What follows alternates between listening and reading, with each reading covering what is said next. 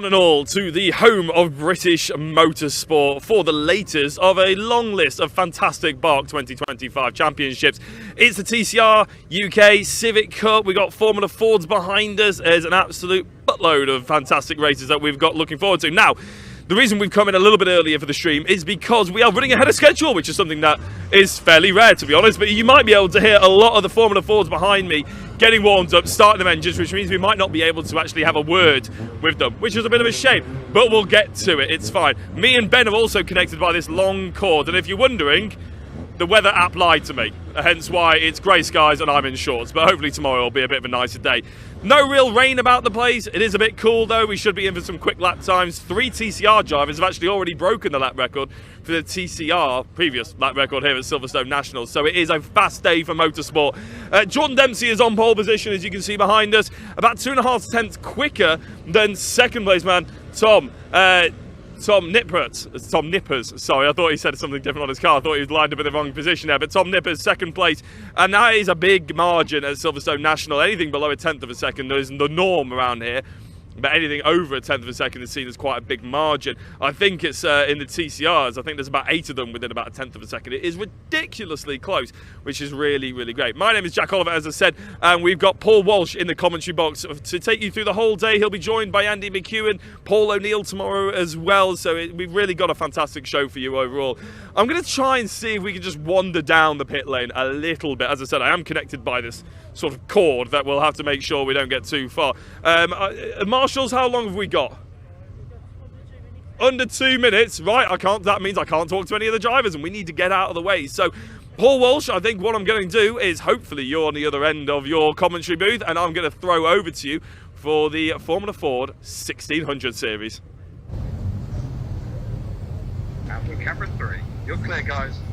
Well, thank you, Jack, and good afternoon, ladies and gentlemen, and what a lovely afternoon we have here at the Silverstone National Circuit. Of course, arguably one of the most iconic circuits in the United Kingdom. It is a circuit which is known just not on what is a club level, but also on an international level, playing host on a regular basis to a whole variety of racing series, all the way from British GT to Formula 1, and of course, what is TCR UK this weekend, because you're tuning in to what's the TCR UK weekend here at the Silverstone National Circuit for Saturday and Sunday, the 17th and 18th of May, and well, we're all set and ready to go for what will be our opening race of the day. And as Jack mentioned, they'll be kicking off very shortly with the heroes of Formula Ford FF 1600 Sprint Series 2025, and well, we do have what is a number of machines out there, a whole variety of machines making the way out, and we're all ready and set to go with regards to that racing. But as we do get ourselves set, ladies and gentlemen,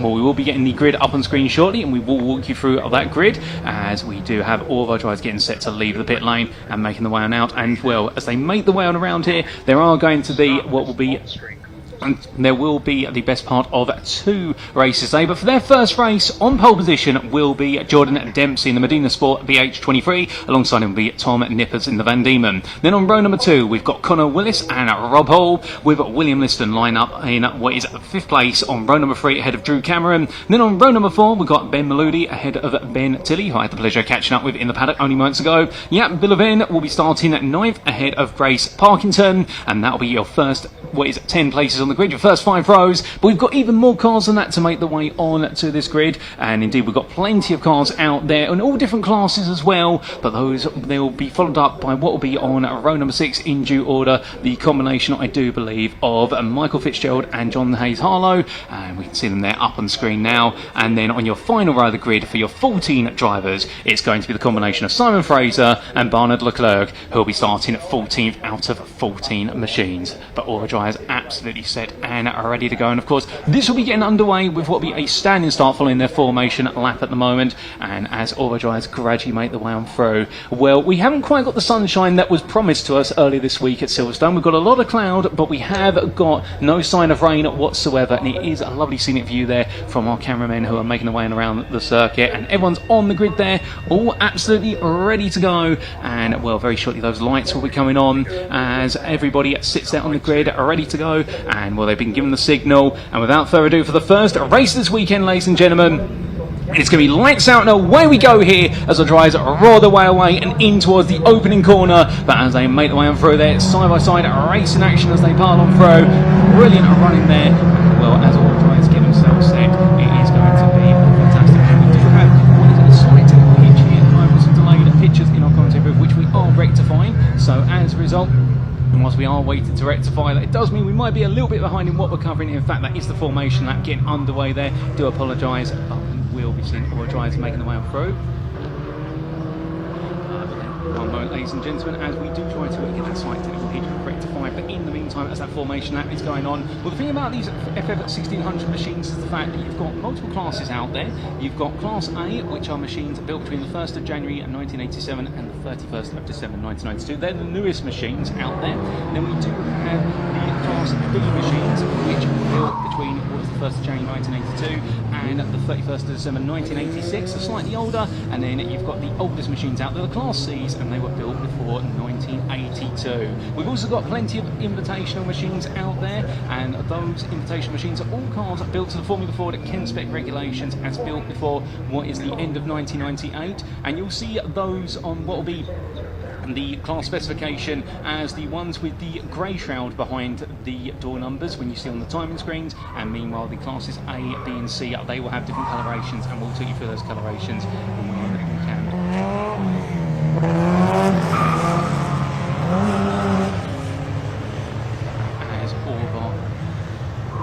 As all of our drivers get themselves into position on the grid, or I believe it might be lights out and away we go at this time, ladies and gentlemen. They do look out the window there, and I think they are all go for what will be at the racing. Well, in fact, no, they're all still making their way into the grid. My apologies. And as they go on through, we'll give us a brief moment. We will see what we can do with regards to the fact that we're slightly delayed here in the booth, but we're working on it.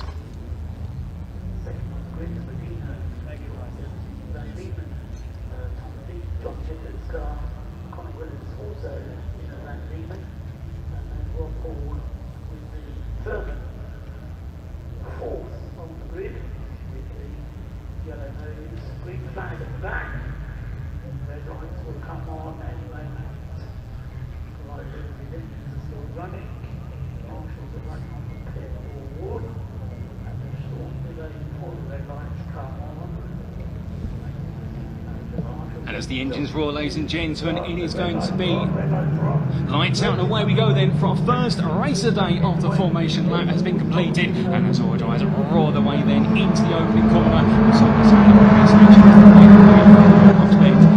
well, it's going to be short, it's going to be sweet, it's going to be some rapid fire laps around here. It's 1.65 mile length here at the Silverstone National Circuit, and it looks as though they're a good start from what was our race lead, well, pole sitter and now race leader of one England, very much mistaken, Jordan Dempsey, who's had a brilliant start to this, and as he rolls his way on around right now, we're heading up towards what will be the Maggots hairpin, because of course the circuit being curtailed at the run into Maggots into Beckett, so make their way back on themselves and heading down the Wellington straight as they come down. Well, right now it's line astern between all of our drivers, no change at the moment, and everyone is still there together. And as they pull the way on through, we've got this side-by-side at the moment there coming into what is Brooklands corner and rolling the way on around right now with no change of position. And as they come on through, well, it is going to be a change, and that change being Dempsey leading still, but further on back we have seen what is Liston drop down the order, and well then Moody and what is Cameron moving up. So a difficult start for Liston, and further down the order we do have Hayes and Harlow. There is going to be Hayes Harlow into 10th ahead of Parkinson, who has dropped behind Fitzgerald in the run to 10th, 11th and 12th. But as all the drivers continue to push onwards, we're making the way on around, and I believe we are just continuing to get things rectified.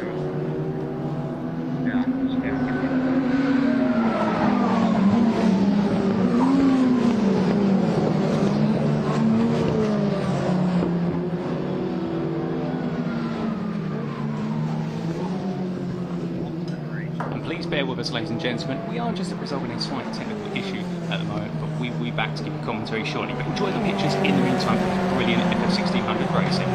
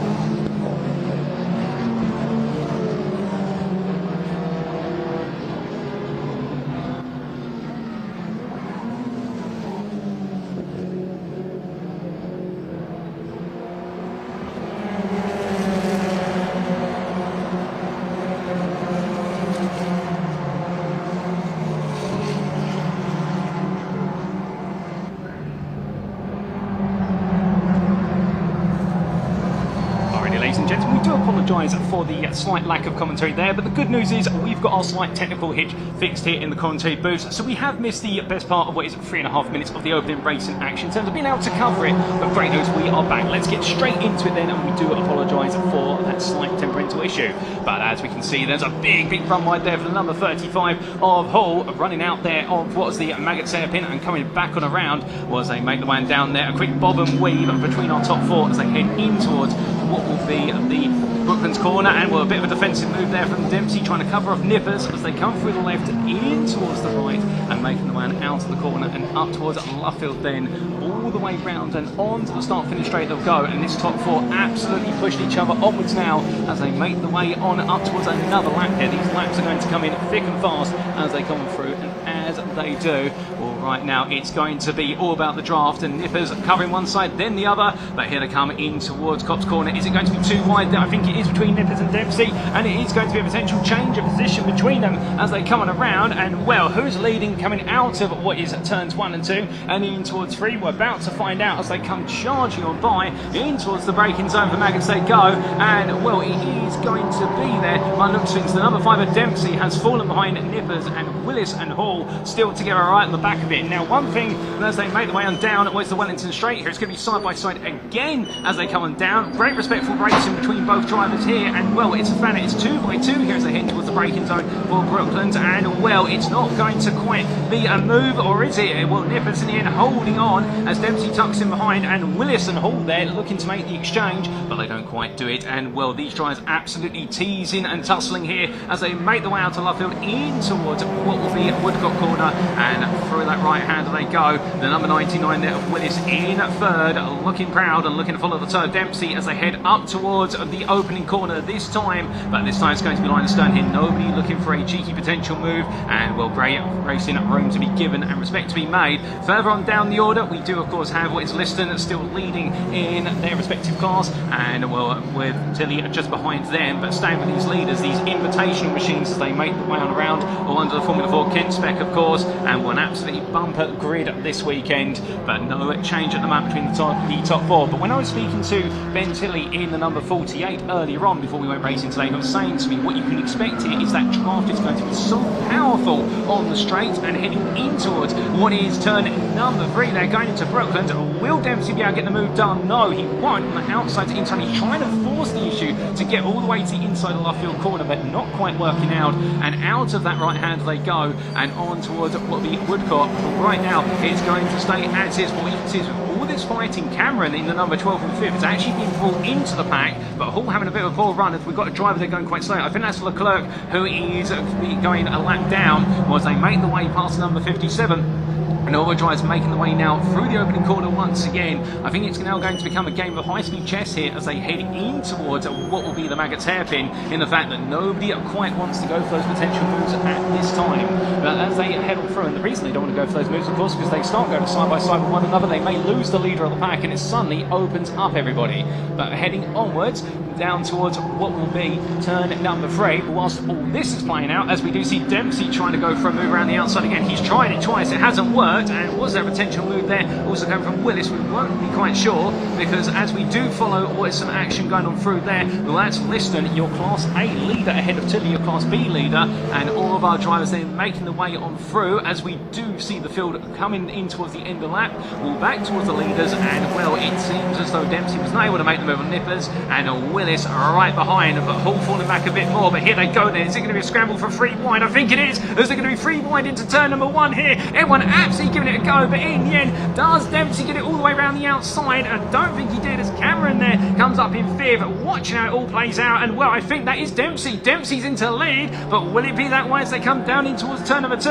Dempsey's leading 2 wide there, and horizontal 3 wide almost as they come on around, and that's the 189 of Nippers that's being forced up the inside by Willis. Willis is still there with him as they come on down onto the Wellington straight. Well, right now it's a bumper start to the racing action this weekend, heading in towards what will be turn number 3, and as they make the way onward, well, it is going to be Dempsey holding on here, but is that going to be a move looked at by what is Willis? No, it's not. And well, behind there's Hall. Hall's trying now to get involved, looking up the inside to the outside for returns. Woody's 3 and 4, but making the way on around then, and well, a little bit of a run deep there from what is the car of Nippers, so making the way onwards, and we do have the number 90 there, Fraser, going a lap down, but staying inside, and well, as they roar their way onwards here, time's gradually tricking away, and it does look as though we're going to have a little bit of change here. Dempsey was leading, but leading by only 11 thousandths he crossed the line. Nippers looking around the outside here, he's going to go all in, I think he's going to get it through Cop's corner, and well, Willis and Hall meanwhile just tucking in behind and staying there right with him as they weave Bob and Wife their way down towards what is at turn number 2. And to the brakes they go. The top 5 this time decide to run line astern as a pack, and well, making the way on around in towards what will be the Wellington straight here. No change at the moment, so it looks like everyone's taking a brief breather right now. I think everyone's starting to go down the what is the focus point of, okay, the race isn't over quite yet, and well, as we do look towards the front of the field, and we can see there now Nippers up the inside of Dempsey. They're 2 wide going to Brookland, through the left, in towards the right they go, and as they do, well, it is Dempsey just edged out there under braking, so Nippers having to cut things really close, but they know exactly how to run the limits for each other. Fastest lap in this race, by the way, owned by Willis in the number 99, which was a 1 minute 2.17. They're doing a lap a minute essentially, so we're going to get plenty of laps here as we do see what is now the long conga line of Formula Ford at 1600s, making the way in towards turn number 1, and through the right end they go. No change at the moment, but as they roar their way up towards what will be turn number 2, well, will we see a change this time? I don't think we are, or we're about to find out here as they come into that braking zone, and everyone's staying together at the moment. All these invitational drivers here all opting to stay closely together and running very happily together here as they make the way on around, but upwards they'll go then towards the Wellington straight. And well, Dempsey has tried once, he's tried twice, he's going to try again as he looks around the outside here, and well, Nippers right now proved to be very good at the defensive driving, and Dempsey right now already going from what is being hunted to the hunter as they make the way left into right. And the thing is, he's trying to hold that outside, but he just does not have enough confidence in the tyre grip in order to carry it all the way around the outside into the inside. And Nippers, to be fair, shutting that door very gingerly, very carefully in order to get this done. And as they make the way onto what will be the start finish straight here with 4.5 minutes remaining, well, the one other thing that a number of drivers were saying to me down in the paddock in the build up to today is that these cars you can absolutely throw around this Silverstone circuit. You don't have to have any hesitation in the fact they are all about being lightweight, and making the most use of the tyres, and therefore you can have that confidence. But the only thing about these cars as well is the fact, because they give you so much confidence to push harder,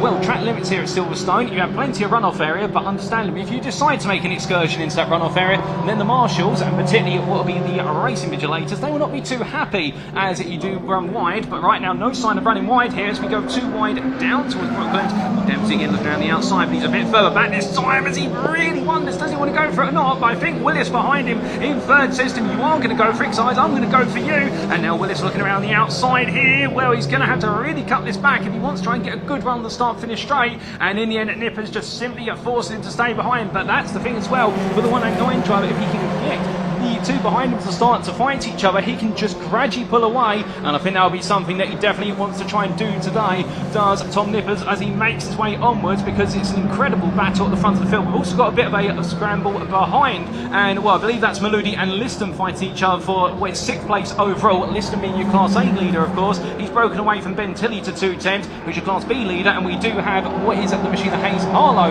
in what is Class C leading that all the way down in, I believe, what is 10th place. But as our drivers make the way out there. And you can see everyone now starting to run a little bit wider coming out of Maggots on the national loop, and I think they're all starting to feel so, you know what, we're going to push it now a little bit, because we've all been quite polite, we've all been quite sincere with regards to those track limits, but now the gloves are going to start to come off. But remember, they've got 2 races over this weekend, and therefore they're going to give it everything, because this is their season opener, and well, what a 2025 sprint series it's opened up on so far, in the fact that we haven't even completed race 1, and we've already had enough battling action to fill an entire chapter of a book. But as they head up towards the time line, 2.5 minutes on the clock, and that means we will get what will be a best part of 3 more laps, and including the one they're going to go on to.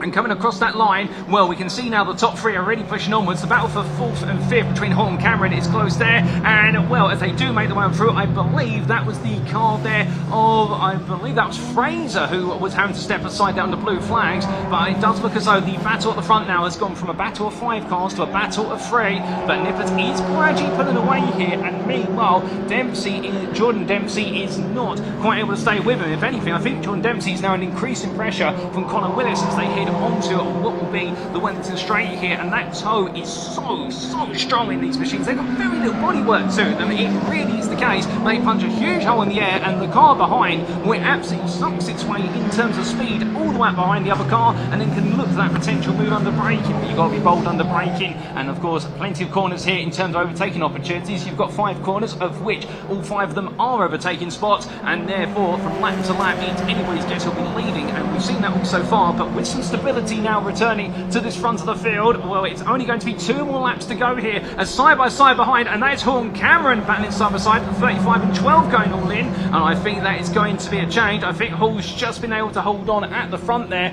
and well, that's going to work out for Hall quite nicely. But here they go then down towards what will be the Maggots turn number 2 for the penultimate time. They bunch back up at the front of the field, and coming through that right-hander. Is there going to be any change? Not this time. They're going to stay as they are. But these drivers definitely trying to push onwards as much as they can now in towards what will be that braking zone, coming down towards turn number 3. Onto the brakes they go, but here comes Dempsey looking around the outside. Meanwhile, Willis, they're just staying with him behind. Hall and Cameron looking to exchange tyres as they make the way into the left-hander, albeit Hall's going to defend there, and he's going to defend it well. So there's going to be no change between them at this time as they roar the way out now in towards the final lap of this race. And well, as they roar up towards the braking zone for turn number 1, well, who's going to be leading here is Nippers. Has now got Dempsey right behind him, so Dempsey's left everything in the tank for this final lap, and here they go, ladies and gentlemen, 1 more lap, side by side into turn number 1, Nippers on the left, Dempsey on the right, and it is going to be Nippers there who holds him off for now. But now will Dempsey look for the cut back here as he makes his way up towards Maggots, so I think Dempsey overcooked it slightly on that line and therefore hasn't quite got the run initially, but we'll see here as they come on in. In fact, no, Dempsey's under pressure on Willis. Willis now looking for an opportunity. Dempsey says, I'm going to put the car right in the middle of the road here and make it impossible for you to look for a move.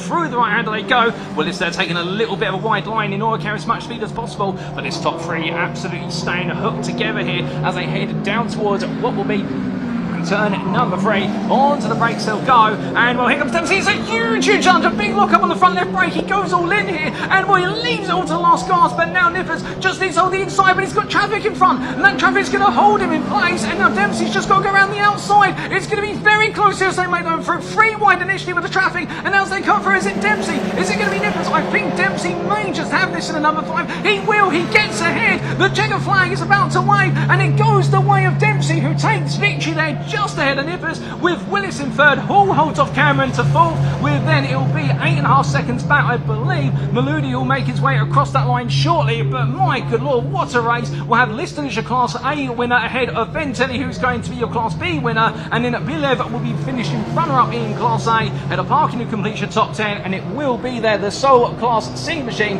of Hayes Harlow, who'll be finishing in 11th, ahead of Fraser, Leclerc and Fitzgerald to complete the finishing order. But my goodness, ladies and gentlemen, I mean, what a way to open up our account here. And you can see Dempsey waving his hand in celebration, enjoying his cool-down stroke victory lap. And well, I can imagine the conversation that he and what Tom Nippers will have after this race. I think they might definitely be thinking about, we've already done enough here to earn themselves a drink or 2, but they've got to keep in mind they are going to be having 1 more race today, and that will be later on in the afternoon, this fine Saturday the 13th of May. But what a way to open up this weekend. A brilliant battle between them, and well, with Dempsey making his way down there, the number 5 has been piloted by Jordan Dempsey, the BM Racing driver in that Medina Sport BH23, absolutely giving it everything, and in the end leaving it all to a final lap move in order to get it done. But what a move, what a use as well of was a lap down car as well. But here come the results up on screen, ladies and gentlemen. These results, of course, being provisional subject to any Stewart inquiries, and Jordan Dempsey taking victory overall and in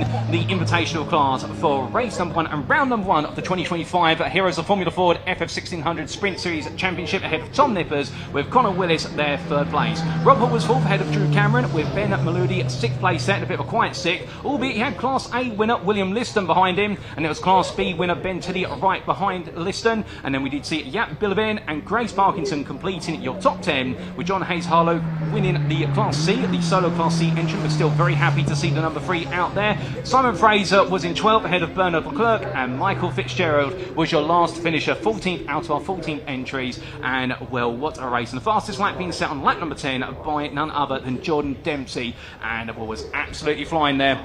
I can imagine all the drivers there will have their own story to tell with regards to all that battling, and it was absolutely superb. But with that, ladies and gentlemen, well, we're going to take a breather here. We're going to need one, and we're going to cut down to Parc Fermé with Jack Oliphant, who's going to get some interviews with our winning drivers.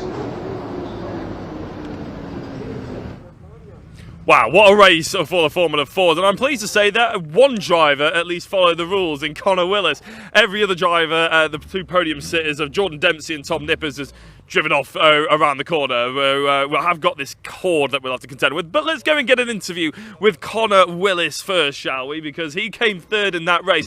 Connor, feel free to come over and have a chat. We've got plenty of time. He's keen. I always like a driver who's actually keen to chat to me, because normally they run away for quite understandable reasons. No, Connor, that was an absolutely insane race to be a part of, wasn't it? I mean, from your perspective, you saw some of the best overtakes. You were part of it. I mean, how hectic was it for you? Oh, it was so much fun. Great racing with Jordan and Nippers. It was just so much fun to be with those guys, well experienced. And it's my first podium, and so I'm really happy with the result. But I sent one down the inside 3 wide, so it's good racecraft and learning experience. So I'm looking forward to race 2. It's going to be so much fun. I love the fact that you're already looking forward to race 2. That shows that it was a good race already. When you're saying you're throwing it left, right and centre, 3 wide, 4 wide, I mean, how do you do that so brave with open wheel racing like these? Because, of course, obviously, you have to be careful that you don't collect each other. Yeah, I started racing Miatas, so we had bodywork, bump draft and stuff, so it's a lot different. So contact's a bit more occurrence, isn't it? Yeah, but these are definitely different. No contact because all the open wheels and stuff. So definitely a learning curve, but so much fun putting like wheels like kind of in line with each other and stuff, really close. But yeah, it was safe racing, great racing with these guys, so had a blast. Yeah, and podium for the first race of the series as well is a pretty buzzing. And you are now my favourite driver. Do you want to know why? Why is that? It's because you followed the rules. The other 2 aren't here. At least you parked in the correct place. Yeah, waving us over, so I just came. Well done. You listened to the marshals, and the marshals do an amazing job. So fantastic. Connor, brilliant, congratulations. Go and enjoy your victory lap around the fans. Right, I believe I've got some drivers now over here. So Jordan Dempsey, we're going to talk to you first, I believe. Race winner, of course, overtook on the last lap. But, I mean, the front 3 started and finished in the same order. That does not tell the story of that race, though, does it? Yeah, no, it was a crack of a race. I really, really enjoyed that. And to be fair, it was good, clean racing the whole way through. I knew I had to do something clever to try and get by Tom, and luckily the back marker played into my hand. So yeah, cracking race, and good to have good 4 or 5 car battle for the first 10 laps. I was like, geez, we need to break away from these. And in fairness to Connor, he put off a cracker of a move on us into Brooklyn, so I didn't see it. But yeah, I know, it was a crack of a race. Really good to be back. I was going to say, I mean, this is the first race of the year. I mean, there's only 3 rounds, of course, but how does it feel to be on that top step? Oh, brilliant. And I can't thank Peter and all the BM racing lads enough. Like, the car was mega. Like, handling wise, we definitely probably had the best car out there. It was just absolutely mega. Just glad I can get over the line. It's a bit of a shame, isn't it, that we don't get to see these cars racing a little bit more often, isn't it? And with you guys at the helm, because they are so entertaining. And as I mentioned, you only hear Thruxton and then Donington later in the year. I mean, there must be a bit of a hunger to try and get these cars out on track more often.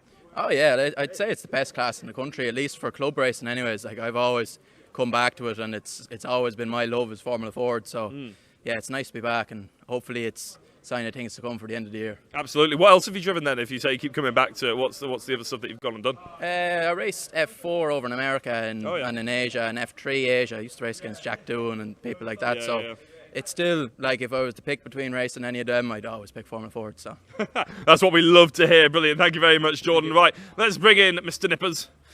Hello, you're okay? Yes, I'm very well. I'm very well. That's very polite of you. No one ever asks. I know, I've had that before. No one asks. I always ask. Yeah, no one ever asks. It's brilliant to hear. No, Tom, it was a cracking race. We've already heard from two of the top three. What was it like being in that sort of middle sandwich? And obviously, you were close to it at the end there. No, it was brilliant. I felt like we had. I felt like we probably were the quickest of the three, if that makes sense. Okay. We had the majority of it in the lead, but Jordan's nailed it at the end. I mean, he's nailed it. That last corner, we had the.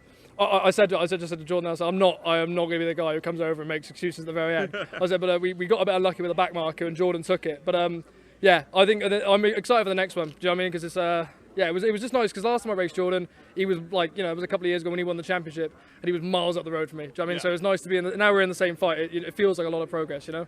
But yeah, it was good fun. I was going to say, because this is a series, not necessarily a championship, isn't it, I believe? But it's just a great exhibition of fantastic cars out there. How is it to maintain these cars and to get them back up to race spec year on year? Because let's face it, they're not new, are they? No. I mean, yeah, the modern ones, they're fairly. Like, I was going to say, our car's like Trigger's broom. There's so much new on it now. Do you know what I mean? Okay, it's back and forth. The chassis is still the same, but the actual car's all very modern. But it's like, we were out last weekend. We didn't do the testing and all that sort of stuff. You look at it and it's like to try and keep it out all the time is difficult. But we Yeah, I mean today, for example, it's just a great opportunity to be racing here before the Haze at the end of the year, and and then when you've got someone like Jordan out as well, it's just such a good comparison. So you can see where you are, and we look good. I was really happy with that then, and just didn't quite get it at the end, but obviously there's another one to go, so I'll try and leave on a high.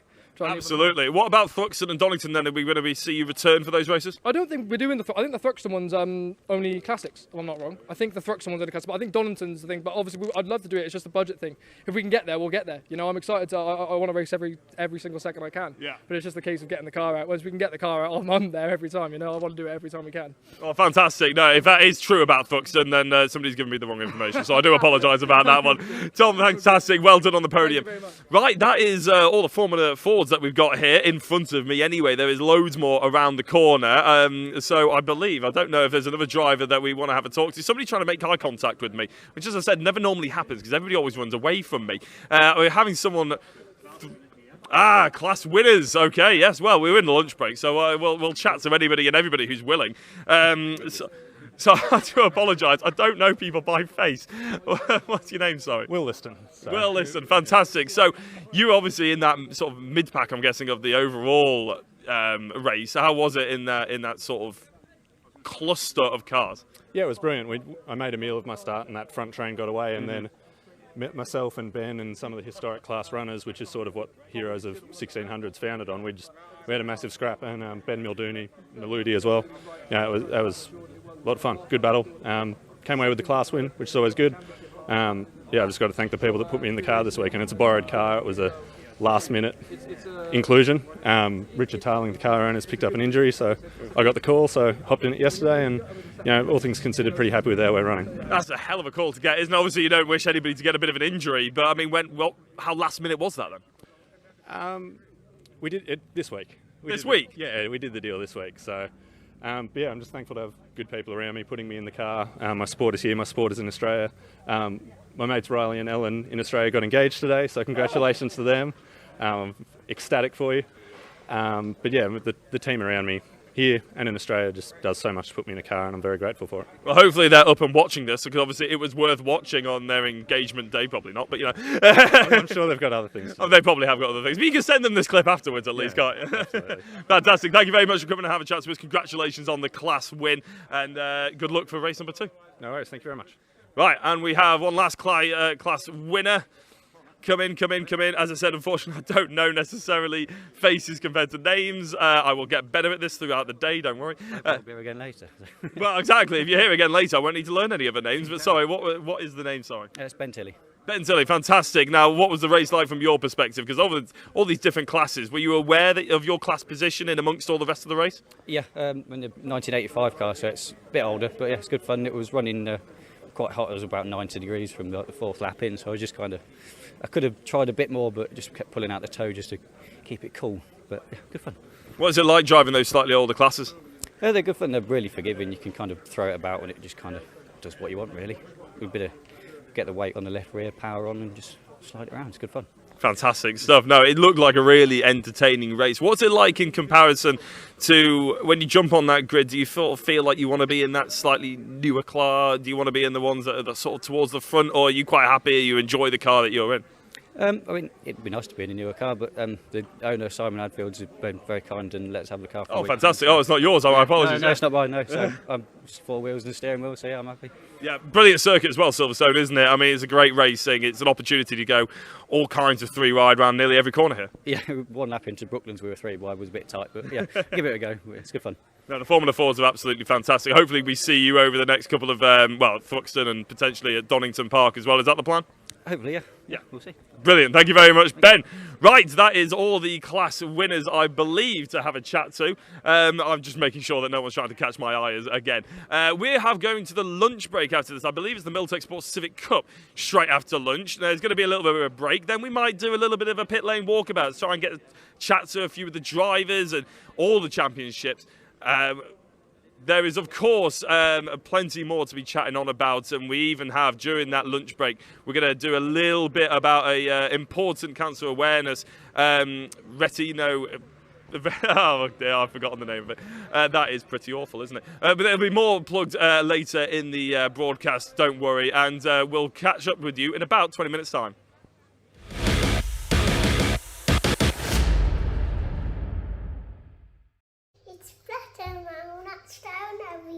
If your eye is dull, go to the doctors. If your eye looks wonky, go to the doctors. That's also called a swim. If your eyes change colour or in the light, go to the doctors. Thank you.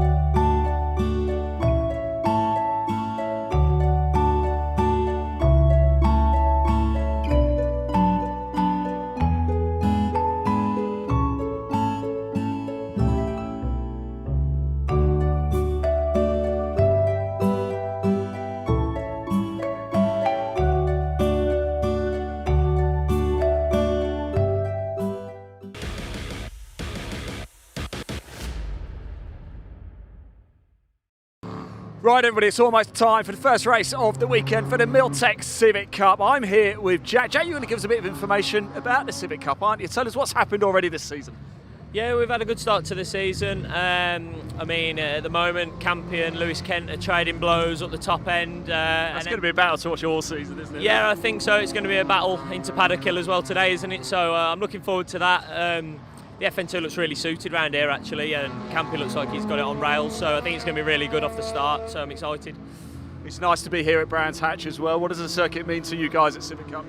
Yeah, we love it here. It always creates great racing, doesn't it? It's so close, especially on the Indy circuit. They're never far away from one another, so it's always great to watch. And the spectacle of the trucks for everyone here today, and the added bonuses of them having the garages, and just the little bits around the event today have just made it really special. So when they go off for race one, I think it's going to look really good. Top man, Jack, and the sun is shining as well, of course. Thank you so much for talking to us, really appreciate it. Let's just move up here very quickly if we can. I just wanted to grab Matt Wilkins, of course, on pole in the Diamond Trophy. So let's just have a quick chat with him if we can. Don't go anywhere, almost time to go rest. We haven't got too much time, Matt. It's good to see you. How you doing? Things going well on pole in the Diamond? Yeah, not too bad. We did hope to be a bit further up, but we'll see if we can go forward in the race. What can you do from here then? You got pace to be challenging that lot over there? Let's hope so, yeah. It's not too easy to overtake here, but we'll do what we can.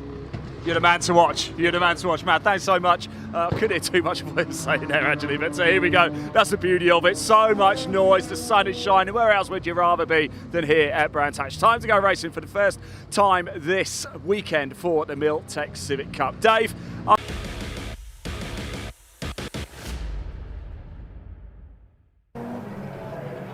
Cars already on their green flag lap then, so let's give you the grid for Miltek Civic Cup Race 1. Alistair Camp and Lewis Kent, the championship protagonists, on the front row of the grid. One each of the two models of car there as well. Second row, Scotsman Liam McGill in number 62 alongside 54 Harvey Caton. Wesley Swain, 92, 17 Jake Hewlett on row 3.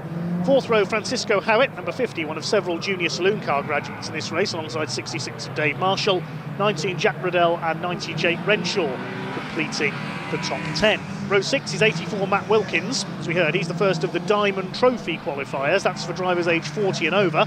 He starts alongside 192 Adam Parker. Row 7, Charlotte Birch, ex-Ginetta GT racer, among other things, alongside 37 of Josh Bromley. Row 8, 14 Aidan Mitchell, 25 Will Butts. Row 9, Harry England in treble 3, and number 6 Charlie Constable, completing the top 20.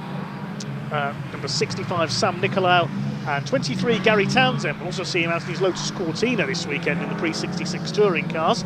Row 11, 93 Ben Bateman and 322 of Jamie Petters.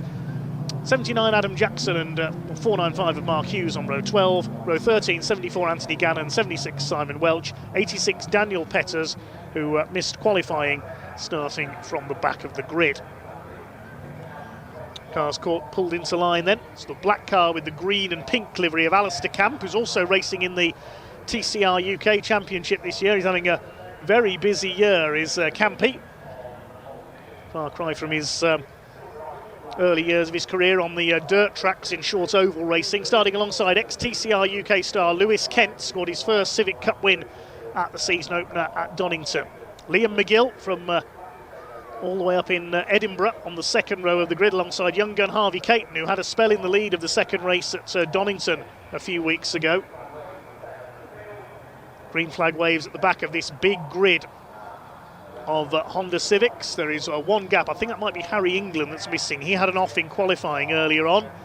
So 26 cars out there, and away they go for race 1 of the weekend for the Miltek Civic Cup. They're all away well. Car a little bit slow away towards the back, Simon Welch in the white and purple car, but it is Alistair Camp who leads through Paddock Hill Bend for the first time. Second place Lewis Kent, McGill in third, then it's Caton as they head into Druids for the first time. Side by side for fifth position, trying to make his way around the outside there is Jake Hewlett, the black and green number 17. They make their way down the hill. Somebody running out a little bit wide there on the exit as they start to sort themselves out. This brightly coloured field of Honda Civics, a fantastic, well-subscribed championship, the Civic Cup, seen as the feeder series as well for the TCR UK Championship. Sort themselves out around the first lap then. That's one of the Petters boys running wide there, Jamie Petters I think that was, as they head around the conclusion of lap number 1. Alistair Camp has lost the lead. It's Lewis Kent into the lead, McGill in second place. Battling up the outside, that's Wesley Swain in the number 92 car with the Dayglow yellow wheels, but it is Lewis Kent who leads the way. McGill second, Camp down to third, then it's Caton, then a gap back to the number 17 of Jake Hewlett in fifth position. Dave Marshall side by side with Wesley Swain behind them. Then slotting in behind is Francisco Howitt, the red and white number 50. Swain gets the move done on Dave Marshall at the Graham Hill Bend. Behind them is Matt Wilkins. I think he's leading the Diamond Trophy category. There's also been contested the Paul Whitfield Trophy. As across the grass, Francisco Howitt got squeezed out there by the red machine of Dave Marshall. Did a bit of rally crossing, but he's back on and he's held the place as well. It's in the Paul Whitfield Memorial. That's for rookies and for drivers who have not yet finished in the top 10 of the overall championship. We'll pick up on that towards the end of the race as Dave Marshall going up the outside there of Francisco Howitt, who's not giving way at all. That's the battle for 7th place. Lewis Kent starting to pull away a little in the lead. Alistair Camp under fire for 3rd place. That's from Harvey Caton, another ex-junior saloon car racer from Staffordshire. They charge their way through Very busy in the pack indeed. There's Wilkins, the blue car down the inside. Likewise, Dave Marshall, who's trying to get the move done on Francisco Howitt. He is not giving way at all. They're really rubbing as they come along Cooper Straight. I thought Dave Marshall were going to spin out there. He survived it. Wilkins will go past both of them as a result of that. They're all bottling up behind. Jack Riddell's in there as well. We've got yellow flags waving at Surtees. Somebody may have gone off at the exit there. Yes, it's the number 14 of Aidan Mitchell, unfortunately. The Shropshire driver, the Ben Sharp racing car, has gone off. Look how busy it is in the pack now. Will Buckley, Welshman, number 25 in the middle of this little lot, chasing 37 of Josh Bromley. Riddell's in there. Francisco Howitt as well. Too many to count in this midfield fight. Dave Marshall's got out ahead of them. Matt Wilkins as well. Will Buck goes for the outside of the 37 of Bromley. Then it's Howitt, Riddell. Then Petters up on the outside there, recovering that overslide on the opening lap. Will Buck gets blocked there coming out of Druids. I can hardly keep up with this. This is frantic one-mate racing. Two different models in there, of course. The leading FN2 is currently Alistair Camp in third place. It's Lewis Kent who leads from Liam McGill. 322 there is Jamie Petters. Number 90, that's Jake Renshaw in the midfield. Francisco Howitt fighting back on the inside of Bromley, but side by side with Riddell as they cross the line. I think that's Harry England in there behind them. He did have an off in qualifying, but he has started the race. That's good to see. So it wasn't him that was missing from the grid. And he's still there on the outside of the number 50 of Francisco Howitt. There's England in the FN2 shape, the later shape Civic, the late 2000s car that is, the EP3, the earlier shape from the early 2000s. Still these two, they've been side by side for a whole lap now. Still Lewis Kent who leads by just under a second from Liam McGill. Third place Alistair Camp, it's Harvey Caton. Bromley finally runs out wide into Surtees and Jack Riddell splits that pairing. Will Butt up the inside as well in the 25 in the Welsh red, white and green, the colours of the Welsh flag. Man from Pontypool. Behind them Jamie Petters, then Harry England. Then behind them it's Adam Parker, number 192. Too close to call as they come across the line between those 4 or 5 cars. New fastest lap of the race by Liam McGill, 53.387, so he's going for our leader Lewis Kent, who's looking for his second win of the season. Jamie Petters clips the back of Josh Bromley as they go through Druids. This is the fight just outside the top 10. There is Lewis Kent, our race leader on his local circuit here at Brands. There's McGill in second and Harvey Caton really pushing for third place. Caton in the area motorsports car number 54 on the tail of Alistair Camp. 2021 champion. It was Max Edmondson who won the title last season, not returning to defend the title this year.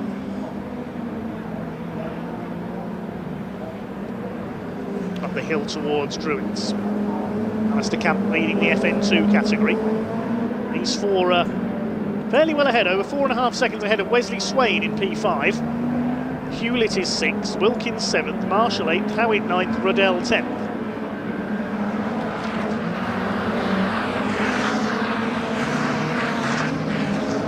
Spend 9 minutes of this race to go. Chris Kent in the Essex Bodies car, the Essex and Kent Motorsports team he ran for in TCR UK. Still this battle raging, but Jamie Petters ahead of Will Butt in the number 25 car. Then we've got Josh Bromley, Harry England, and fighting up the inside there. Who's that behind them? It's the number 90 car, I think, of Renshaw.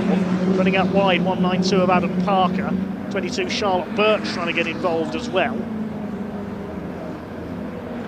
65 Sam Nicolaou is in there as well.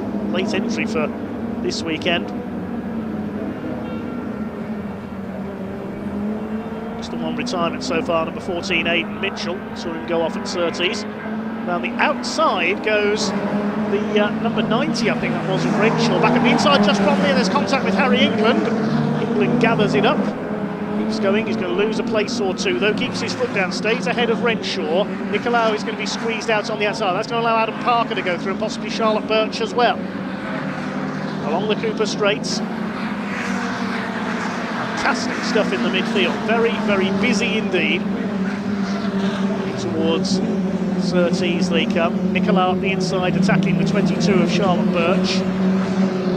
Behind them 4.95, that's Mark Hughes. They're still side by side further back. Birch and Nicolau together. Nicolau on the inside. Mark Hughes looking to maybe slingshot past both of them into paddock.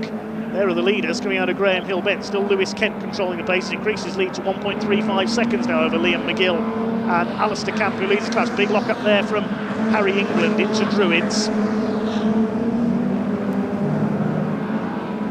But still holding off Josh Bromley in the 37. A bit of a lock up there down into the left-hander at Graham Hill Bend. They're really on the edge of adhesion in this first race of the weekend for the Miltek Civic Cup.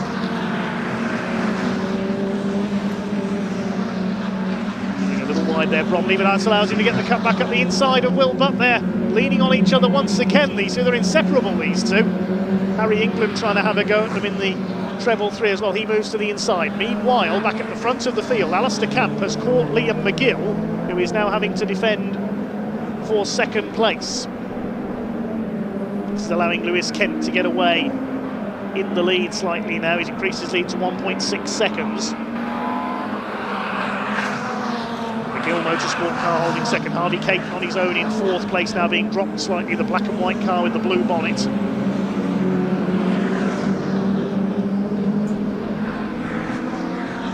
Still this train of cars at it for what is 12th place overall. Every point vital in this championship. Lewis Kent leading.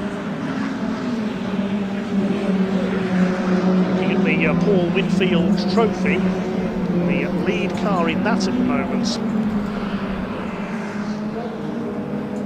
is, I think, the 7th placed car. Pretty much the battle for second place through Graham Hill Bend. Liam McGill still holding it at the moment.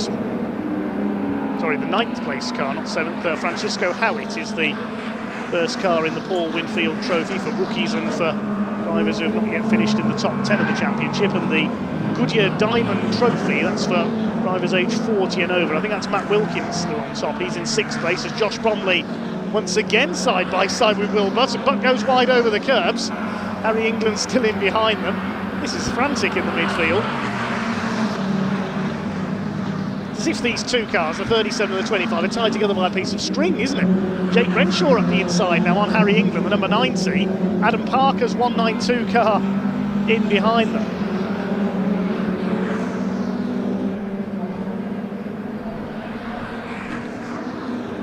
It's over 4.5 minutes to go. It's been a very close affair indeed, certainly in the midfield for the Miltek Civic Cup, but bounces up on the curb. That paddock Hill Bend. The gap is 1.8 seconds for Lewis Kent ahead of Liam McGill. McGill busy with his mirrors full of Alistair Camp, the former champion. Meanwhile, the midfield battle rages on. Really stacking up behind Will Butt at the moment, as Josh Bromley's been able to escape slightly at last from the driver who's been fighting tooth and nail with all race long. Camp leads the FN2 class. There's been a change for 4th place, I think. No, Harvey Caton's transponder isn't working, so he's still there in 4th. He's having to be timed manually. He's still in P4. You see him in the right of your picture there going through Graham Hill Bend. Everything seems to have stabilised at the front of the field. Got one retirement in the pits. Jamie Petters has pulled off.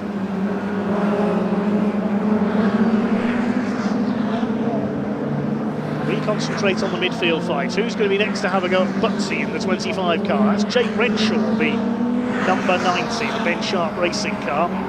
Already lost one of that team's cars, Aidan Mitchell, dropping out of the race.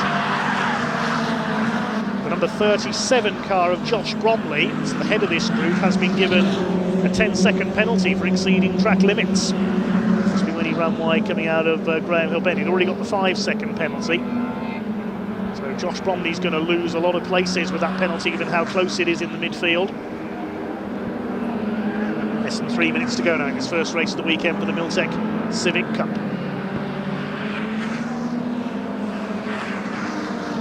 With Lewis Kent looking reasonably safe up front.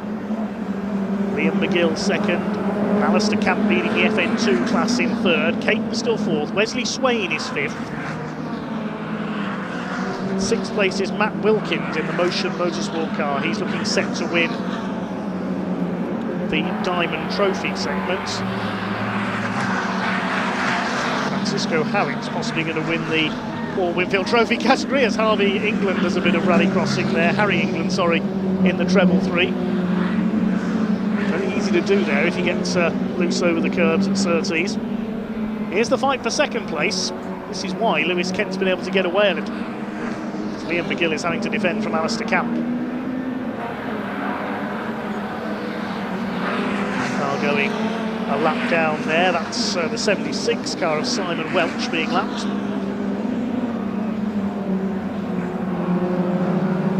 Silver and orange metallic paintwork of Lewis Kent's car glistening in the sunshine here at Brands Hatch. He's heading for win number 2 this season to extend his points lead. He's only a point ahead of Alistair Camp coming into this second weekend of the season, with Harvey Caton and Liam McGill joint third in the points. Kent will open up a lead here over Camp. McGill will go ahead of Caton. Jake Hewlett's fifth in the points. He's down to 8th in the race. Oh, time penalty, 5 seconds for track limits for number 45. That's Alistair Camp. So that's going to drop him down. It's going to drop him to 4th place behind Harvey Caton in the final reckoning. So Alistair Camp's got a penalty for exceeding track limits. That gives Liam McGill a safe second. They're coming around to start their final lap this time. Still this battle rages on. They can't get past the 25 of Will Butt. The leaders over the line to start their final lap. Barring any major disaster, Lewis Kent has got this one in the bag.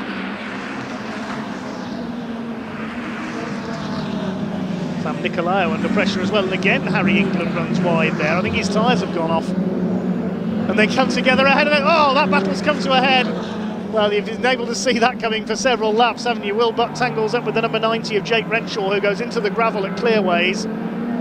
Well, they've been fighting so hard in the pack. Something eventually had to give there, and that something, sadly, was Jake Renshaw. Not a good race for Ben Sharp Racing.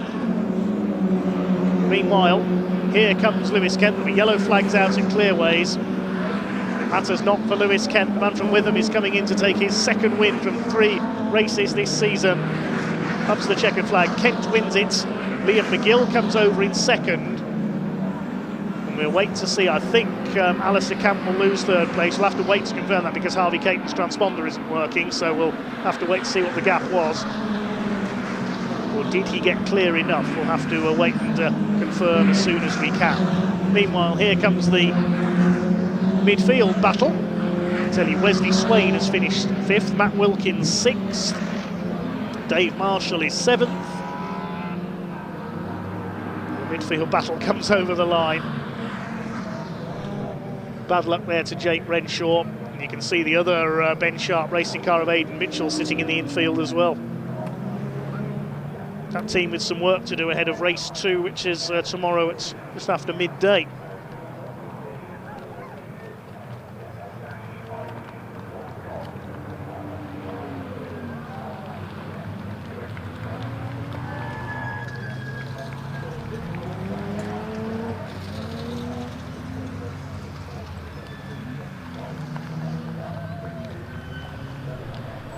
So everybody has now taken the checkered flag. We'll wait confirmation on the penalty there, because I think Alistair Camp will drop 1 place in the result. There's the penultimate lap tangle. Jake Renshaw going into the gravel, tangled with Will Butt in the number 25. Yeah, tried to get through. There just wasn't room for the 2 of them on the inside there. Went for the same bit of tarmac, went onto the grass, and round he went. Provisional result then. Lewis Kent the winner by just under 1.5 seconds ahead of Liam McGill, and Alistair Camp at the moment showing in 3rd. We'll wait to see if that does get corrected, because I don't think he was 5 seconds clear of Harvey Caton. We'll wait and confirm that. Swain 5th, Matt Wilkins wins the Diamond Trophy splits. That's Dave Marshall, Jake Hewlett, Francisco Howitt and Jack Riddell completing the top 10, and I think by my reckoning that means Francisco Howitt wins the splits. Meanwhile, we can head down the split for the Paul Winfield trophy, I should say. Meantime, we can head down to Parc Fermé.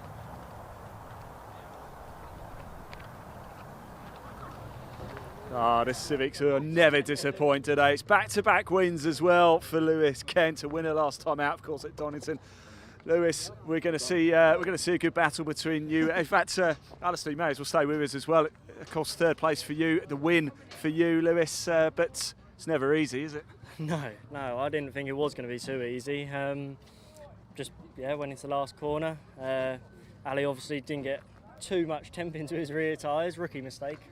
Ouch! Oldest rookie on the grid, but still rookie mistake. But no, it's unfortunate for him. But yeah, we picked up and checked out, sort of thing. But yeah, back-to-back wins as well. How does that feel? Yeah, it's nice. As Paul said, last time out, 15 years since I've won. Now I've got 2 in a row, so it's quite nice.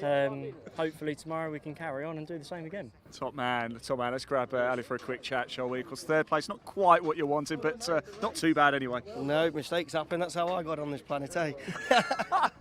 I didn't say that. You said that. Look, what are we going to do different tomorrow? Just not mess up in the last corner. Like you said, amateur mistake to make, and when it went, I was like, no, and then obviously you just think, don't put it in the gravel and end the race, so it's just damage limitation from there on, and we managed to pick up. I don't know if we got the fastest lap, but we just got our head down and kept going. Not too bad. Points where we can. Don't be too hard on yourself. No. But, just do better tomorrow. See you later. Big shout out to Lee McGill as well, coming home in second place there too. Let's just grab a quick word with him. Nice racing out there. Yeah, it was not too bad. Kind of was driving my own race to an extent, but then Ali kind of clawed his way back, so we had a little battle there, so that was good. Yeah. We saw you were right up there last season as well. This season, you three, it's going to be a good battle, isn't it? Yeah, I think so. Sometimes FN2 has the upper hand, sometimes it doesn't, so that's all quite interesting for people watching. But yeah, no, it should be quite close throughout the season. Hopefully it's close throughout the season anyway. We'll see what happens. Eye on a big prize this season? Well, we'll just have to take it as it comes. We've not had the best start, but yeah, we'll just see what happens. I'll ask you that question halfway through the season. Starts coming to the grid then for the Miltek Civic Cup, second of 3 races for them here at Brands Hatch this weekend. And their race yesterday was a second win of the season for Lewis Kent, the former TCR UK champion, switching to Civic Cup this year. He led home Liam McGill from Scotland. Alistair Camp was third on the road, but a track limits penalty dropped the 2021 Civic Cup champion back to 4th behind young Harvey Caton from Staffordshire.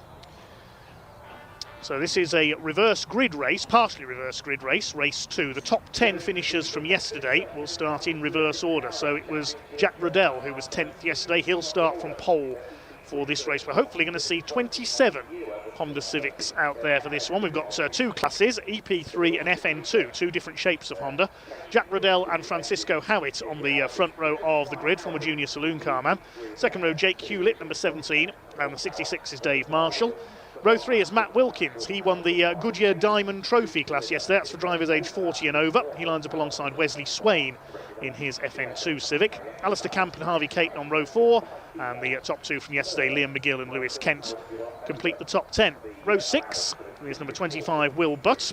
Had a bit of a tangle with Jake Renshaw in yesterday's race, but survived to finish 11th. He starts alongside Harry England, who overcame an incident in qualifying to compete yesterday. Row 7 is 192, Adam Parker, alongside 23, Gary Townsend. He's doubling up with the pre-66 touring cars this weekend in a Lotus Cortina.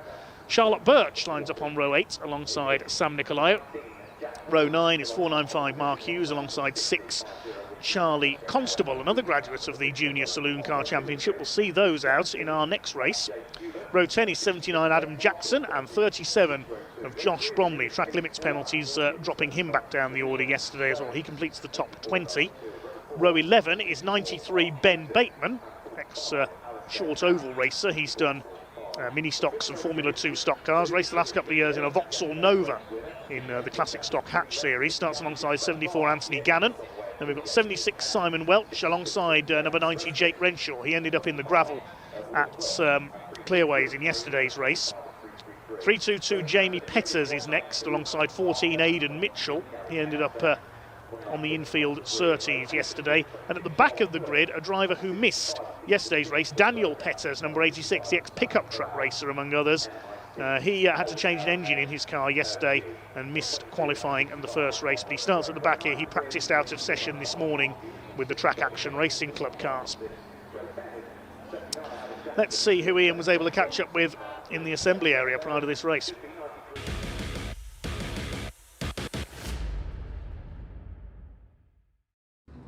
Right, everybody, here we are at the assembly area once again, and it's time for the second race of the weekend for the Miltek Civic Cup. Remember, yesterday Lewis Kent took the win, Alistair Camp in third, Liam McGill in second. It's going to be a fantastic title fight this season in the Civic Cup. The racing is so close as well. I've just come down to chat to Charlotte Berger. Oh, Charlotte, didn't see you there. It's almost as if we hadn't planned this at all, had we? How did yesterday go? It was good. I don't think the results reflected the race that we had. It was probably one of the spicier races I've had in Civics, which is good. Yeah. But I think I was a little bit too kind on the opening laps, which I've woke up with my moody face on today. So going to be a bit more spicy earlier on, and hopefully not let so much go in those opening laps. So look, I'll speak to everybody and then make sure we keep a close eye on your race. I mean, look, Brands Hatch Indy, what's so great about it? I think just the whole grid had, I was speaking to some of the drivers after, I think the whole grid had those spicy races. I think everyone was just dicing because it's such a close grid around here. Everything. These Civics are amazing, aren't they? I mean, you were here last year as well with the Civics, weren't you? What makes it so tight?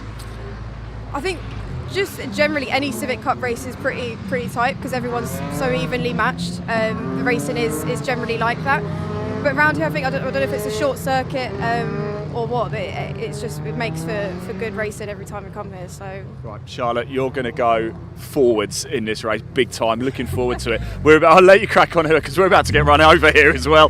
If you just pop the camera, if that's okay, on number 14, Aidan Mitchell's car yesterday, part of Ben Sharp Racing. You remember yesterday they actually retired from the race. What you didn't see is a mad scramble before that race to change a clutch. They changed a clutch in half an hour to get it onto the grid. In fact, the warm-up lap had happened, then they just managed to get it out of the pit lane literally seconds before the race went green. So here we go, lots of stories happening with the Miltek Civic Cup. We are about to go racing, it's going to be another cracker. Dave, over to you.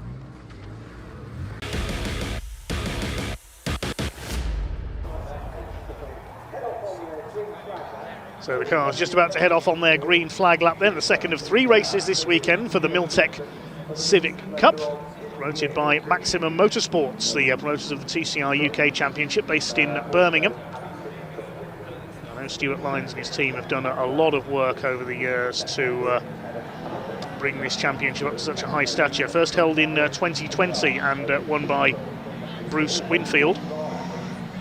Since then, we've seen the most successful driver in the last 2 years, Max Edmondson. He's been champion in 2023 and 24. Alistair Camp won it in 2021. He's on this grid, the only former champion out there. And Matt Luff was the winner in 2022, now campaigning, I believe, in Audi TT elsewhere. The opening rounds of the season were at Donington in March. It was Alistair Camp who took the win in the first race, Lewis Kent taking race 2, and it was Lewis who won here at Brands yesterday. The grid for this race, we'll quickly take you through it as they come round. Jack Riddell and Francisco Howitt on the front row as the maroon and black car of Jack Riddell on pole. Francisco Howitt alongside him, number 50, is in white and red. Jake Hewlett is in black and green. Dave Marshall is an FN2 car, he's in red. There we see the leading cars on the grid. Matt Wilkins, the winner of the Diamond Trophy for the over 40s in blue.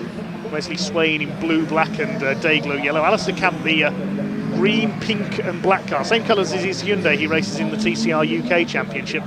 There's our race 1 winner, the silver and orange car there of Lewis Kent.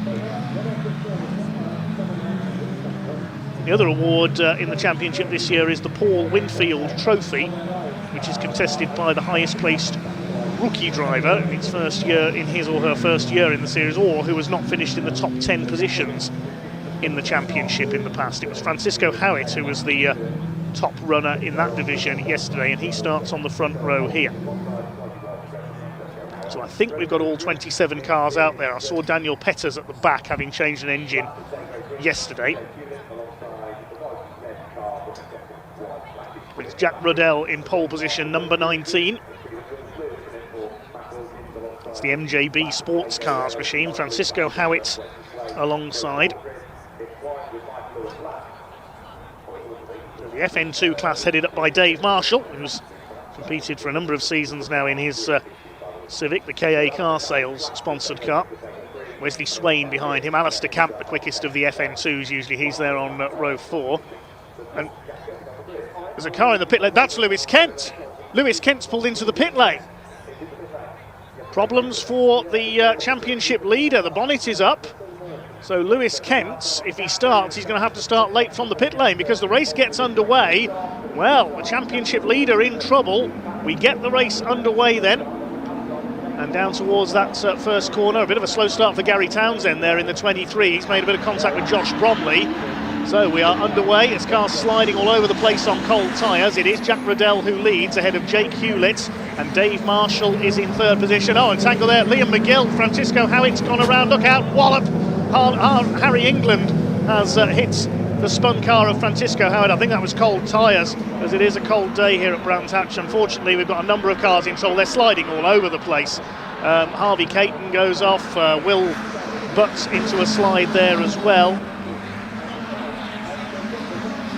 Well, they're just about going to make it round the first lap. I wouldn't be surprised if we see it. There's another one going sideways. That's Gary Townsend. There's more cars going off. The 495 of Mark Hughes has tangled up with, I think that's Charlie Constable, the number 6. Well, everybody's hit problems there in the opening exchanges. Jack Riddell has got the lead, and the order completely jumbled behind them. There's Jake Hewlett, Alistair Camp in third place, and beyond them, Dave Marshall. Fifth position is Wesley Swain. The race has continued. They've all got going again up here at Druids after that earlier contretemps. Alistair Camp round the outside of Dave Marshall. He's up into third position. It's Jack Riddell who leads the way. They slide their way through Granville Bend. There's hardly any grip out there in the early stages. It is only a short lap. They only had a short green flag lap to try and get heat into their tyres. I think that's the problem there. First 5 have broken away. Matt Wilkins, a bit of damage on the front of his car. He's in 6th position. Harvey Caton 7th. Then Will Butts, the Welshman. Charlotte Birch. Adam Parker under fire from Josh Bromley. He made contact with Gary Townsend off the grid. Liam McGill's got going again in the 62. He gets ahead there of Sam Nicolaou. Now, have we lost any cars in all of that? Yeah, well, we know Lewis Kent didn't take the start. Francisco Howitt's in the pits. I think everybody else, though, has survived. Francisco Howitt took a hit in the front wheel in that spin when at Druids on the first lap. He was collected by Harry England. So the race now settling into its rhythm. Jack Riddell leads the way from Jake Hewlett in second place. There's a battle further back. Josh Bromley and Will Butt at it again. They were inseparable in yesterday's race as well. Liam McGill trying to race his way back up the order, second yesterday. He's got ahead of Charlotte Birch. There's one car pulling to the side there. I think that's Mark Hughes, the number 495. We saw him go off at Surtees on the opening lap. Somebody charging through up the inside there. That's Adam Parker. Wesley Swain takes Dave Marshall. That's a change for 4th place, the second of the FN2, the later shape Civics. 2 EP3s out in front, the early 2000s on the Civic shape. The FN2, the late 2000s example. The gap coming down slightly. Hewlett giving chase. Gets a tighter line. He nearly cut the corner there at Graham Hill Bend. He's taken the marker post with him. Riddell, who continues to lead, looking for his first win of the season. He's sliding his way through. They really are clawing on the edge of adhesion here. Alistair Camp up behind them. There goes that marker post off the front bumper of Jake Hewlett's car, and he's tagged by Alistair Camp there. Alistair Camp, who began his career in short oval racing, moving up into hatchbacks on the circuits. And there's more contact. That's Ben Bateman, another ex-oval man. Sent sideways, a bit of contact with Aidan Mitchell coming through from the back after a retirement yesterday. Riddell's continuing to lead. Alistair Camp on the tail of Jake Hewlett for second place. Alistair Camp, a construction company boss from Derbyshire. Busy season, doubling up with TCR UK in his Hyundai as well. Side by side, that's Josh Bromley and Liam McGill. Sam Nicolaou in behind them, and he's got one of the Petters boys up behind him, the blue and yellow car. McGill through on the inside at Graham Hill Bend. Will Butt, Gary Townsend and Adam Parker behind them. Townsend, an ex-ovaler as well, used to do Formula 1 stock cars. He's raced everything, classic touring cars to Mazda MX-5s over the years. Liam McGill somehow just about staying ahead of Josh Bromley there. Jamie Petters, 322, another junior saloon car graduate in behind Sam Nicolaou. Will Butt, the Welshman, behind them. The colours of the Welsh flag, the green, white and red. 10 minutes of this race just over, still to go. The lock-up there for Sam Nicolaou. He runs out wide on the exit, so does Josh Bromley. No change for the lead at the moment. Still Jack Riddell looking for his first win in the championship. Charlotte Birch under fire. That's the number 90 of Jake Renshaw. Another man coming through from the back of the grid after failing to finish yesterday. He went into the gravel after some contact at Clearways. In race 1, another race to come for the Miltek Civic Cup later on, of course. There's number 79 Adam Jackson further back in the order. Holding off, I think it's Charlie Constable, and a bit of contact there. Adam Parker clips the back of Will Butt. It's going to allow Gary Townsend to go through. Jamie Petters side by side with Josh Bromley. Petters' team have raced all manner of things over the years. Junior saloon cars, pickup trucks, Porsches as well. Jack Riddell has escaped somewhat because Jake Hewlett is busy trying to fend off Alistair Camp and now Wesley Swain in there as well. Jack Riddell, the leader, is also the leader of the Paul Winfield Trophy eligible drivers. What about the over 40s club? We'll check that a bit later on. It's getting very busy towards the front of the field. I think the leading Diamond Trophy driver is Matt Wilkins in 6th place again. There's 5 eligible drivers in that category. Down towards Paddock Hill Bend they go. Still Jake Hewlett holds off Alistair Camp, allowing Riddell to get away in front. He's just done the fastest lap.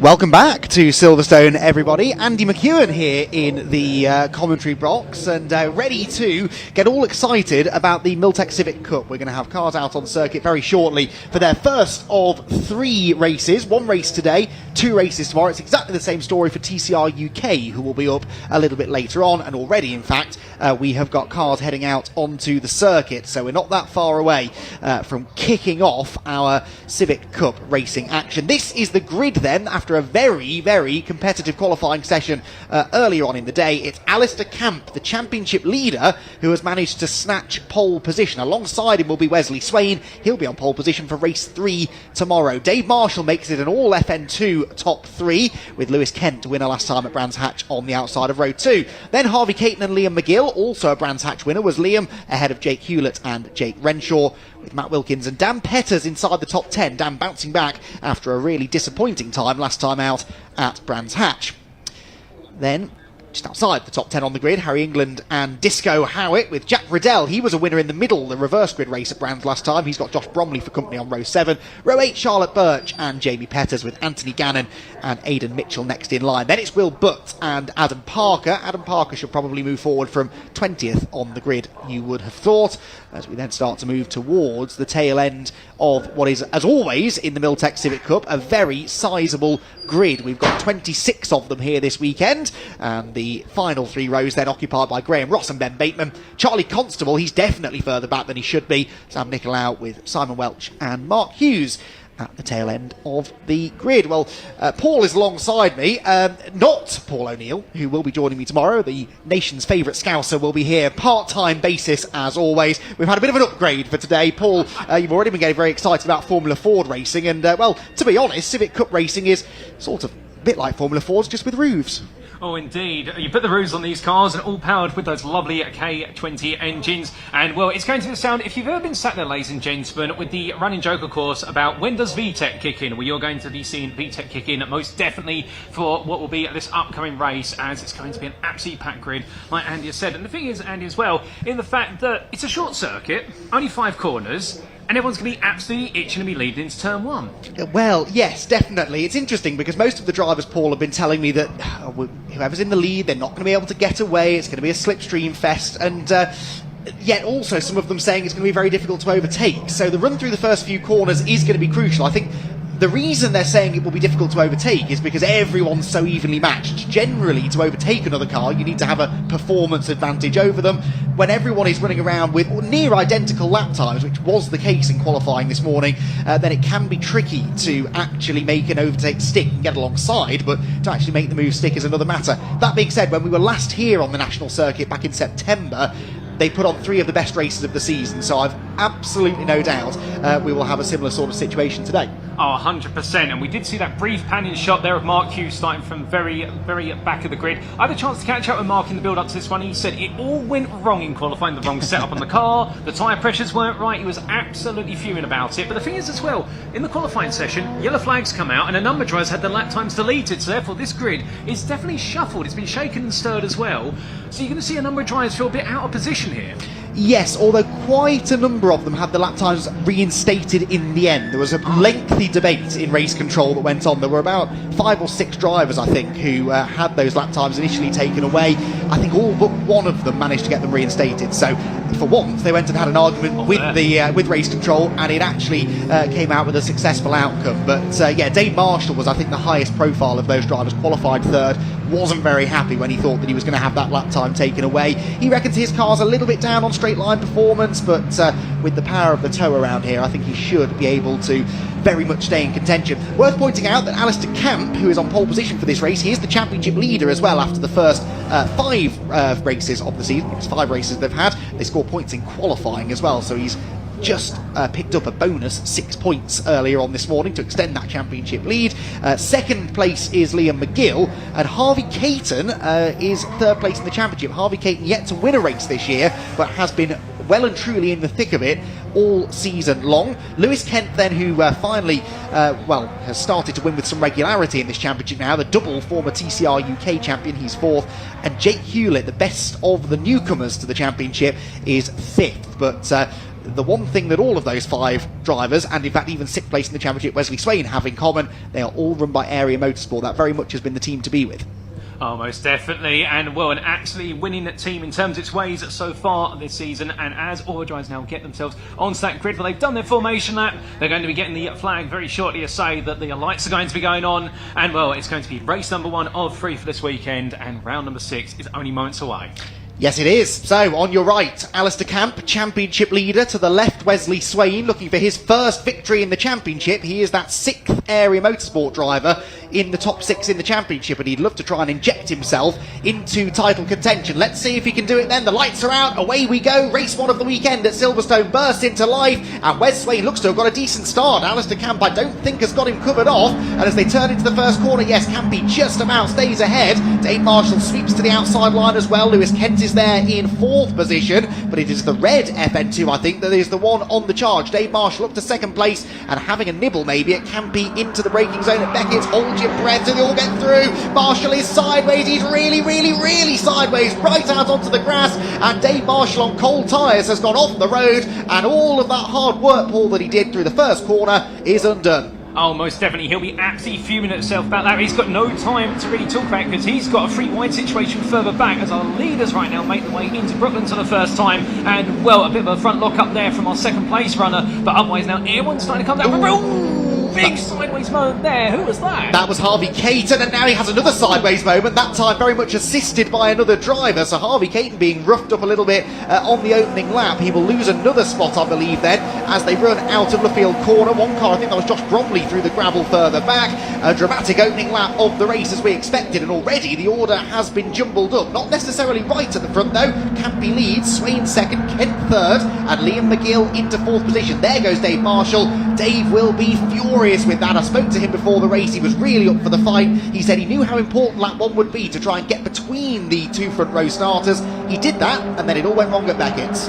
Indeed, a small mistake, but a costly one at that, and now he's going to try and fight his way through the field. It's Marshall there, still battling side by side. I believe that's Petters going up the inside and there on the exit, coming onto the Wellington straight, and where it's going to be a drag race here, and they're going to be both fighting to over the slipstream, or the toe, if you will, off the back of Renshaw, as they come on down in towards Brooklands once again. Your top four now starting to line up a little bit more, but still Marshall there on the charge up the inside, as the camera pans round then, as it does. Will Marshall got ahead? Yes, he has, albeit he's got to be a bit liberal with the apex of the corner, but he's cleared it, and will now ask him for Petters under pressure from the queue behind. Yeah, Dan Petters ran very wide. I'm not sure why he was so far away from the apex, but it nearly cost him a couple more places. Side by side for second place, meanwhile, I saw, just as they left our shot, Lewis Kemp was up the inside of the second place man Wesley Swain, and maybe bringing with him another of the Area Motorsport Brigade, Liam McGill. Yes, he is. McGill up the inside too. So Kent goes second. Is McGill going to get third? I think he probably will. And then, of course, you've got Jake Hewlett in fifth. He's the green car, with Harvey Caton bringing up the rear in this little gaggle. We head towards the braking zone at Beckett's then. Kent has already gone through. McGill is doing the same, I think, and Wesley Swain starting to slip down the order now.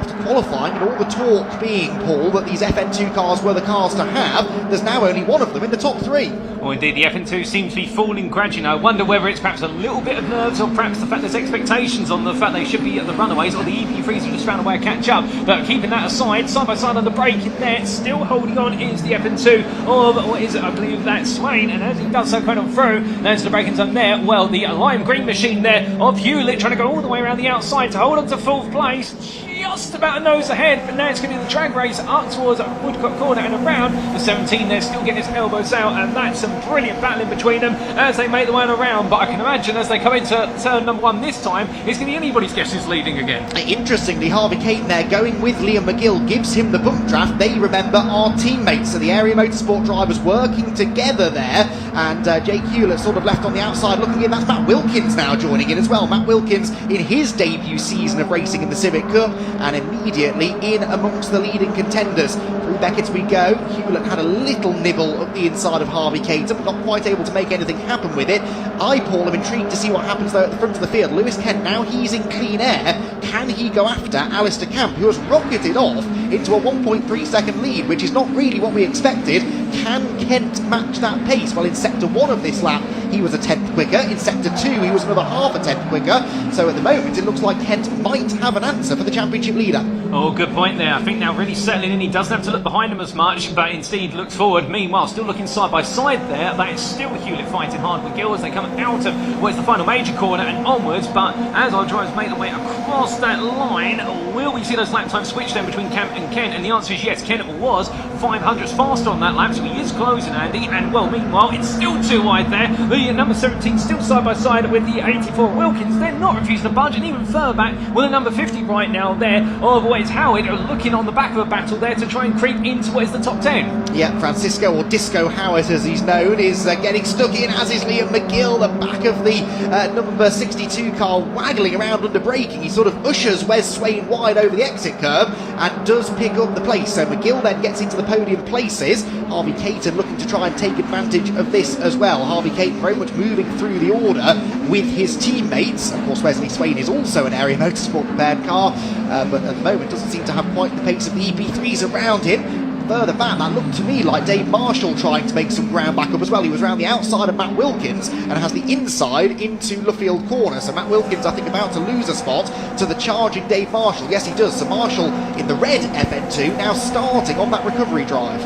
Oh, indeed, it's a brilliant recovery drive, albeit he's going to have to work even harder as a third of the race complete. We've still got 9.5 minutes plus the final lap to go, but everyone this time coming across the line, all single line formation, albeit getting very close. There's number 54 of Caton all over the back of Swain. Swain now under pressure, in fact, has a little bit of a stumble wide, and here comes Caton looking around the outside. It's going to be a drag race to the braking zone, but the problem is he's going to do it all the way around the houses. Here they go onto the anchors, and as they do, it's a huge amount of a lock up there from Swain as he comes around, but he gets it stopped in time. Caton takes a very wide line, but he sweeps around the outside. Brilliant work there. Wow, around the outside at Copps and Beckett's, and he made it stick. It was clean too, no contact between either of them. So Harvey Caton picks up another spot, and Wesley Swain's race just slowly starting to unravel a little bit, isn't it? He will not be particularly happy with this. Dave Marshall there at the inside of Jake Hewlett behind. That's for 6th position. Did he make that one stick? Answer no. Hewlett sort of fought his way back to the inside at Luffield, and I think will keep the red FN2 behind.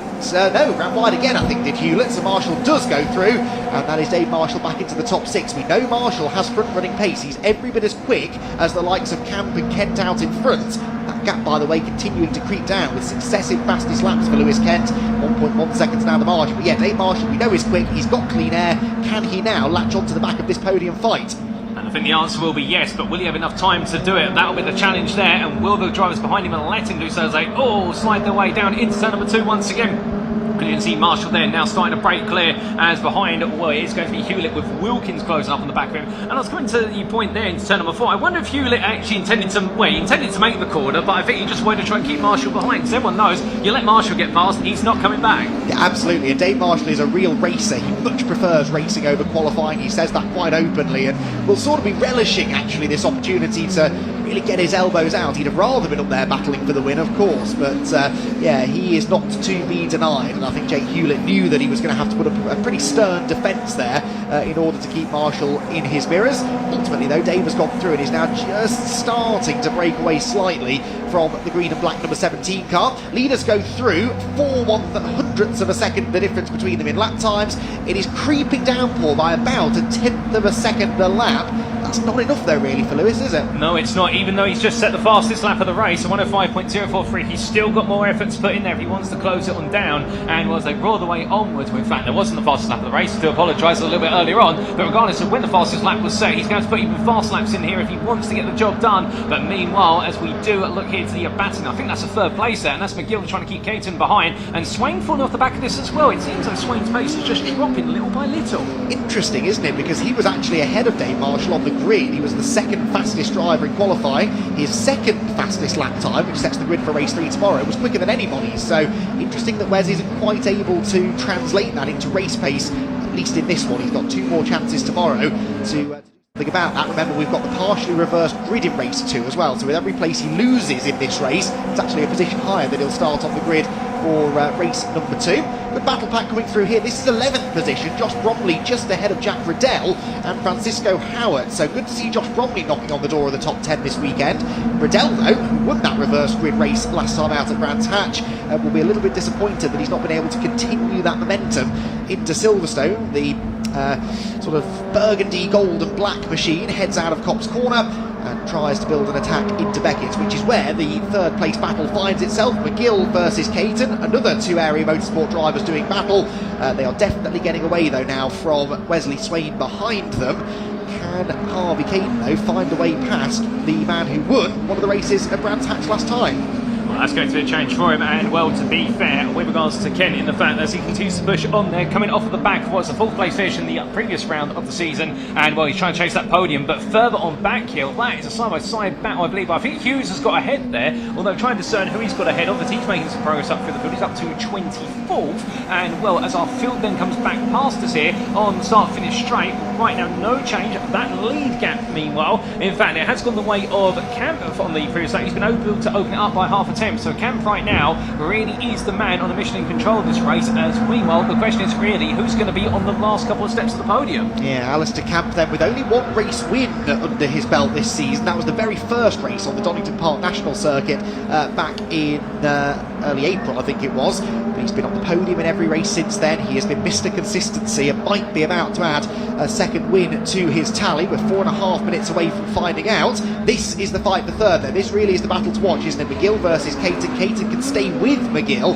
Haven't really yet though, Paul, seen him showing the nose, ducking and diving in the wing mirrors, so for now maybe content just to sit behind his teammate. Quite possibly. I mean, we saw it in the FM1600 race just before lunch, whereby our 2 leaders literally stayed as they were all the way to the final lap, and then one went for a dive, so I do wonder whether Caton might be drawing some inspiration from that to just suddenly slice his way on the braking, albeit as we do see there a bit of a switchback defence being made a bit further on down. I believe that's a battle for the bottom end of the top 10. It's Will Butt and Harry England, 16th place they are debating here. Harry England in the FN2, the one trying to move forward. Across the line comes the leading group, and yeah, Kent's challenge fading now, isn't it really? Maybe took too much out of the tyres early on, maybe he's just accepted that Alistair Camp is probably going to hang on to this one. Kent is at least safe in second, then McGill, Caton, Swain fading back into the the clutches of Dave Marshall slightly.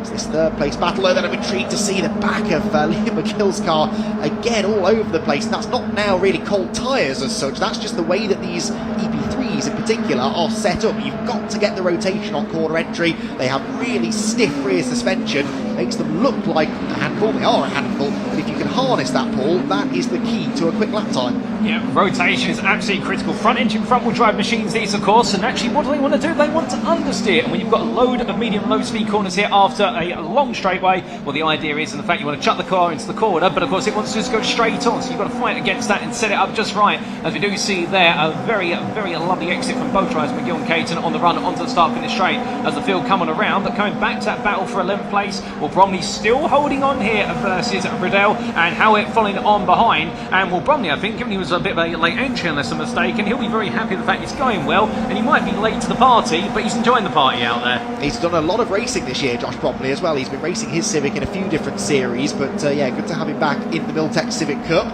Third place battle turns its way into Beckett's, which is just constantly shrouded in this screen of tyre smoke as the pack makes its way through. Everyone's snatching that unloaded rear brake as they put all of the weight over the front end of the car and try and turn it into the tight right-hander. There are the leaders. It is Camp from Kent, Area Motorsport drivers, both of them, then McGill and Caton, another two Area Motorsport drivers, and Wesley Swain continuing that pattern then in fifth. So it's an Area Motorsport top five.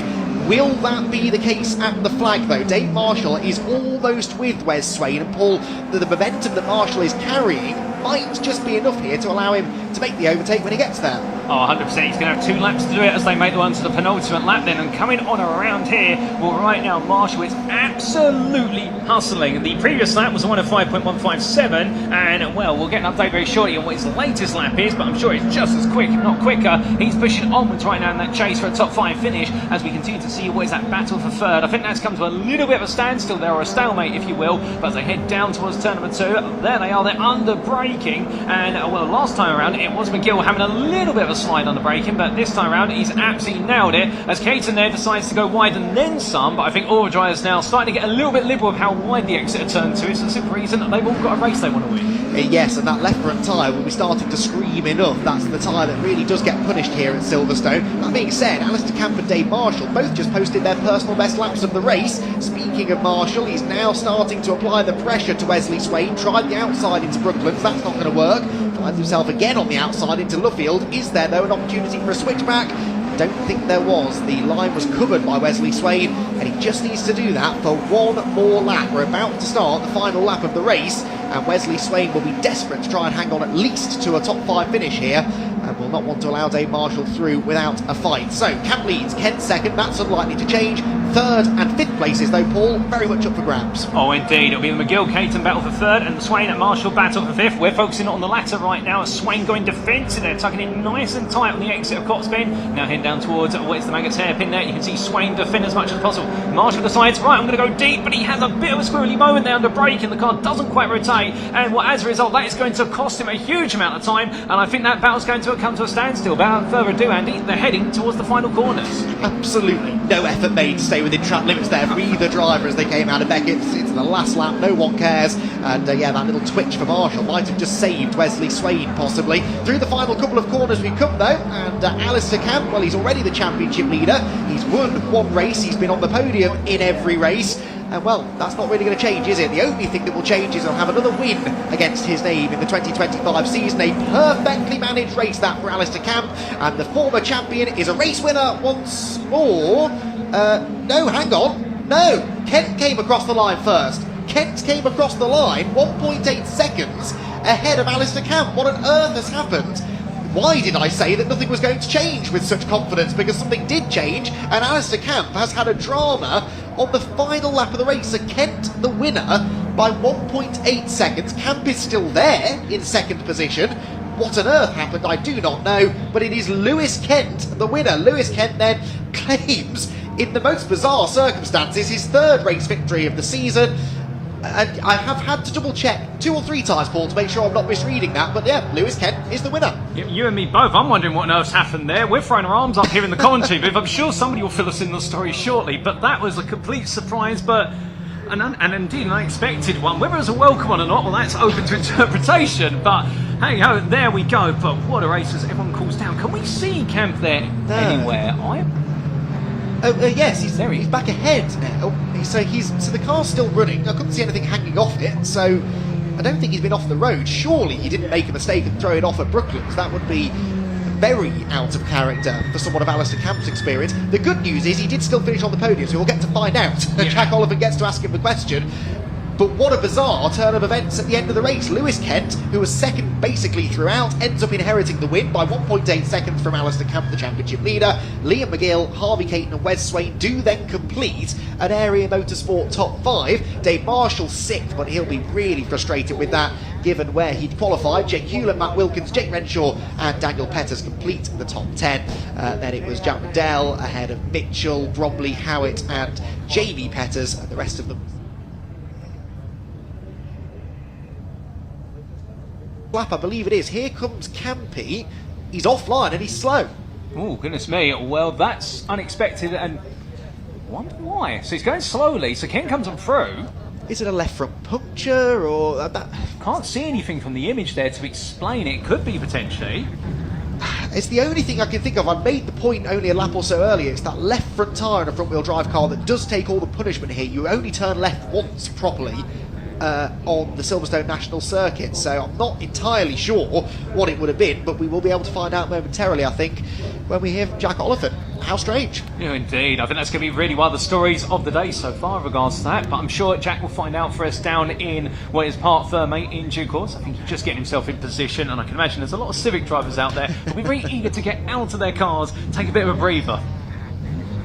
Well, definitely so. When they do get out of their car, they will be able to hear, or talk, I should say, to Jack Oliphant, who has got a little bit of digging to do. Jack, over to you. Well, what a Miltek Sports Civic Cup round 7 that we've just witnessed. I am quite disappointed that the drivers haven't turned up to their podium positions, to be honest. They've all parked over there, and we've got this microphone umbilical cord here.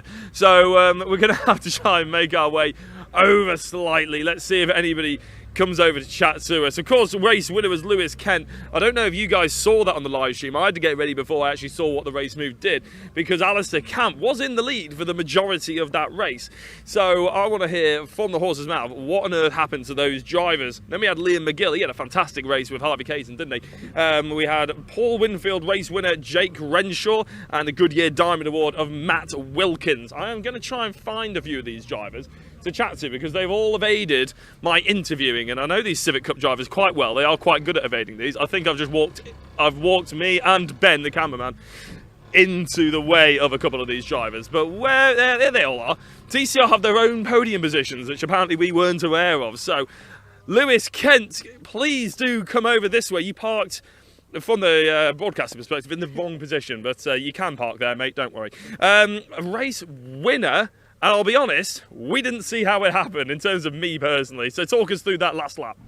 To be honest, I didn't think it happened either, but yeah, it did. That deepens the mystery, if anything. That doesn't answer my question. At the end of the day, that was Ali's win, and to be honest, I think he said he had fuel surge down the back straight and just come off Maggots and Beckett's and didn't go anywhere. That's heartbreaking for him, but it is jubilation for you, obviously, in terms of it's good championship points under the belt, isn't it? Yeah, after Brands Hatch, which was supposed to be a real nice weekend for me, home circuit and all that, and have 2 races that really didn't go to plan.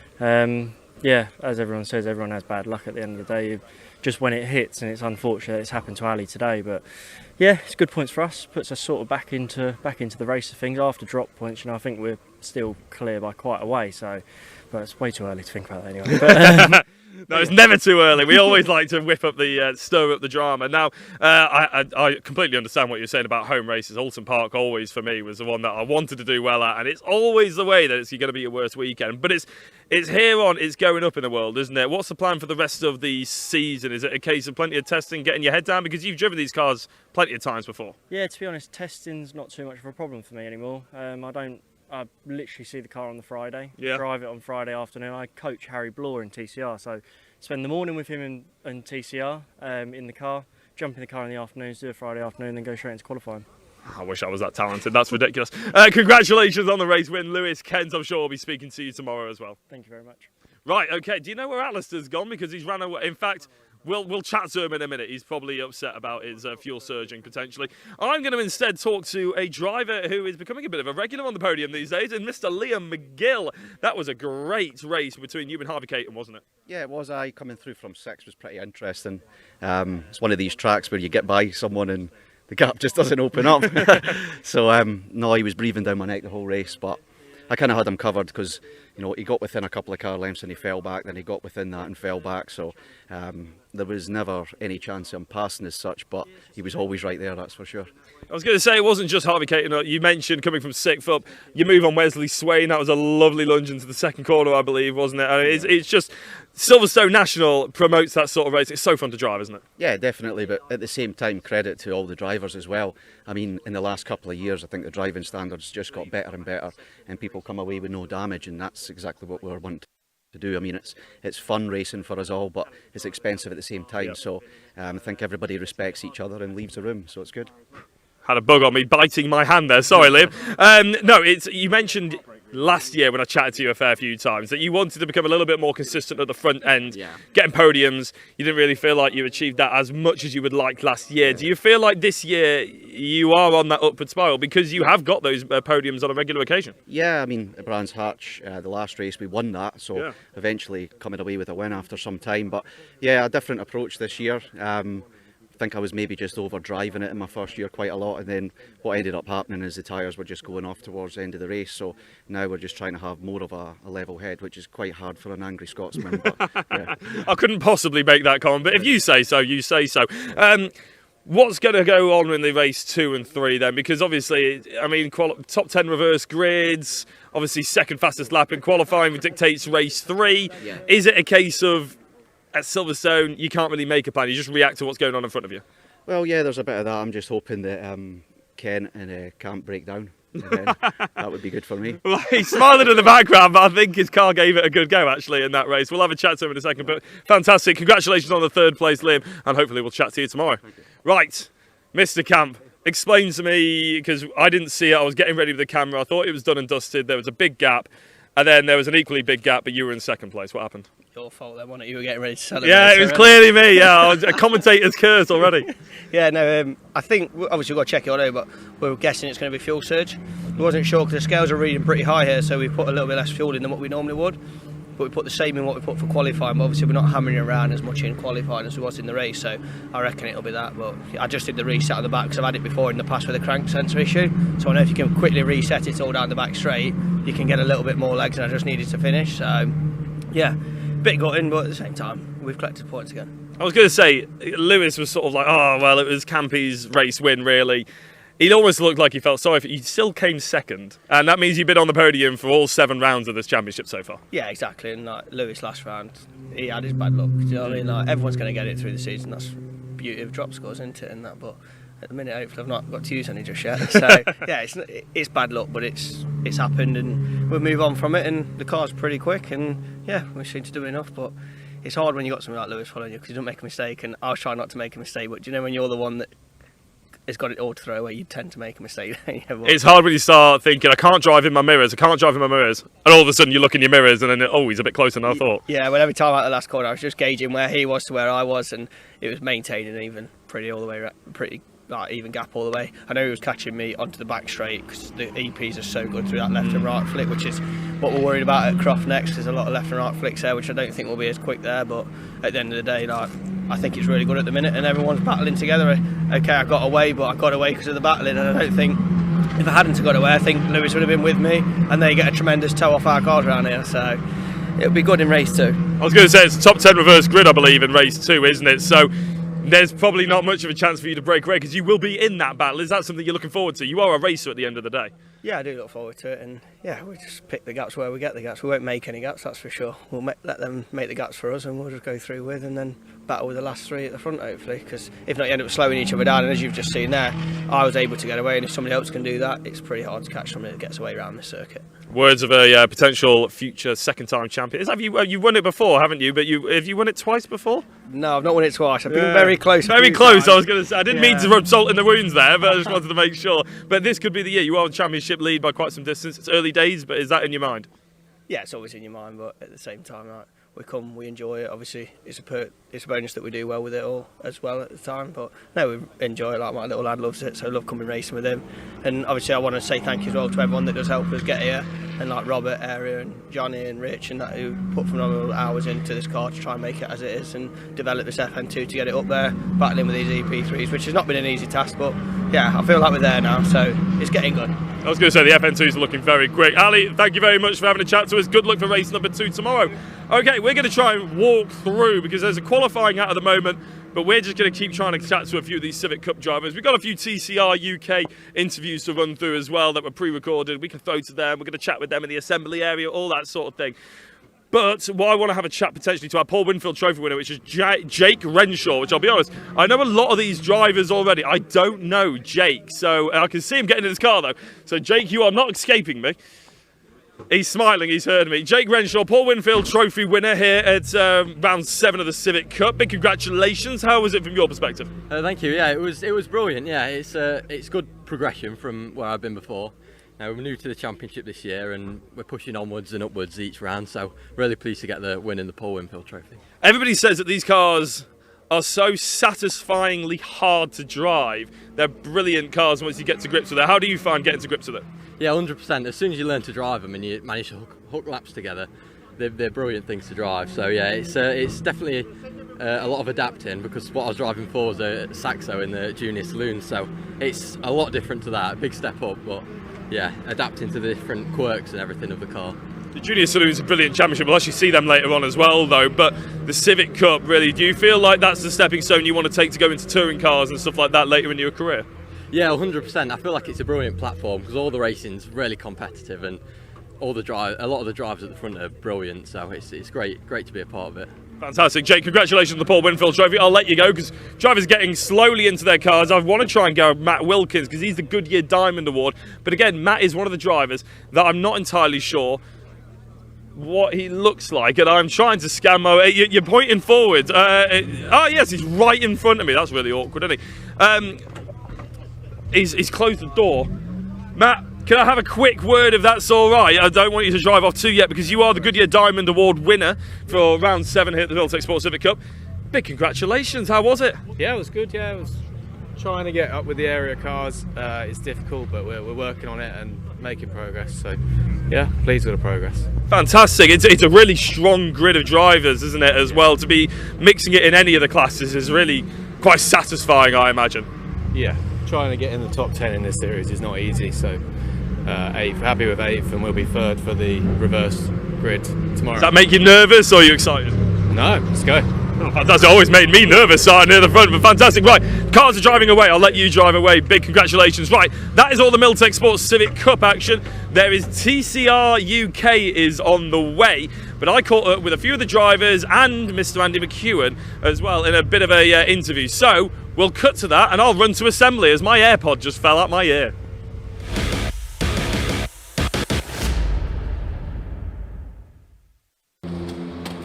Good throw. Adam Shepherd is alongside me as we go into TCR UK Race 1 here at Silverstone. And Adam is the championship leader, but it's a bit more of an interview than that because, Adam, you've got a brand new car, haven't you? Talk us through the new Cooper you're peddling. Yeah, we have got a new Cooper VZ. It's great, looks great. It does look great. It's a hell of a livery you got on there as well. Yeah. Yeah, our car was obviously in the Gen 2, upgraded to the VZ. It's a lot nicer to drive, faster for sure, so no, it's really good. I was going to say, I don't know if the camera can sort of have a little bit of a pan around, maybe a bit of a closer, but why on earth, sort of, you had the Gen 2 car last year. I realise the Gen 3 naturally should be a bit quicker, that's the theory, isn't it? But what made you take that upgrade now? Well, my main sponsor, 5G Communications, said, "Oh, let's just go buy a car, sod it." So what an email to it was, the team. it was one of those. It was within a space of about 2 or 3 days, the decision came around. Let's do it. Bought and then had it ordered. So it wasn't planned. It came around literally within a few days, about 4 weeks ago. So yeah, got this. I say it's feeling good. It's fast. We're carrying max ballast this weekend, and we're still right up there. I think we made the pole for race 3, so looking good. I was going to say, because you came third in that qualifying. Now you'll end up starting at the back of the grid because you got the brand new car. I believe that's that's true. Yeah, thank God. Otherwise, I'd have put myself right in it then. Yeah. So, did you pick Silverstone? No, I was going to say. I was trying to give you something there to go on. It literally was. I got a call from Michael, the owner of 5G, and said, "What do you think about a new car?" And that was it. There was no planning. There was literally out of nowhere. So we decided that a new car is always going to be more beneficial for us, reliability and speed and whatnot. So the grid penalty, if we took it wherever we took the car, we'd have to take a penalty for race 1 when we used it. So it was a bit of like, get it out of the way, and it is what it is. I was going to say, I'll put a different spin on that question, and at least it's Silverstone National, where you can move up places from the back of the grid. Yeah, for sure. I say we're fast. It's close here. It always is close here. I thought we was probably going to be a bit further away than we was, given the weight difference in the cars ahead. They're both carrying low or no ballast. So no, it's feeling good, and try and push for a win. And you could almost say it's justified, because all 3 of the top 3 in qualifying broke the previous lap record around Silverstone here. 2 of them are running in this car with Steve Laidlaw. Was he in your head a little bit, trying to maybe think, get that car? Not at all. We obviously have a good relationship with Cooper anyway. It's a natural progression to go into a new car. Yeah, it's as much as they might like to believe that, unfortunately not. No. I haven't chatted to Steve. I was just trying to stir the pot a little bit. Right, thank you very much, Adam Shepherd. Upcoming here, well, we'll pass over to Paul, the TCR. So whilst having lunch in the commentators' box, I ran into an Andy McEwen. And if anybody isn't aware, TCR UK is over 100 races old now, and someone who was there right at the beginning and has been all the way through is Mr. McEwen. I mean, Andy, it's been a long journey, hasn't it, with TCR UK, but it has been an exciting and a fantastic one to follow. It's been an absolute joy, it really has. It's been full of ups and downs, I think it's fair to say. TCR UK has not always had it easy. It came in as a bit of an underdog championship in this country, I think, and it's sort of maintained that status, but it grows in popularity every year, not only with competitors, but with fans as well. I really notice there are more and more people coming to these events now because specifically they want to see what's happening with TCR UK. And that's really nice to see. Like you said, I was here back in 2018 at the Silverstone National Circuit for race 1. We had 13 cars on the track. There was a lot of buzz around the championship back then, and it's nice to see that starting to come back now. I was going to say, the cars look better than ever, don't they? The drivers are driving quicker than ever because, of course, we've already had 3 lap records broken today, or 3 drivers breaking the lap record, I should say. You got fantastic names, Paul O'Neill obviously joining the commentary box as well. I did a little plug for him there, obviously. You can thank me tomorrow, Paul. It's just great to see how much effort the likes of Stuart and Nicky Lyons are really putting in to make this championship the best that it can be. Yeah, it's a small team of people who run TCR UK. Nicky and Stuart, obviously, they take a lot of the credit. That Jack does a wonderful job, actually. He's been sort of thrown into that. Not me, Jack Finland, not me. Jack Finland, yes, sorry, no. You do a great job as well, Jack. But yeah, Jack Finland, he sort of manages a lot of the at-event stuff and, believe me, has a lot to deal with over these race events. So they all do a brilliant job. They're all passionate about TCR. And I think that's why now we're starting to see that growth. There's a bit of stability. Obviously, they've moved over to BARC now for this year as well, which I think everyone's really excited about. So there are lots of positive things coming out of the championship, and all from a fairly small team of very hard-working people. Yeah, exactly. And Phil Kinch as well on media and administration. Big shout out to Phil. Yeah. Right, okay. Final question. It's about race 1. It's about this weekend. Adam Shepherd with that new car, starting from the back of the grid. You got Steve Laidlaw in the new car, but right at the front of the grid. Is Adam going to be able to catch up? Well, it's an interesting one, isn't it? Adam's decided mid-season to bring a brand new car in. He's now the 3rd driver to bring the new generation Cooper onto the grid. Of all the tracks to start from the back, this isn't a bad one. You can overtake round here. That being said, that front group of drivers, which he should have been in, he qualified towards the front of the field. That front group of drivers, they're so evenly matched. If they get away out at the front of the pack, it's going to be tough for him to catch. I will definitely predict that we're in for a good race, though. Silverstone National, it's a great touring car track, this. It's short, it looks fairly simple, but those long straights and big braking zones generate a lot of overtaking. And there are quite a few drivers who will see this as their golden opportunity to get get some points out of Adam. He's the championship leader. He's got a little bit of a margin already after a really strong first couple of events. They will be desperate, and I mean desperate, to get points out of him. So the Laidlaws, Callum Newsham, Brad Hutchison, they all know the importance of this first race. So yeah, could be fireworks. Absolutely, yeah. Silverstone often dominates the highlights at the end of the season because of how exciting it is. Right, I'm going to throw back to myself, who's in the pit lane, hopefully in the assembly area, talking to the TCR drivers.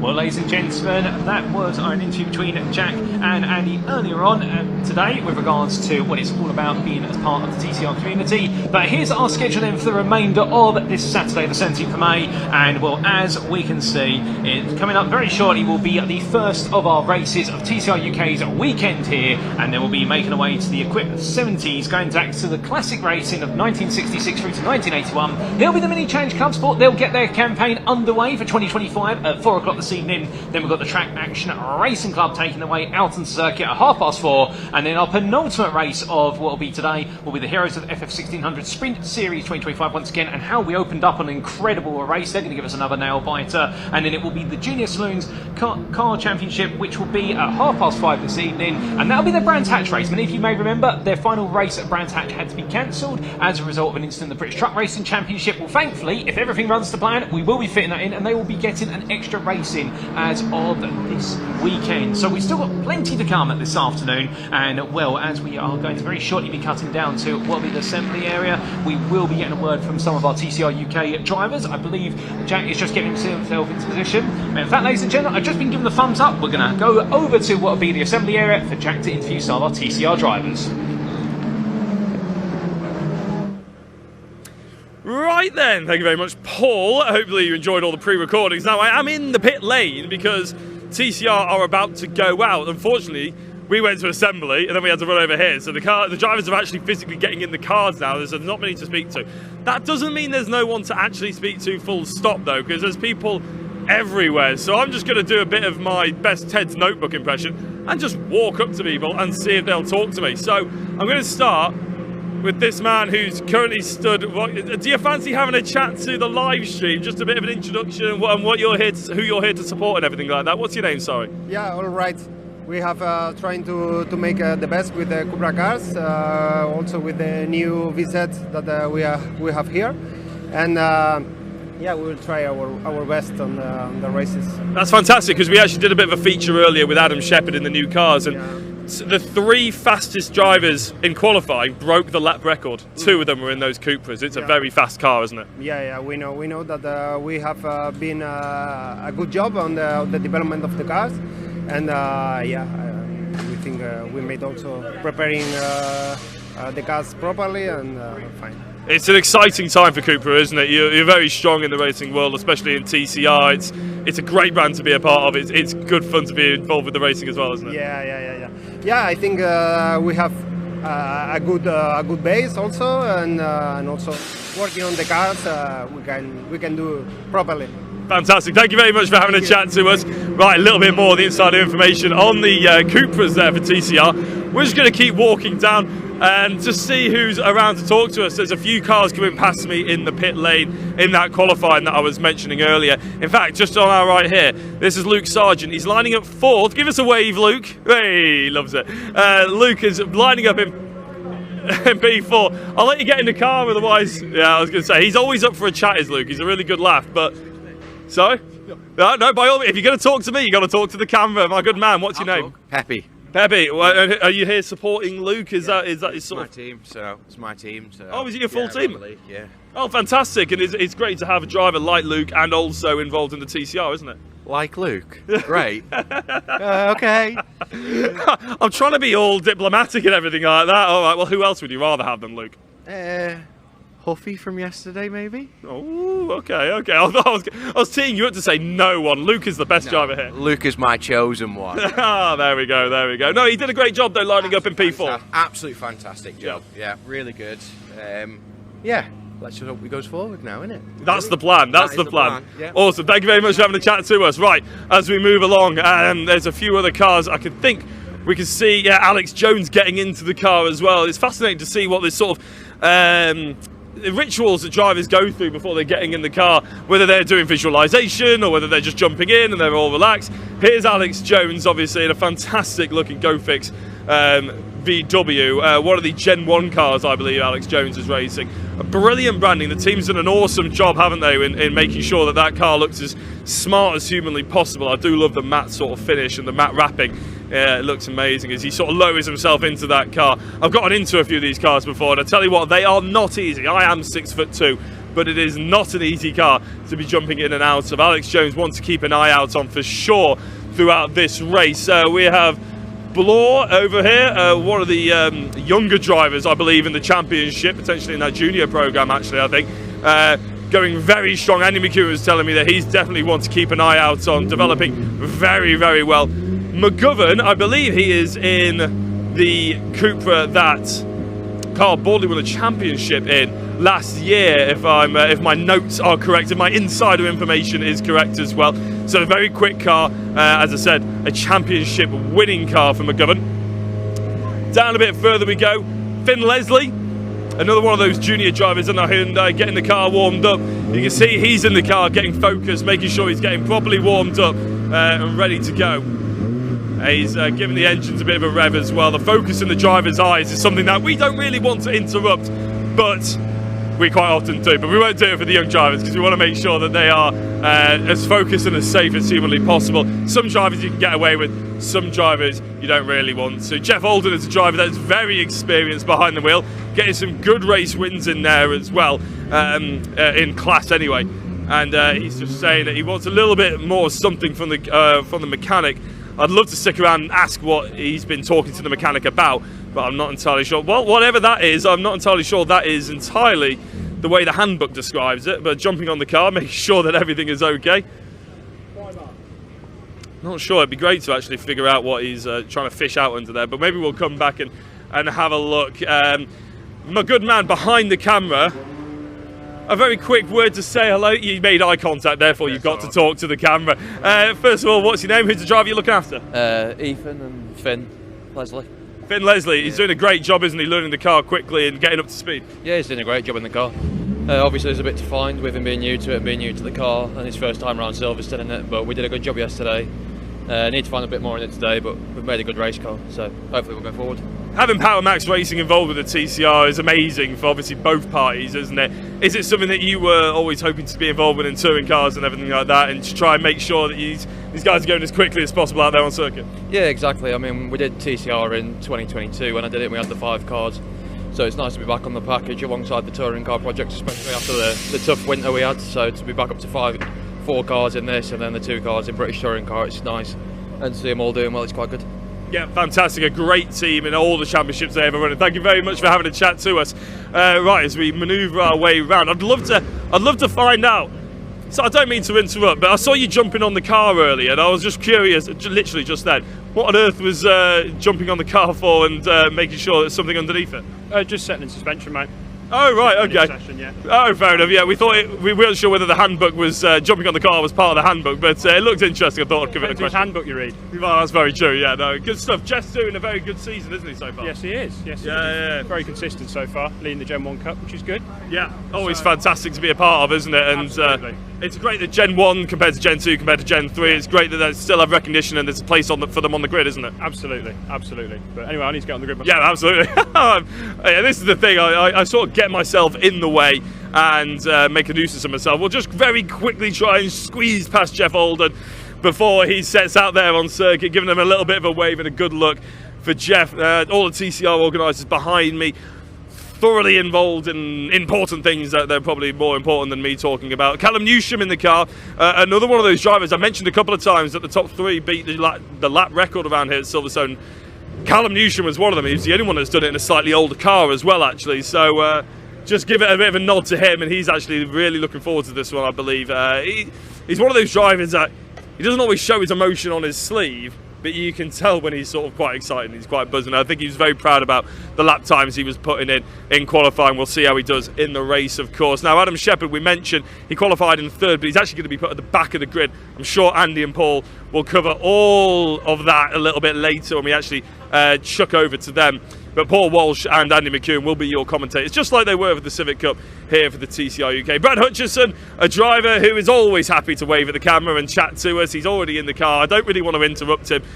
He's one of the drivers actually is happiest in front of the camera. And if you've ever seen any of his interview, he is really happy in front of the camera. And therefore, we normally talk to him about 6 or 7 times a race weekend. And we always end up having a bit of a laugh with him. So it's good stuff. He's actually got a really good presence of hospitality and supporters here as well. The team do a fantastic job. MPHR actually also on TikTok now. The Adrian Newey, Brad Hutchison's dad, is actually stood in front of us here. He's the Adrian Newey of TCR. That is a label given to him by Brad himself. In fact, very quickly, can we have a quick word before Brad gets released? I've heard that he wasn't overly happy with how the car was driving in qualifying or in practice. What settings have you been made in? We test day was cut a bit short with circumstances, car and stuff happening on circuit, so we're a bit short of test time. So as we've done before, we just threw a load of different settings at him in the qualifying, and he did better than me and him both thought he might in qualifying. So we're all right. And as we've done before, he's got another whole different setup now. So is this almost like a second test session for you guys? It is a little bit for us, yes. Yes. But he, as you mentioned, he always tends to do quite well with those sort of setups, and where you just think, send him out there, see what he does. He normally handles it pretty quickly. He's quite good at getting the best out of any setup, really, yes. Well, that's good. Don't worry, he probably won't watch this until after the weekend, so we'll keep him humble. I'll answer that question when he comes back. We'll keep him humble regardless, I think. Thank you very much for having a chat to us. Right, Ryan Bensley as well to my left-hand side. Slightly new look, but a fantastic looking car. Ryan Bensley giving a very focused look. Oh, he gave us a little bit of a wave though. I love that. It's very nice of him to do. And I think towards the end we got the Laidlaws as well, and the likes of Mark Smith and a few of the Civic Cup cars have made their way back into the garages. So we'll see if there's just any drivers flitting about ready to have a chat. Mark Smith in the car, getting focused, getting ready to go. Is Ben Sharp racing? Ben Sharp himself is actually coming. He's trying to walk away, but he's gathering himself. Come here, Ben Sharp. Ben Sharp Racing, obviously you are running Mark Smith along with a host of other people in pretty much every championship going these days. How is it going with BSR? Yeah, it's going really well actually. We've just had the Civic Cup race. We've had one of our drivers had his first rookie win of the year. Oh, fantastic! And then the other driver's gone from 18th to 12th. He had a bit of a bad qualifying, but he had a really good race through. And I think if he'd started up there, he'd been pushing Jake for the win in that class as well. So TCR is a bit of a step up from what you maybe have done before. I think you dabbled in it last year, didn't you, a little bit? But what's the sort of feeling going into it? It's a full season now, making sure that you're trying to be a front runner. Well, to be honest, it's business as usual for me. Obviously, my background in working. We better move out of the way of Mark Smith, otherwise Ben's going to get run over. Yeah. So yeah, my background from doing this sort of stuff, it's actually easier to work on than most of the cars that we look after. To be honest, yeah, it's just it makes more sense to me because it's a proper race car, rather than a converted road car. But no, it's really good. We're enjoying the challenge, and we've been pushing Mark up the grid as much as we can, and he's getting some of his best results he's ever had. So he's really enjoying himself. Yeah, I was going to say you've been famous for Civic Cup improving drivers through the seasons as well, haven't you? You've been real front runner trying to challenge with Area Motorsport. Is that something you want to try and improve in TCR as well? Yeah, absolutely. Obviously, Mark's a gentleman driver. He does this for, this is his hobby. So hopefully, give it a bit of time, and hopefully we've also got the Lincoln Co, which is available for hire. Yeah. So hopefully we can get that back out, and we're talking to a couple of drivers at the minute, so we're trying to get that back out. Great plug there. If you want a Lincoln Co drive, talk to Ben Sharp Racing. Right, thank you very much, Ben. Okay, we are going to shoot back to Paul Walsh and, of course, the wonderful, brilliant, and absolutely... I'm just wondering if that £10 he paid me is in my pocket. No, I don't think it is anymore. It's Andy McEwen's in the comments box for Paul Walsh.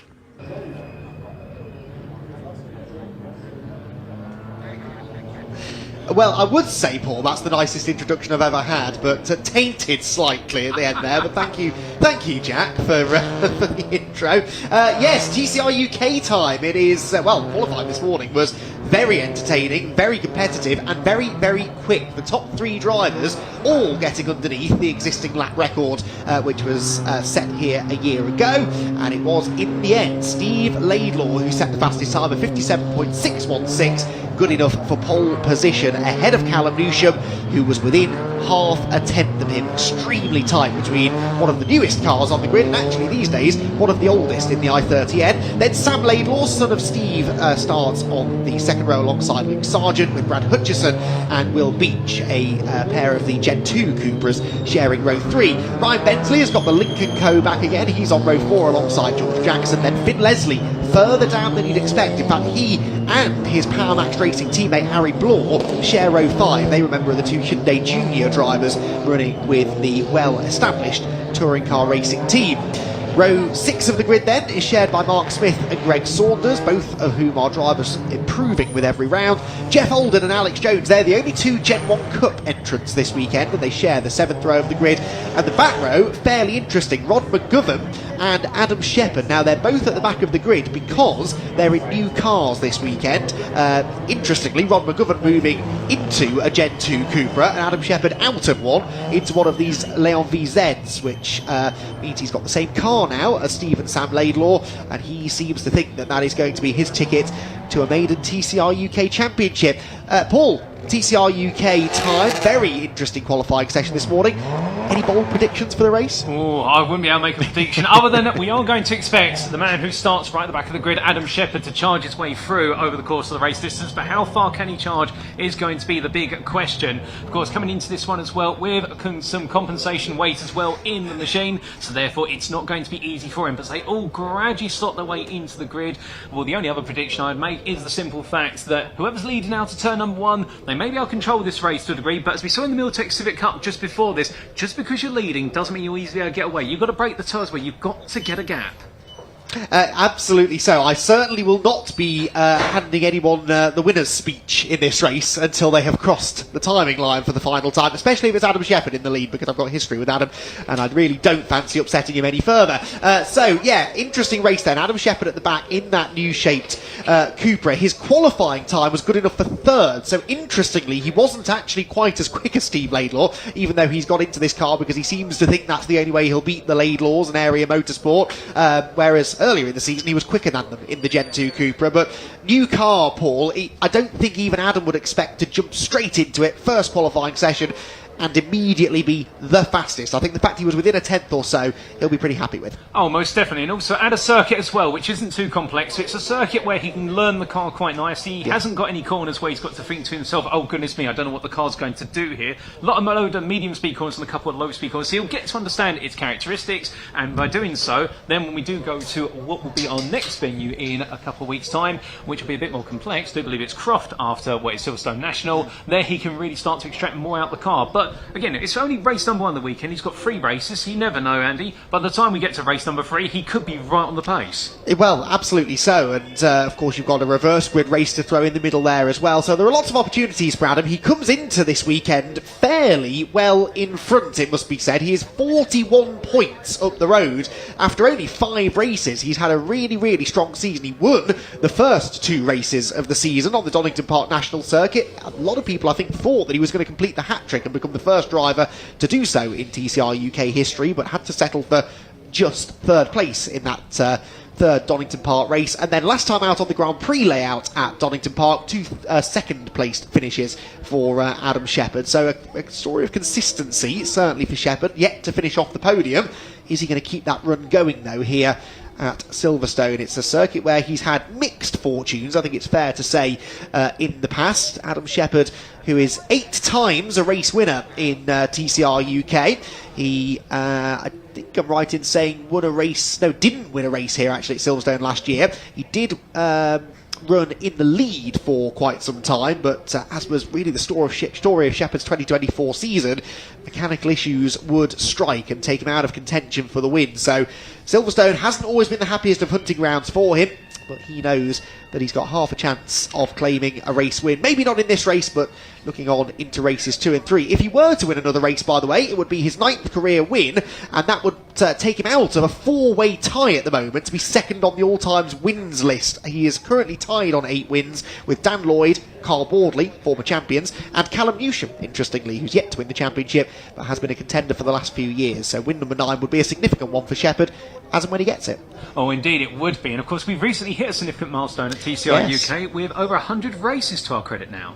Indeed, this is race 101. It's quite fitting, I think, that it's taking place at exactly the same venue where race 1 took place, all the way back in 2018. It's like we've started all over again now after 100. Yeah, we've got a few more cars on the grid. None of the drivers who are on this grid were on that grid back in 2018, unfortunately, but Lewis Kent, of course, who we saw out winning in the Civic Cup earlier on, he was on the grid in that very first TCR UK race, so a little bit of familiarity there. But yeah, race 101, it's amazing really, as I said in that interview with Jack earlier on, to think that we've got to race 101. There were many times where it looked like that might not happen.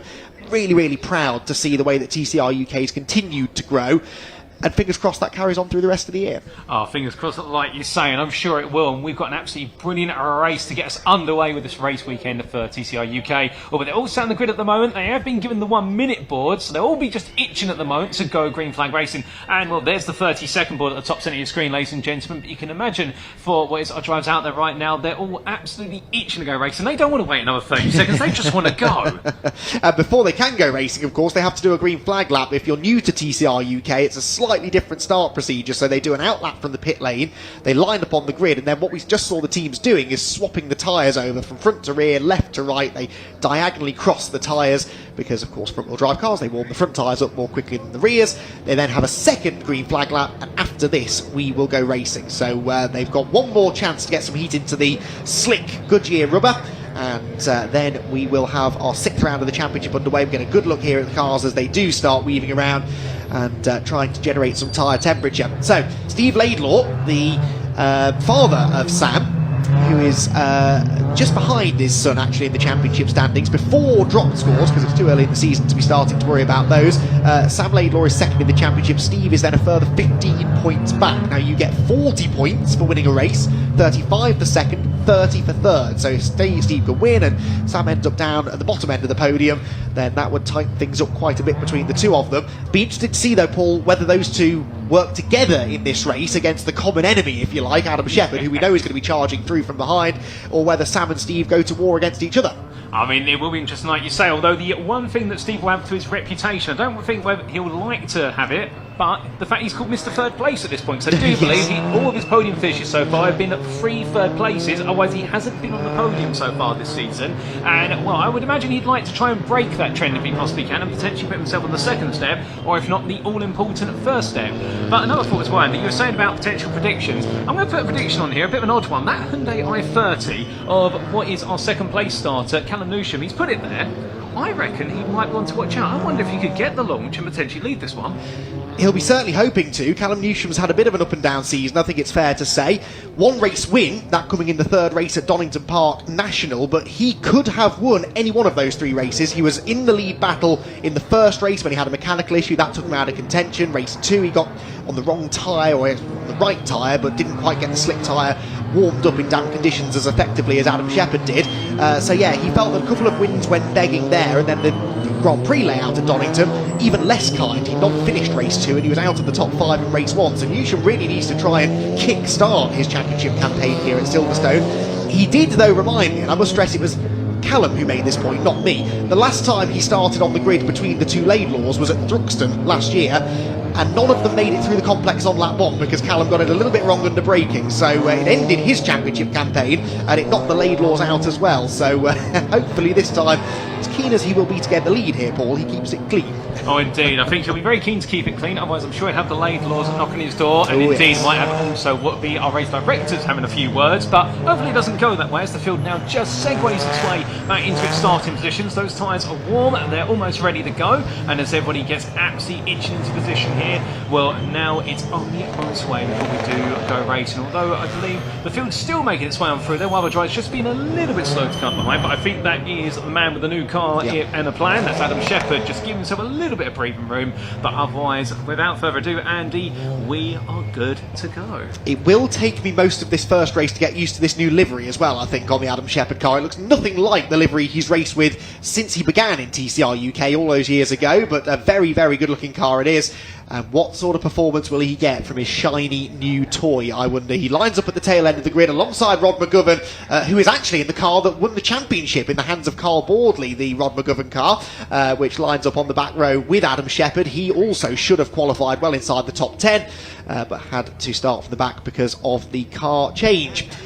So, deep breath everyone, 20 minutes on the clock. Round number 6 of the TCR UK Championship for 2025 is about to burst into life here at the home of British motor racing. The red lights are on, out they go, we're away and racing on the Silverstone National Circuit, and Steve Laidlaw makes a very, very good start from pole position. He will lead uncontested into Cobb's corner. It will be Newsham second and Sam Laidlaw there in third. Is it a clean run through Cobb's? Fingers crossed that will be the case. So far so good, I reckon, as they head down towards Maggots and Beckett's for the first time, and it will be Laidlaw of the Steve variety who leads, Newsham second, Sam Laidlaw third, and Brad Hutchison into fourth. So Brad Hutchison round the outside of Luke Sargent, gaining some ground already, as he will now try and chase after the race leaders. Down the Wellington Straight we go for the first time of asking then. So far so good for Steve Laidlaw.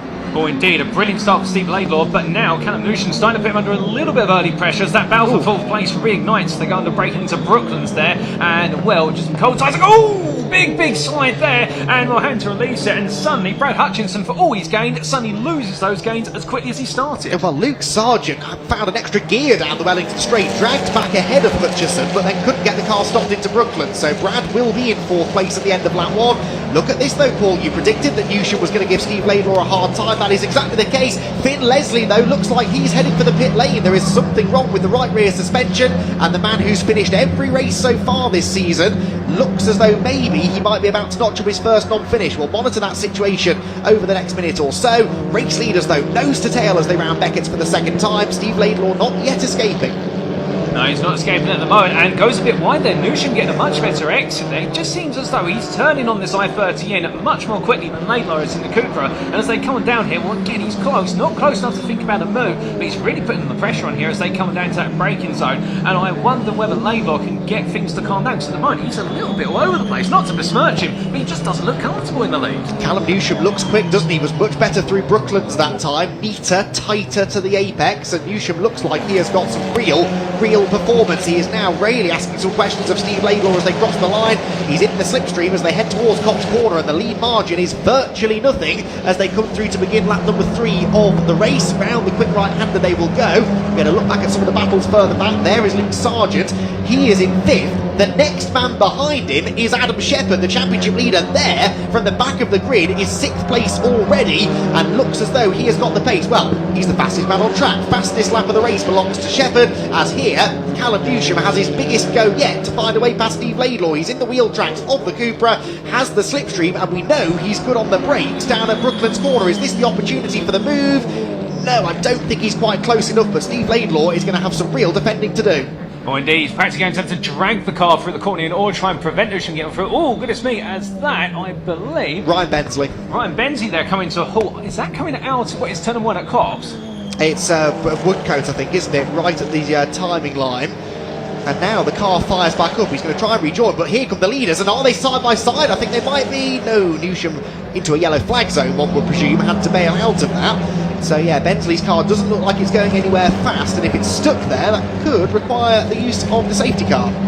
Which would be unfortunate. It'd bring all the close racing to a halt, but then again, it'll close the field up. But we'll wait and see what happens there and what decision is taken as we try to make the way now onto what will be lap number 4. And coming on around, well, Newsham's still there, close up to Laidlaw, where the other member of the Laidlaw family still the best part of the second back and not really able to get involved at the moment. We have also got further on back what is a growing battle at 4th, 5th place between Sargent and what is Shepherd. And well, we'll keep an eye on that every so often. But as I'm trying to make the way through there, well, now I do wonder whether what is Laidlaw in the 100, our leader, is starting to get a bit more comfortable. He's got a couple of laps on his, but he's noticing that Newsham's not quite able to get close enough to force a move, and perhaps he's taking some confidence now. Yeah, I think you might be right. He'll be feeling the car out. He's got the heat into the tyres now, you would imagine, and it's a little bit more comfortable maybe. Luke Sargent's 5th place though I don't think is all that secure. Adam Shepherd is on his tail now as they head past the pit straight where there is no stranded Lincoln Co. So Ryan Bentley's got that car moving again, hopefully to a place of safety. So it's very close for the lead. It's very close for their 4th, 5th and 6th positions. That's the battle to watch, perhaps. The leaders turn through Beckett's once again. Fastest lap of the race did belong to Adam Shepherd, then it went to Sam Laidlaw, now it belongs to Steve Laidlaw, a 58.254, and that is a new lap record, a new race lap record set by Steve Laidlaw. He already had the quali lap record, he now holds the race lap record as well, but all of that fast pace and effort that went into that lap, he's still only a car length up the road from Newsham. Oh, indeed. It's not enough for him to really pull away at the moment, but wait to see if he can do so as this race continues to progress. As meanwhile, the battle for 4th now. Well, that's Hutchinson being reeled on in there, so the top 3 gradually slinking away up into the distance, and it's Hutchinson who's really trying to act as the proverbial cork in the bottle to prevent the rest of the field from coming on up. He's not doing a bad job, to be fair, as they make their way into another lap, but it's still a long way to go, and I can imagine the tyres might feel quite kind to Hutchinson right now, but by the end of this race, if he holds on, they're going to need a new set very quickly.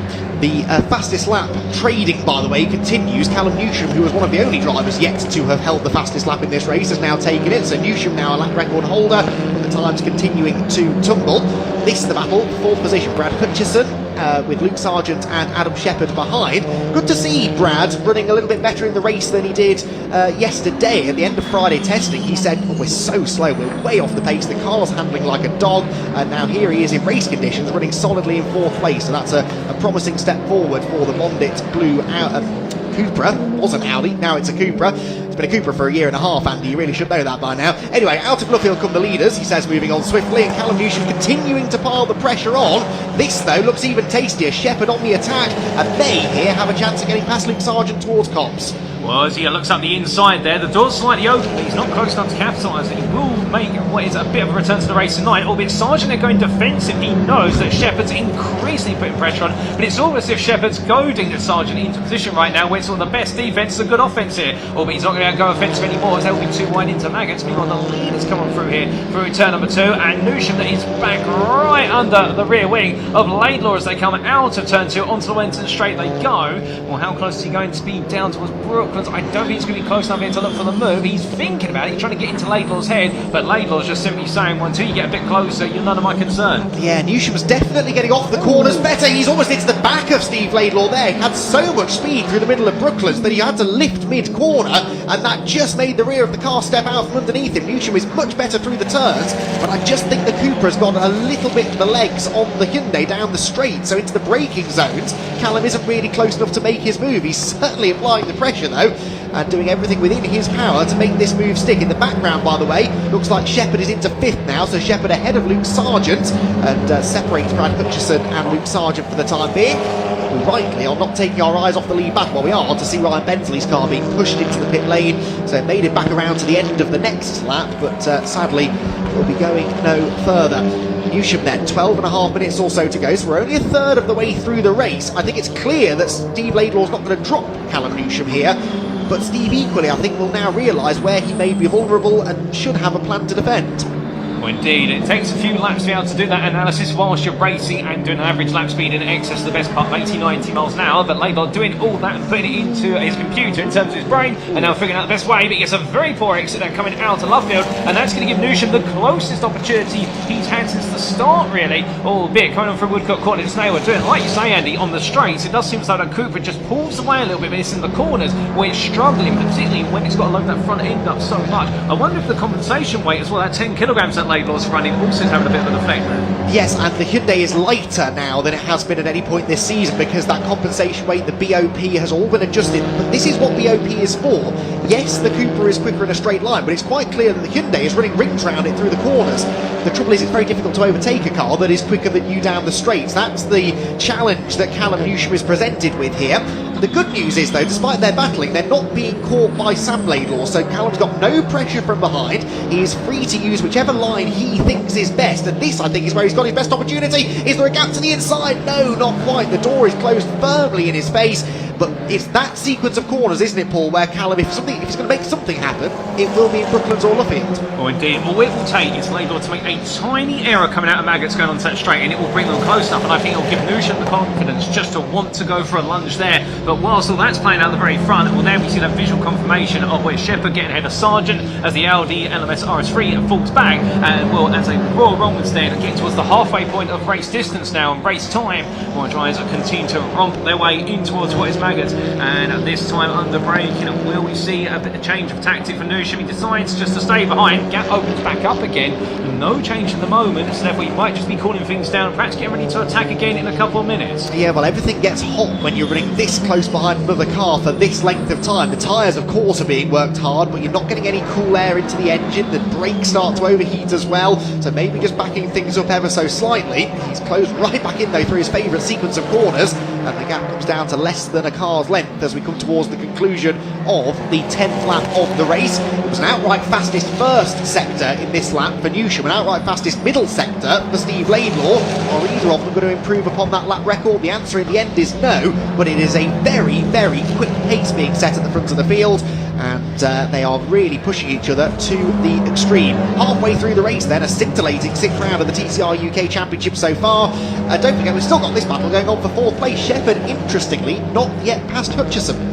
No, he's getting close, but he's not close enough. And again, as we were talking about earlier on in the preparation for this race, they need to get acquainted with the car, but Shepherd having the opportunity to test what it's like running in dirty air, running in clear air as well. So he'll be getting a real good feel for it in this race as we come back to our leaders making their way down the Wellington Straight. No change at the moment, but again, under braking it runs a little bit deeper this time for Newsham, but it's how he transitions on Brooklands. He closes up so much, and here through Luffield, it's almost as if Laidlaw is losing about 5-6 miles an hour speed at the apex. He's just not got that confidence in the rotation.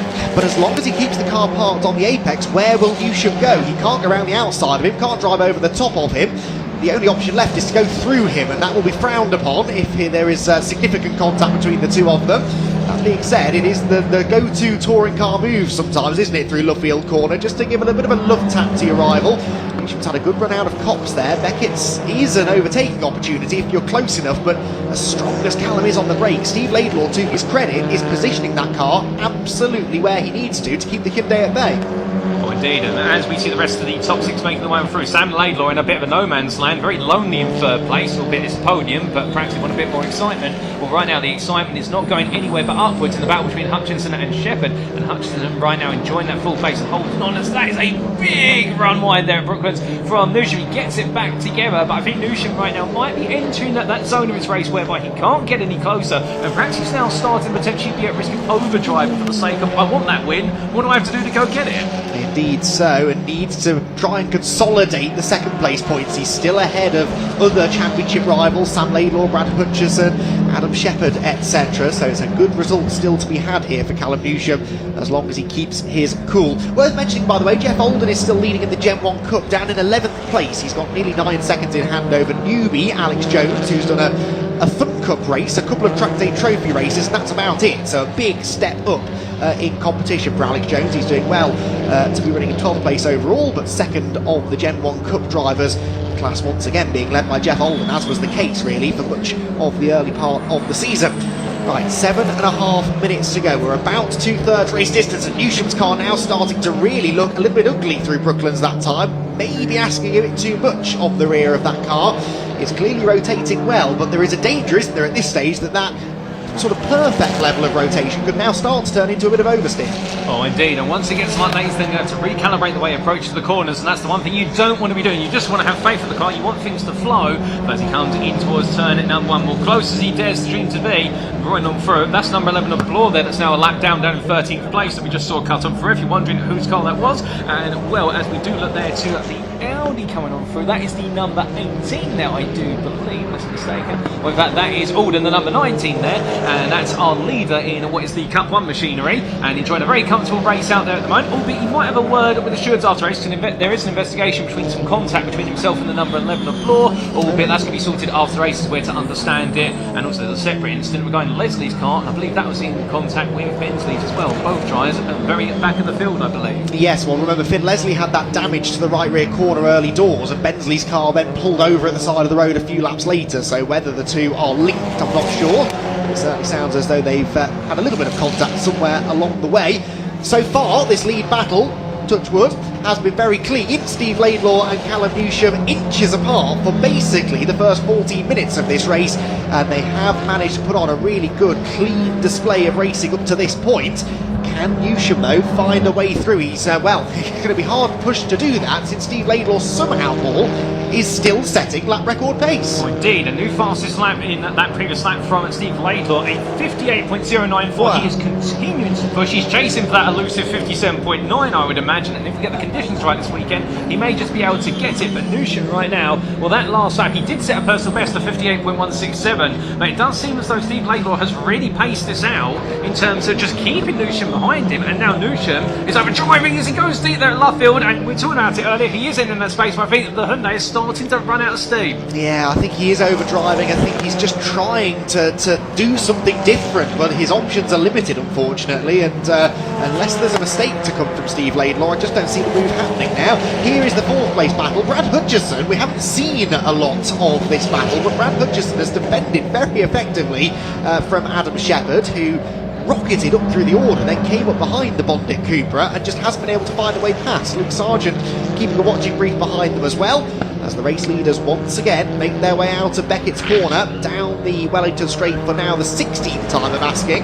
And it's the same story, isn't it? Callum Newsham closes at Beckett, loses ground down the Wellington Straight, then gets right back onto this tail into Brooklands. That was Adam Shepherd, meanwhile, and he's been off the road, look, because he's back behind Luke Sargent. Oh, indeed, and that is a surprise, though. Not a welcome to be sure, as we do see Blore there stepping up wide to obey the blue flags. But as we come back to the leaders, then it's all kicking off. The final 5 minutes rolls around, and Sonny, it's almost as if somebody said on the script, right, the tempo needs to go up, because Newsham's right back there again behind Laidlaw as they make their way through Woodcock Corner. And as they do, well, what's going to be lap time this time around? Will we see a potential swap in terms of who set the faster times? And the answer is no. Both drivers actually have much slower laps by comparison, so I think they're starting now to get on each other's nerves a little bit as they go on in. But here's the crunch point, of course, Andy, because 4 minutes left to go. Now, if the gloves are going to come off, they most certainly are. I just don't know where Newsham could make this move. He's trying to force Steve Laidlaw into defending into Beckett, which will then, he thinks, slow Steve down on corner exit. But you can see even one going in tight into Beckett, Laidlaw still gets off the corner really well. A lot of drivers have said this new Cupra has great traction off the low speed corners. So again, using his car's strength to his advantage, he can defend going in, knowing it won't lose him too much speed on corner exit. Then Newsham starts making mistakes like that, and the gap grows again. So a really tactically fascinating race this, between two drivers who both have cars that in certain parts of the lap are much quicker than the other one. It's just that Steve Laidlaw's been able to utilise that more effectively so far. Oh, indeed, and meanwhile, speaking of utilising cars there with the Cupra VZ, there Shepherd still chasing after Sargent, and well, a number of eagle-eyed members of you in the YouTube chat have noticed the fact that bits are coming off of the bodywork of Sargent's car hanging loose. Those aren't weight reduction tactics, we should point out. That's where he's been in a bit of a brush with another driver earlier on, albeit I think the bodywork not in a dangerous place at the moment. But as we come back to our leaders then, 3 minutes still going, and in the game of the handling car versus what is the car that can get the traction out the corners, well, there's going to be a bit of a change of position for Newsham, having to redirect himself past the car that's a lap down. That's going to cost him a little bit of time, and well, now it's really a case, can he close that gap up? Because that gap's opened up to almost half a second going onto this lap. Well, he's going to close up here through Brooklands and Luffield, but we've seen that a number of times, but the average gap is starting to go up a little bit. Yeah, he's just not quite getting through Beckett's as well as he was earlier on, which means he's a length or so further back into Brooklands than he was earlier on, and so it's not quite as dramatic then how close he gets through the final couple of corners. We've still got time for 3 more laps here though, so Callum Newsham not out of time. Is he out of ideas though? Can he find a way of getting past the Cupra ahead? It will be very inventive if he does manage to make it stick. He is much quicker through Cops Corner, closes onto the boot lid of Steve Laidlaw's car towards Beckett's corner. Alex Jones there runs a bit wide, getting out of the way of Sam Laidlaw, meanwhile doing his best in his first ever TCR UK race, not to impede the leaders. Right up over the curb for Callum Newsham. He's certainly, the one thing I can say about Callum, Paul, is at no point in this race has he settled for second. No, he refuses to settle, and that's what we love about a driver who's trying to chase that victory in the number 16. And right now he may be in one of the elder statesman machines on the grid, but he's not letting that Hyundai show its age, so he comes on through Brooklands once again there, and that time absolutely nailing the approach to the Apex all over the back of Laidlaw, who goes a little bit deep out left field. Well, those front tyres on both cars now will be definitely past their use by date, and as they come out of West Turner 4 through 5, well, we're going to get, I think, 2 more laps in here. We're going to squeeze in 2 more laps, and we'll roar in the way on through. I think Steve Laidlaw at this point might be looking at his, well, he won't be looking at his watch, he'll be focused on the road, but he'll be looking at his metaphorical watch and saying, when's this race going to end? Yeah, he would very much like to see the checkered flag, wouldn't he, Steve Laidlaw? But I've got to say, he hasn't put a foot wrong all race. The slightest mistake and Newsham will be through. I'm absolutely convinced of that, and Steve Laidlaw will know that as well. Driving under this level of pressure for this length of time is very, very difficult to do. Steve Laidlaw should be massively proud of what he's achieved so far. I'm not handing him the win yet, certainly, but with a lap and a half to go, so far, he's had all the answers to the questions posed of him by Callum Newsham, who again charges into Brooklands, rotates the Hyundai over the curve. Does he have an overlap to the inside into Luffield? He's on the curb, he's on the grass, and maybe was tempted to keep his foot in the door, but he knew that would end in contact, and that is not the way that Callum Newsham wants to win this race.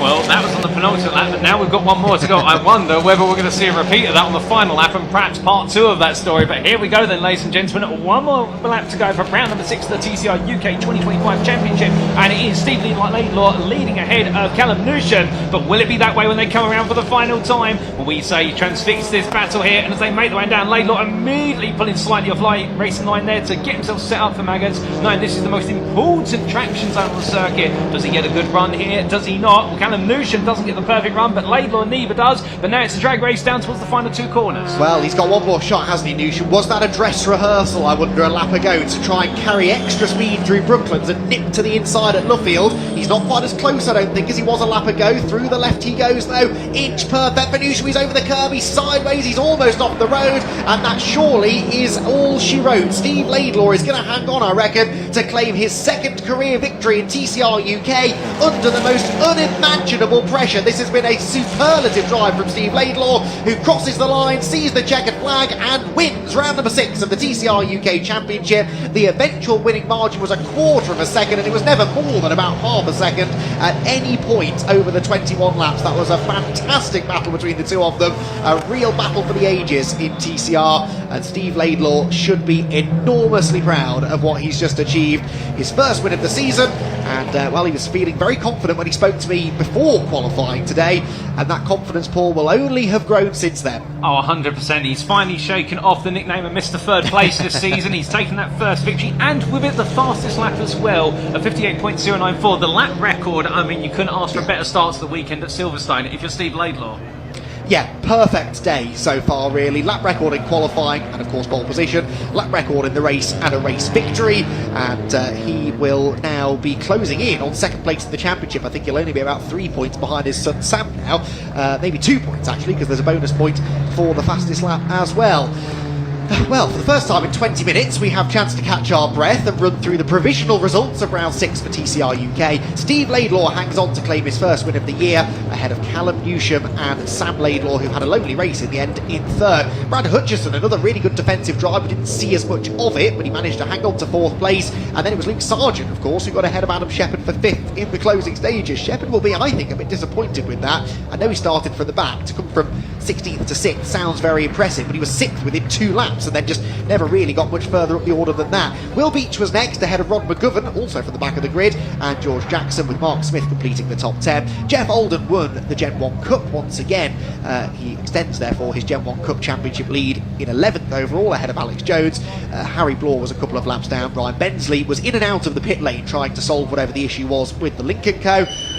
Was in the pit lane actually at the time of the checkered flag, as were Greg Saunders and Finn Leslie, who we believe tangled with Bensley in the early stages of what was a frantic and very competitive race. After qualifying, Paul, I think we expected the race to be close.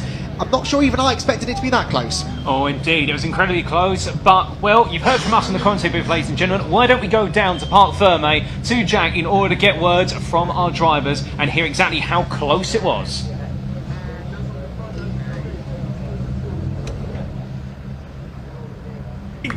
Oh, I was about to say, you can hear a roar behind me because Steve Laidlaw has just stepped out of the car here. I'm surrounded by TCR drivers, surrounded by very happy area motorsport team people as well.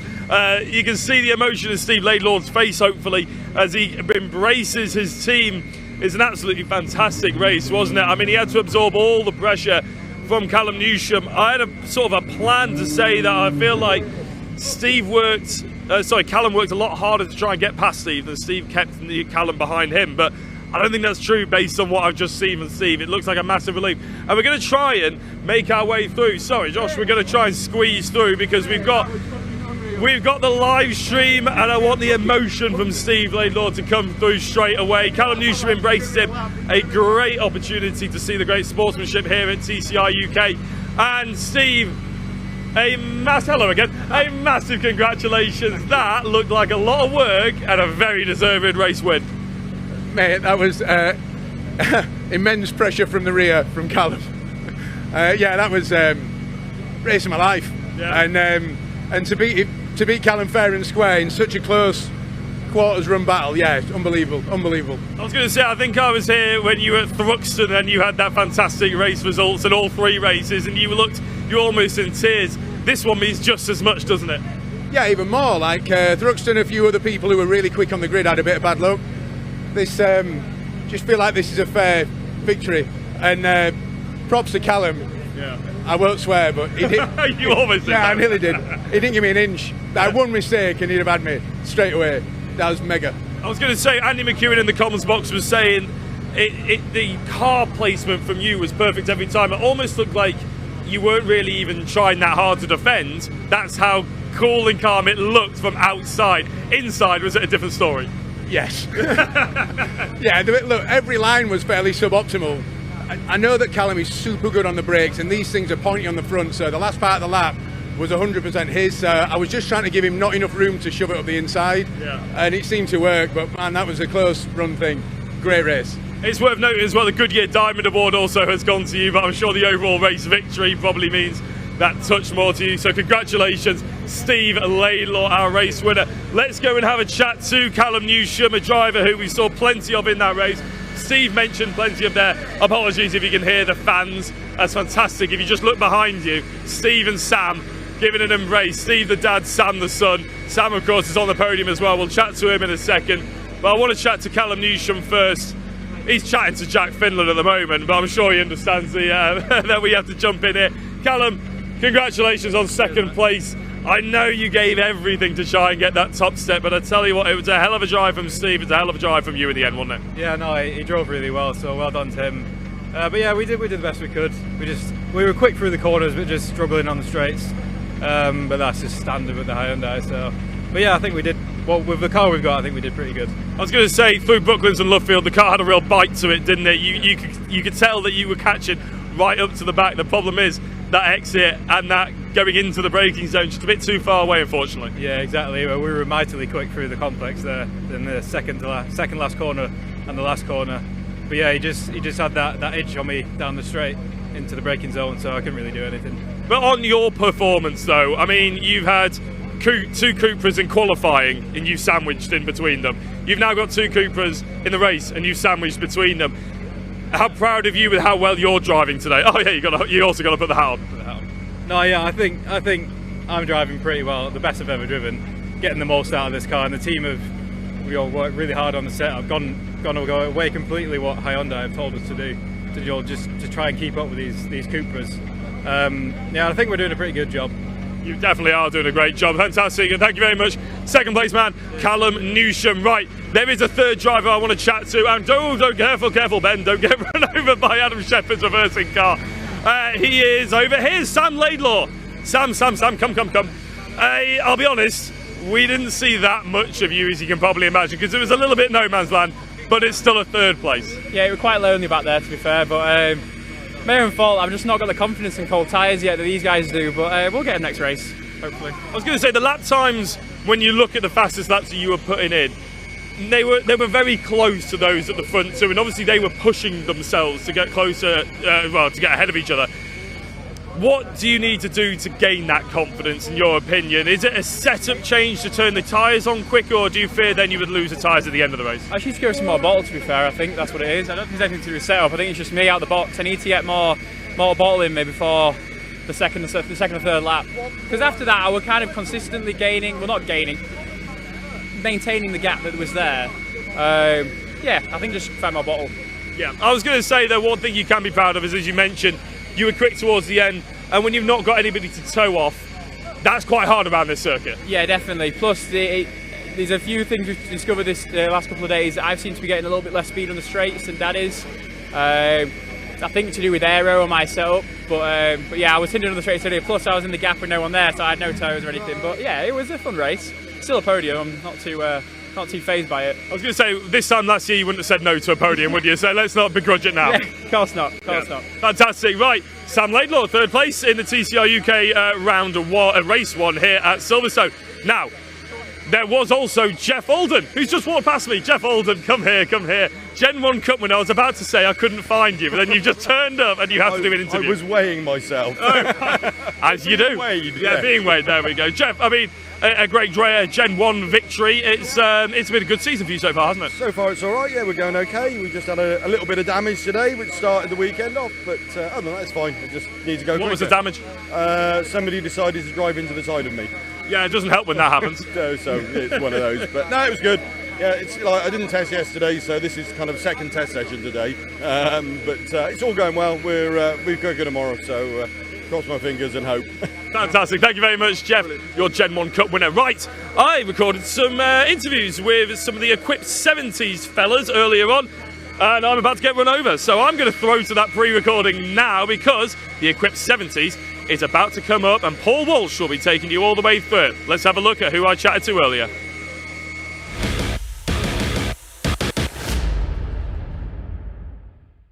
For the Equipe 70s, we've got a Porsche making an awful lot of noise next to us, but I'm with Liam Pugsley, who's got an absolutely stunning edition of the MG. And honestly, Liam, when you get up close to these, even though you've just been on track, it is absolutely breathtaking, isn't it? Yeah, it is, yeah. Equipe demand a decent quality of car. They have to be presented well, representative for the era and the type of racing we're doing. It's important, isn't it, really, that cars like this still get a chance to drive on circuits like this as well, isn't it? Because a lot of people, this is what motorsport's all about. Yeah, definitely. You know, a lot of people have classics for different reasons. You know, weekend drives, garage queens. Yeah, we like to get them out and race them. Yeah, I was going to say, it's a nerves. When the Civics, when the TCRs and all them go out, obviously there's nerves about they want to win a championship. This is a series, not a championship. But is there nerves about keeping a car like this as pristine as what it looks right now? Yeah, just for two reasons. One, because it's such a nice car. Two, costs, keep the cost down.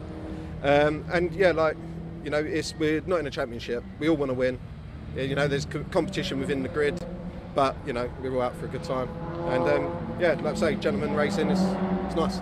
It's not a series, but there are multiple rounds, of course. Have you been on any of this sort of this year? Is this your second or third sort of time out? Or? Yeah, third time out. So we were on the Indy circuit, end of March. Then we was at Cadwell. So first time for me at Cadwell, which was great. And then, yeah, this is the third round for the Equipe 70s. Fantastic. Well, thank you very much, Liam, for having a chat to us. Right, back to you, Paul, for the actual race.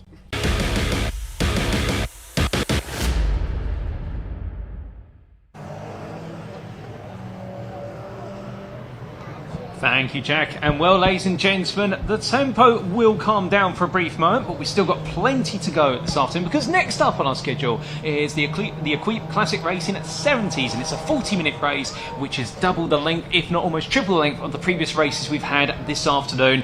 But after our Equipe Racing, we will also have the mini challenge Clubsport, and then it will be the Track Action Racing Club, the Heroes of FF1600 Sprint Series, and the Junior Saloons Car Championship. So we've got plenty to come still, but now we wind back the clock. We go from modern racing machines all the way back to 70s machines, and this is your grid for what is the Equipe 70s fifth round of their series for this season. Coming off the back of Cadwell Park and into Silverstone is Simon Watts, who is on pole position in the Datsun 240Z ahead of Robert Cole in his Ford Escort RS 1800. Liam Pugsley, who we heard from only moments ago in that interview, lines up in third in his MGB GT8 ahead of Robbie Bernberg, I should say, in the Porsche 911. A bit of a story about that one I'll tell you about midway through the race if we can. Bob Rowe starts on what is row number 3 in the Lotus Elan S3 ahead of Anthony Reilly, who starts 6th in a fellow Lotus Elan there. There's going to be a bit of a good scrap between them. John Pearson lines up 7th in the Ford Escort RS 1600 ahead of Stephen McGee in the MGB, and your top 10 is completed by John Alexander in the Porsche 911 ST and Nick Brayshaw on the Ford Capri V6. So that's your first 5 rows of the grid, but we've still got one more set of cars to go through, and that is on row 6 of 6, 12 cars, because 11th will be Ian Worry Thomas in his MGB Roadster, and then we do have the MGB Paul Ogborn who completes the field. Now, for those who are not acquainted with Equipe Classic Racing 70 series, well, this is a series dedicated to 1966 through to 1981 sports, GT, GTS and touring cars. They are split into 6 group classes and split into further engine classes, but we won't go too deep into those classifications at the moment for the simple reason that with regards to their race procedure, well, you'll notice they're going around in double file formation here because they will begin their race by a rolling start after a single formation lap, and that is about to get underway in terms of the rolling start because the safety car is gradually pulling away right now, and it will be to our pole sitter to take us to the green for what will be 40 minutes of racing. And Simon Watts there in that Datsun 240Z. Look at it on the left, ladies and gentlemen. Now that embodies the Equipe 70s, no doubt about it. But let's not also forget there about Robert Cole's machine on the right. Well, without further ado, here we go then for what will be their race of the day.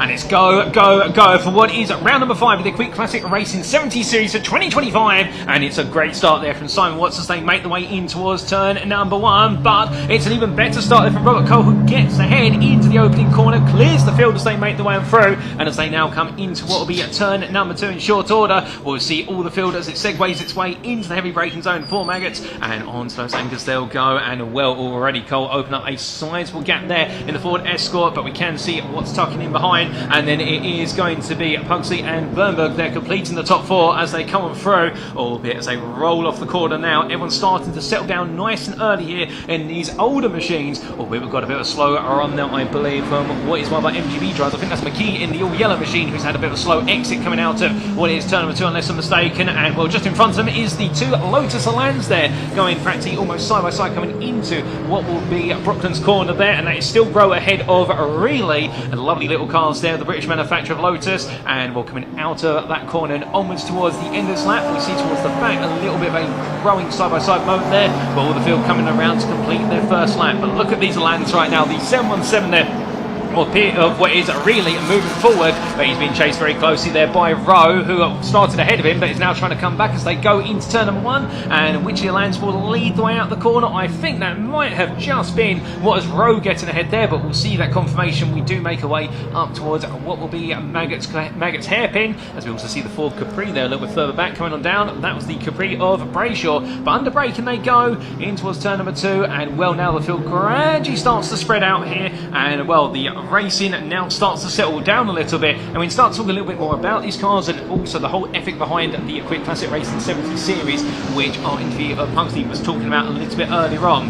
But in fact, we may not be able to here, because it looks like whilst Cole had that absolutely lightning start, well, Simon Watts, meanwhile, is now starting to close up there in the Datsun. And I did have the chance to catch up with Simon Watts in the build-up to today, and he was saying to me about the fact that the pride he was absolutely beaming with regards to that 240Z machine, and the fact that it was the first ever car that he raced in. It was his first ever race at Brands Hatch all the way back in I believe it was 2014, unless I'm mistaken, and he took victory there in what was partnership with Roberto Jordan Ely, and well, since then he has been continuing to run that machine on a regular basis for the best part of the last decade, albeit in a couple of seasons where that Datsun has been in storage, but for the most part he's been out there racing, and he absolutely loves driving it because he considers it to be more than the sum of its parts. It's one of those cars that once you're behind the wheel of it, you can absolutely enjoy it, and there he is giving chase right now to that number 7 Escort as they make their way out of what is turn number 2. And well, very different classes of machinery, of course, and the one thing he was saying is the fact that what the Datsun lacks on the straight, it makes up for in the corners. And well, we saw that with the straight line speed start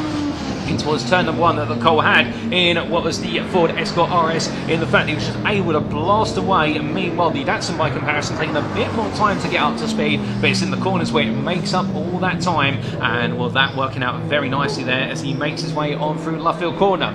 Now, with regards to the class classifications, if you are wondering what the different colorations are on the time and tail on the left-hand side of your screen, well, they are the best part of what is 5 classes, well, in fact 6 classes, I should say, for the Equipe Classic Racing 70s, and whereby you have Group 1s, which are FIA period specification touring cars, running on Dunlop post-historic tyres, and those Group 1s out there. Do we have any Group 1s today? No, we do not, so don't worry too much about those Group 1s, but we also do have Group 2s out there, of which the leading Group 2 is in the Lotus Land Company of Rowe. We're really right behind him, and in terms of those Group 2s, they are FA period specification touring cars that are running on period slicks. But meanwhile, coming on to Class 3, well, you're seeing one of them, that's your race leader at the moment of Cole, and well, with regards to Robert Cole's car, why it's considered to be Group 3 is the fact that it is a GT or GTS car of the period running on Dunlop post-historic tyres.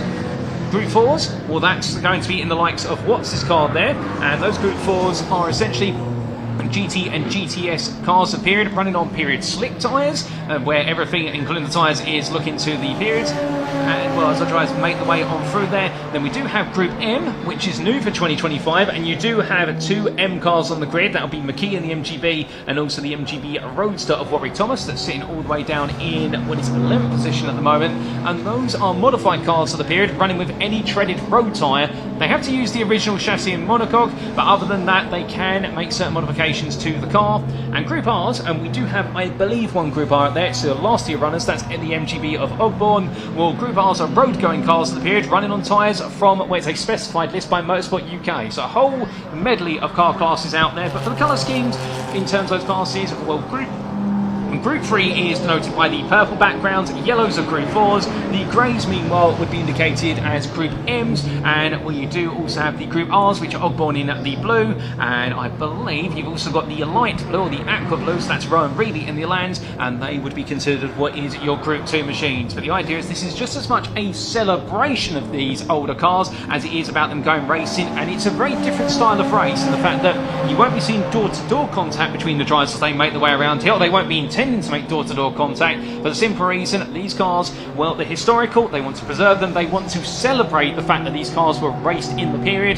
and therefore this is gentlemanly racing, which some of you may be sat there right now and thinking, well, gentlemanly racing, is there going to be as much action? Well, the thing is, this is a different calibre of racing, and arguably it's just as challenging, if not more challenging, because the idea is you want to push the car to its limits, but older machines, they can be very, very testy to your driver's ability, and well, in doing so, by testing your abilities and running it well, the idea being here is that you earn the right to make the overtake by getting close to the guy or girl in front of you, and therefore you might be able to get alongside, give him plenty of space and look for a move. And here's a prime example, as that is going to be Watts looking up the inside of Cole, but you notice they're backing off a little bit more, whereas if they were in cars which could run door to door, they would be potentially looking at a little bit of a dive up the inside there in towards what was Brooklands corner. But Watts backing out there, but demonstrating just how much that Datsun can run and look to be quite capable if he gets close enough.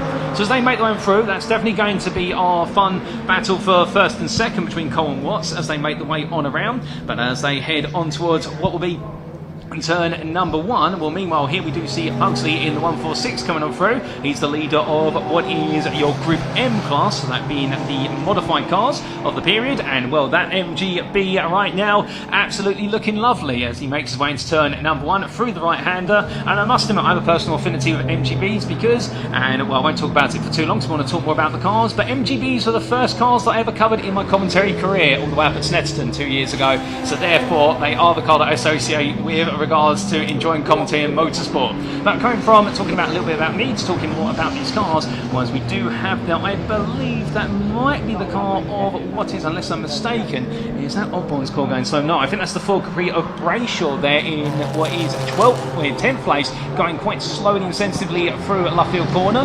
Well, his rivals around him are on the lead lap. They're not going to want to step on his toes too much, and he decides to get out of the way nice in there. But the Ford Capri, that V6 machine, goodness me, it does take me back to some old photos that I've seen of cars of yesteryears compared to the machines we do see out on our roads these days. But lovely to see these machines making their way on out there as they roll their way on to another lap. But you will naturally see as well, ladies and gentlemen, that over time with the drivers at the front of the field, they will put a lap, if not multiple laps, on cars further down the field, because some of these cars are able to run at certain speeds. It is very open, it should be pointed out, with regards to how much power these cars have. They are not restricted, there is not a balance of performance per se, they are running the cars as per period, and that's why you're seeing our 2 leaders here absolutely roaring off into the distance, and the rest of the field meanwhile gradually falling further and further back. But they'll enjoy their own racing amongst each other and their own challenge of nursing these cars for the best part of 40 minutes, and that's what makes Equipe Classic Race in the 70s so interesting, the fact that you are seeing these cars out there, very, very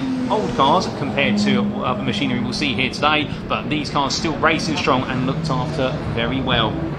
As I try to make the way on around, well, hopefully at some point we might be able to get some view of what is our 4th place runner of I do believe, at Bernberg. And we are talking a little bit about the Porsche 911 2.8 RSR that's running out there as they make the way through. And meanwhile, that is a different Porsche you see there going into turn number 1. And I believe that is the Porsche 911 ST of Alexander, who's in 8th place, having a lap put on him as they come on around and up towards what will be turn number 2. We also do see there what is the car just in front, and that's one of our MGBs carrying on there. I believe that's the MGB of Ogborn, the road-going car that is running on what is racing tyres, enjoying its way through. But looking at that lovely 47 of Alexander coming around, and absolutely they're being run all the way to the outside of the circuit. And well, as you can see there, one of the air-cooled Porsches, but the fact it does have the vent over the rear there.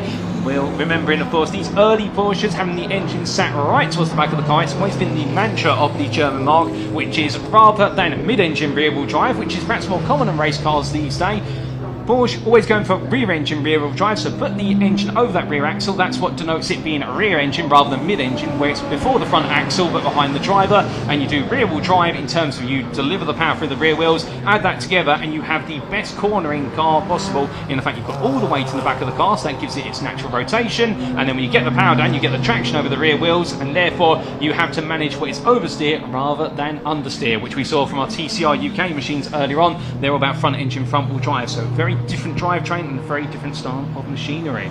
As they make the way on the round and on through, well, of course, we'd just like to remind you that this broadcast is available live on both what is the British Automobile Racing Club YouTube channel, also the TCR UK YouTube channel, and we are looking at the chat every so often, so don't be shy, feel free to say hi, and if you have got any questions regarding these machines, we will do our best to answer them, as we do meanwhile have a question to answer there, and that is Carl having to defend in the middle of the road versus what is what, as for right now the battle of the Ford Escort versus what is the Datsun 240Z is definitely turning up a little bit here, and I think Cole wants to hold this position as much as possible, but Watts is being made to work harder and harder as he gets closer and closer, and well, right now definitely for what is Simon Watts, just trying to make sure he can get close and stay close all the way through the corners, so that way when that Escort is able to deploy its superior power down the straight, well, Watts is not too far behind, but he looks to the inside, too wide on in, and well, we'll come back to that shortly as we do look to the little Lotus Elan there, the 116 of Rowe, class leader in what is Group 2, and as he makes his way on down there, well, right now a tiny car compared to a good number of cars on this grid. I mean, they're all much smaller than the modern day car, we should say, but Rowe's car definitely there. That Elan, well, it is so thin out there, you'd be amazed that they were able to get at least 2 people in the cars of that era, but they could, and well, that Elan carrying on. But then coming back to our leaders, well, there's the update to say that Cole was able to hold off Watts, but again, Watts getting a really good run there, coming out of what is Magus onto the Wellington straight, looking around the outside this time, and well, in the end, Cole just naturally coming over to his racing line, so still nose to tail as they make the way on through. Through the left and into the right-hander. Well, as they come on around here, there's no change at the moment. Now, if this is a series, not a championship, what does that mean to the uninitiated, I hear you ask? Well, in a championship, you score points at every round. At the end of the season, you will receive always a prize if you're the winner of the championship with the most points, or perhaps the second and third.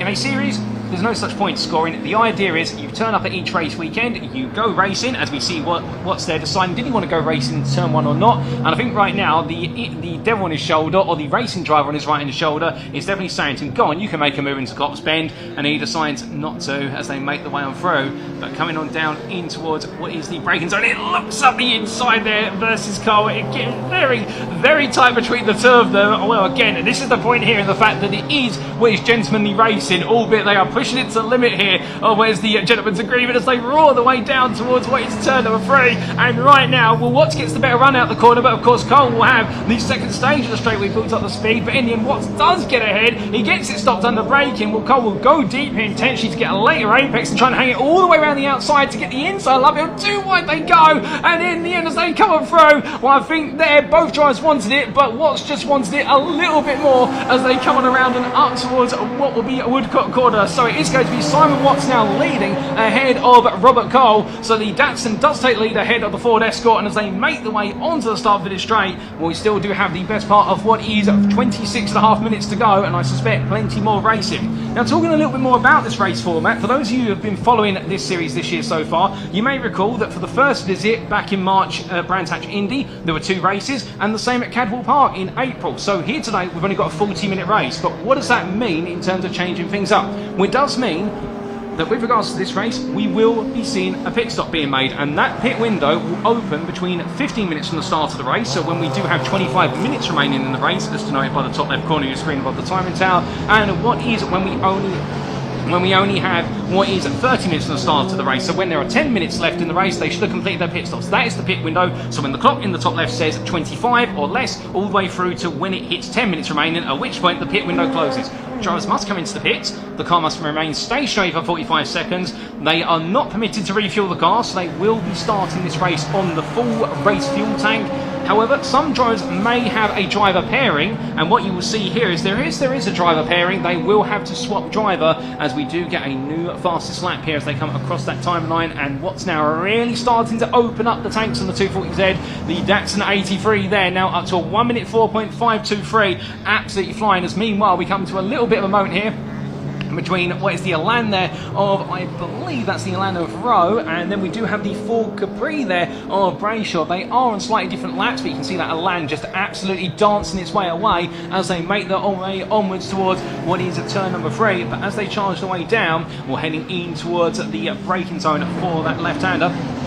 And well, we are going to very shortly come to them, and that is going to be what's going up the inside there of what is the Capri coming through. You can see the Ford Escort now of Cole starting to fall away. But again, keep in mind as well with the older machinery, the fact that some drivers out here may not want to push the machinery as hard as others, in the fact that these cars, well, they can definitely still do the racing. You're seeing that on your screen right now. If they couldn't do the racing, they wouldn't be here. But some drivers will be cognizant of the fact that they may not want to stress the machine as much as others. But still, it's great to see them all out there in that wonderful camera shot as they come in towards turn number 1. All of the cars line astern there as they make their way through. And, well, the number 83 absolutely gliding away right now as we do see Ogborn's MGB there just being caught up the road racing car. We've got the Elan there of which Road tucking in behind. And then we do have what is that sunsetting mode of the Capri as they come down into the braking zone there for turn number 2. But right now, looking at the Ford Escort there of the number 7, Cole looking very happy behind the wheel. The quite boxy and bulky machine,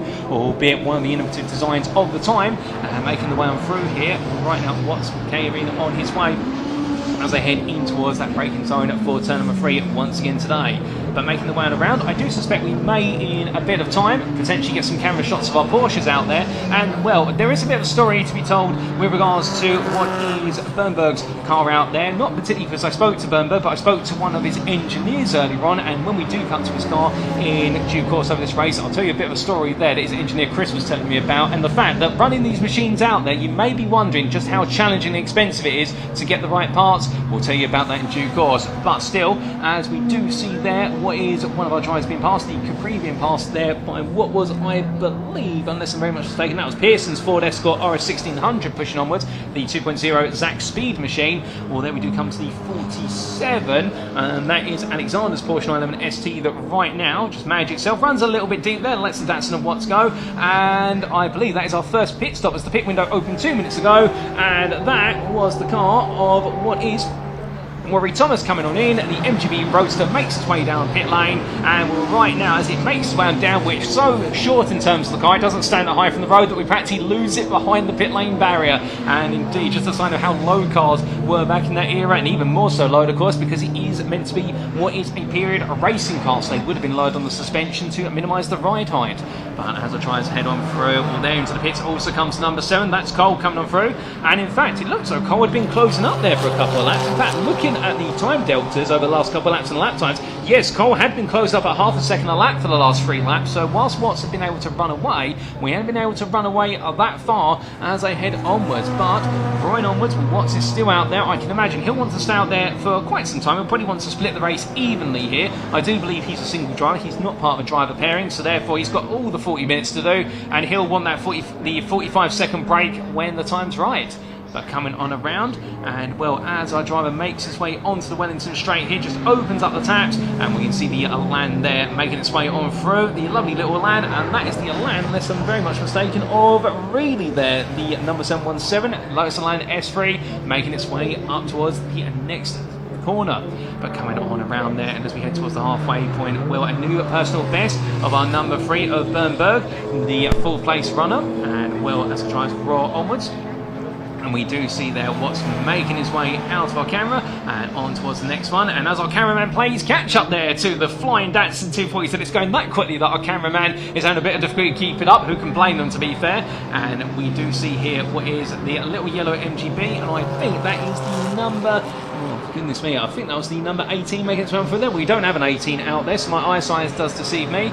But as we then look to what is then going to be, that is the number 77, and that's the car of what is Pearson. Well, he carries on his way, he's yet to come into the pits, and Pearson in the Ford Escort RS 1600 2.0 exact speed in reference to 2-litre engine and roaring his way on through. Well, there are subclasses with regards to these machines out there, whereby depending on the size of the engine, they'll be classified in classes 1 through to 6, albeit they're not our racing classes here, whereby you can have cars all the way below what is 1.5 litres, all the way up to cars in excess of 4.1 litre engines, or what is 4,100cc. But as our 116 makes his way on around there with a single pipe exhaust Alan, well, roaring his way on around, and then we did see briefly what was our third place runner of Bernberg coming through. Well, meanwhile, on screen, ladies and gentlemen, we do have Simon Watts into the pit lane in the number 83, and well, I think he's making his way to his pit stop there for a well-deserved 45-second break. But of course, we do have a question, and that is where exactly it will be.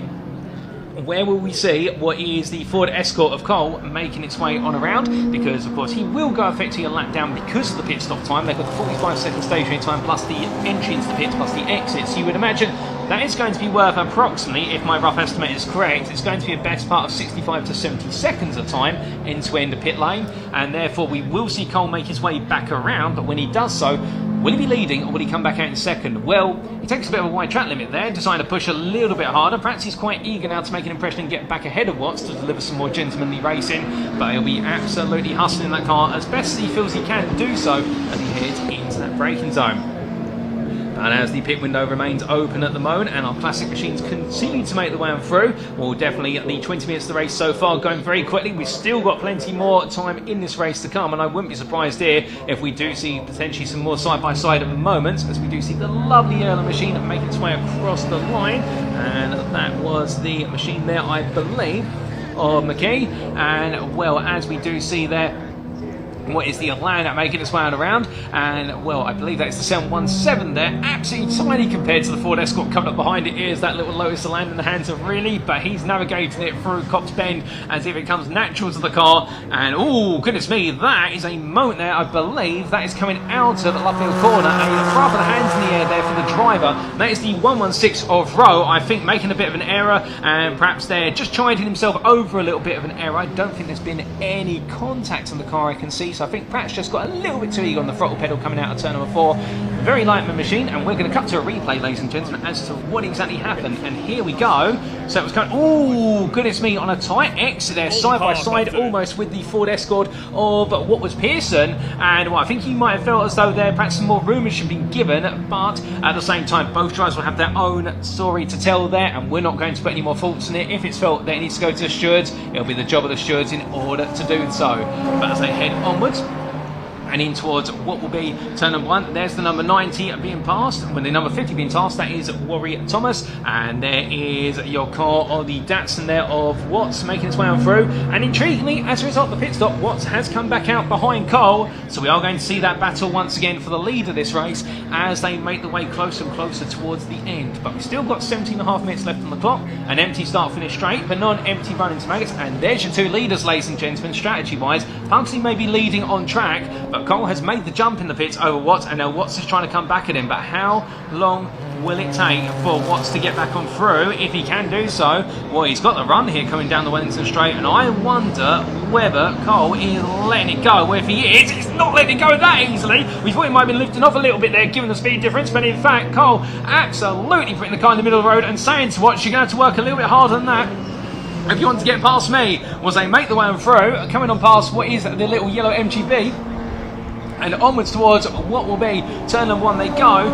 Well, roaring the way on through and in towards the braking zone. No change at the moment, is there, as Watts falls back, but Cole right now, absolutely, Robert Cole, showing that he's here not just to finish second to Simon Watts' Datsun, but he wants to take that Ford Escort all the way to the top stop of the podium. But coming on through the right-hander, and I can hear right now in my right ear that our broadcast director, where he's having a little bit of memorabilia with regards to all these older machines out on circuit. It's so great to see it evokes memories. But there's one Ford up the inside of another, as that's the Escort diving. Oh, goodness me, as that is a big moment under braking there, and Rob Cole goes around, and well, it's understandable as to why that may have happened. I think there, as he just gradually gets himself back up to speed, makes sure the car doesn't stall, and then just brings it back on. Obviously, as well, he'll do a bit of a mental check there to go to himself, okay, is the car okay? Am I okay? And then he'll make his way on through. But the number 7 driver there, I think just on that inside line, under heavy braking into the Maggotts hairpin, just carrying a bit too much speed, came off the brakes, and in doing so quite aggressively, the rear of the car just let go, because the rear brakes let go before the front brakes did. Not they were locked up, but the idea is that they didn't release all at the same time, so the rear of the car felt all the weight suddenly pitched forward to the front. Brakes lift off, and then the rear of the car just simply says, right, I'm ready to go round. The front of the car says, well, I'm not. So the front wants to go straight on, the rear comes round, and that's what happened there to what was Cole's car. It just simply went around, snapped on itself, but he's all back up and running. He's not coming into the pit lane, so therefore he's happy, albeit he'll be a little bit unhappy that he's let Simon Watts go, because I think the two of them were definitely going to have a little bit of a ding-dong battle. But of course, it could be also slightly warm tyres there as well, causing the Escort to go around. But as he makes his way into Cops Bend, where it looks as though right now for Watts Cole, car's looking fine as he comes through the sweeping medium right-hander, and well, therefore it does seem to be a Ford Escort that is a little bit wounded in terms of its pride, but right now he's going to get it back on form and absolutely try and take things in his stride. But rolling through the right-hander, well, coming from what was our previous leader to our now current leader, because we have had the pit stop for Pugsley, who's dropped back to third, and well, our top three being the leaders of the three classes of Class 4, Class 3 and what is Class M. Although saying that, Bernberg I think just moved up to third place. He's got ahead of Pugsley, and well, has Bernberg had his pit stop yet, I wonder? Yes, he has. I double check over my right hand shoulder, so everyone has served their pit stops, even though we do have what is the best part of 4.5 minutes left on it. It's a bit of a side-by-side moment there, as we do see Cole making his way up the inside of our little MGB, and that's the MGB at the little yellow machine at 49 McKee, and well, as he comes up towards what will be the start-finish line, while our leader making his way around and onwards towards another lap. As our drivers continue to roar on through here, of course, maintaining what is these cars over 40 minutes of race distance is a unique challenge in itself, in the fact they are running period accurate tyres, and with period accurate machinery as well, they don't have access to a lot of the modern electronics we associate in cars. For example, anti-lock braking systems, so ABS, and traction control systems, or TCS, so therefore they do have to drive these cars as they would have been driven in the period, and that makes them very challenging. The fact that really it's about the driver modulating the aspects of the throttle pedal, the brake pedal. You don't want to be too aggressive on the brakes, you need to be smooth on your brake application. With your throttle application as well, you want to gradually feed the throttle in as you exit corners. You don't want to stamp the throttle down, because the car's not going to be very willing. But as we do see our drivers making their way on through there, that's where the skill comes in, and the gentlemanly racing side of the things as well just makes it absolutely entertaining, as we do see what is there. The 47 of Alexander, a lap down the leaders, but carrying on there in third place in what is class number 4. But as we do see our drivers continue to roll on through and up towards what will be the closing stage of this race, well, our drivers continue to make their way around, and we look to the number 50 of what is Warry Thompson there, Warry Thomas I should say, as I get my Thomases and Thompsons mixed up. And right now the little MGB carrying on its way, the MGB Roadster there in that lovely ruby red coloration, and we also do see where's one of our other drivers making their way on through. But back to our leader we go, and well, right now Simon Watts, the only thing between him and taking a victory in this race at Silverstone National is him making a mistake by the looks of things, or something out of his control getting out of hand very rapidly. But as he does so, and upwards he goes, finding another one of our machines out there. I believe that might be the car of Ogborn that he's coming up behind there, as the road MGB just gets ready to step aside. In fact, I don't think it's Ogborn next, it's a slightly different colour on Ogborn's car. Light green there, as we do get a lovely fade out shot.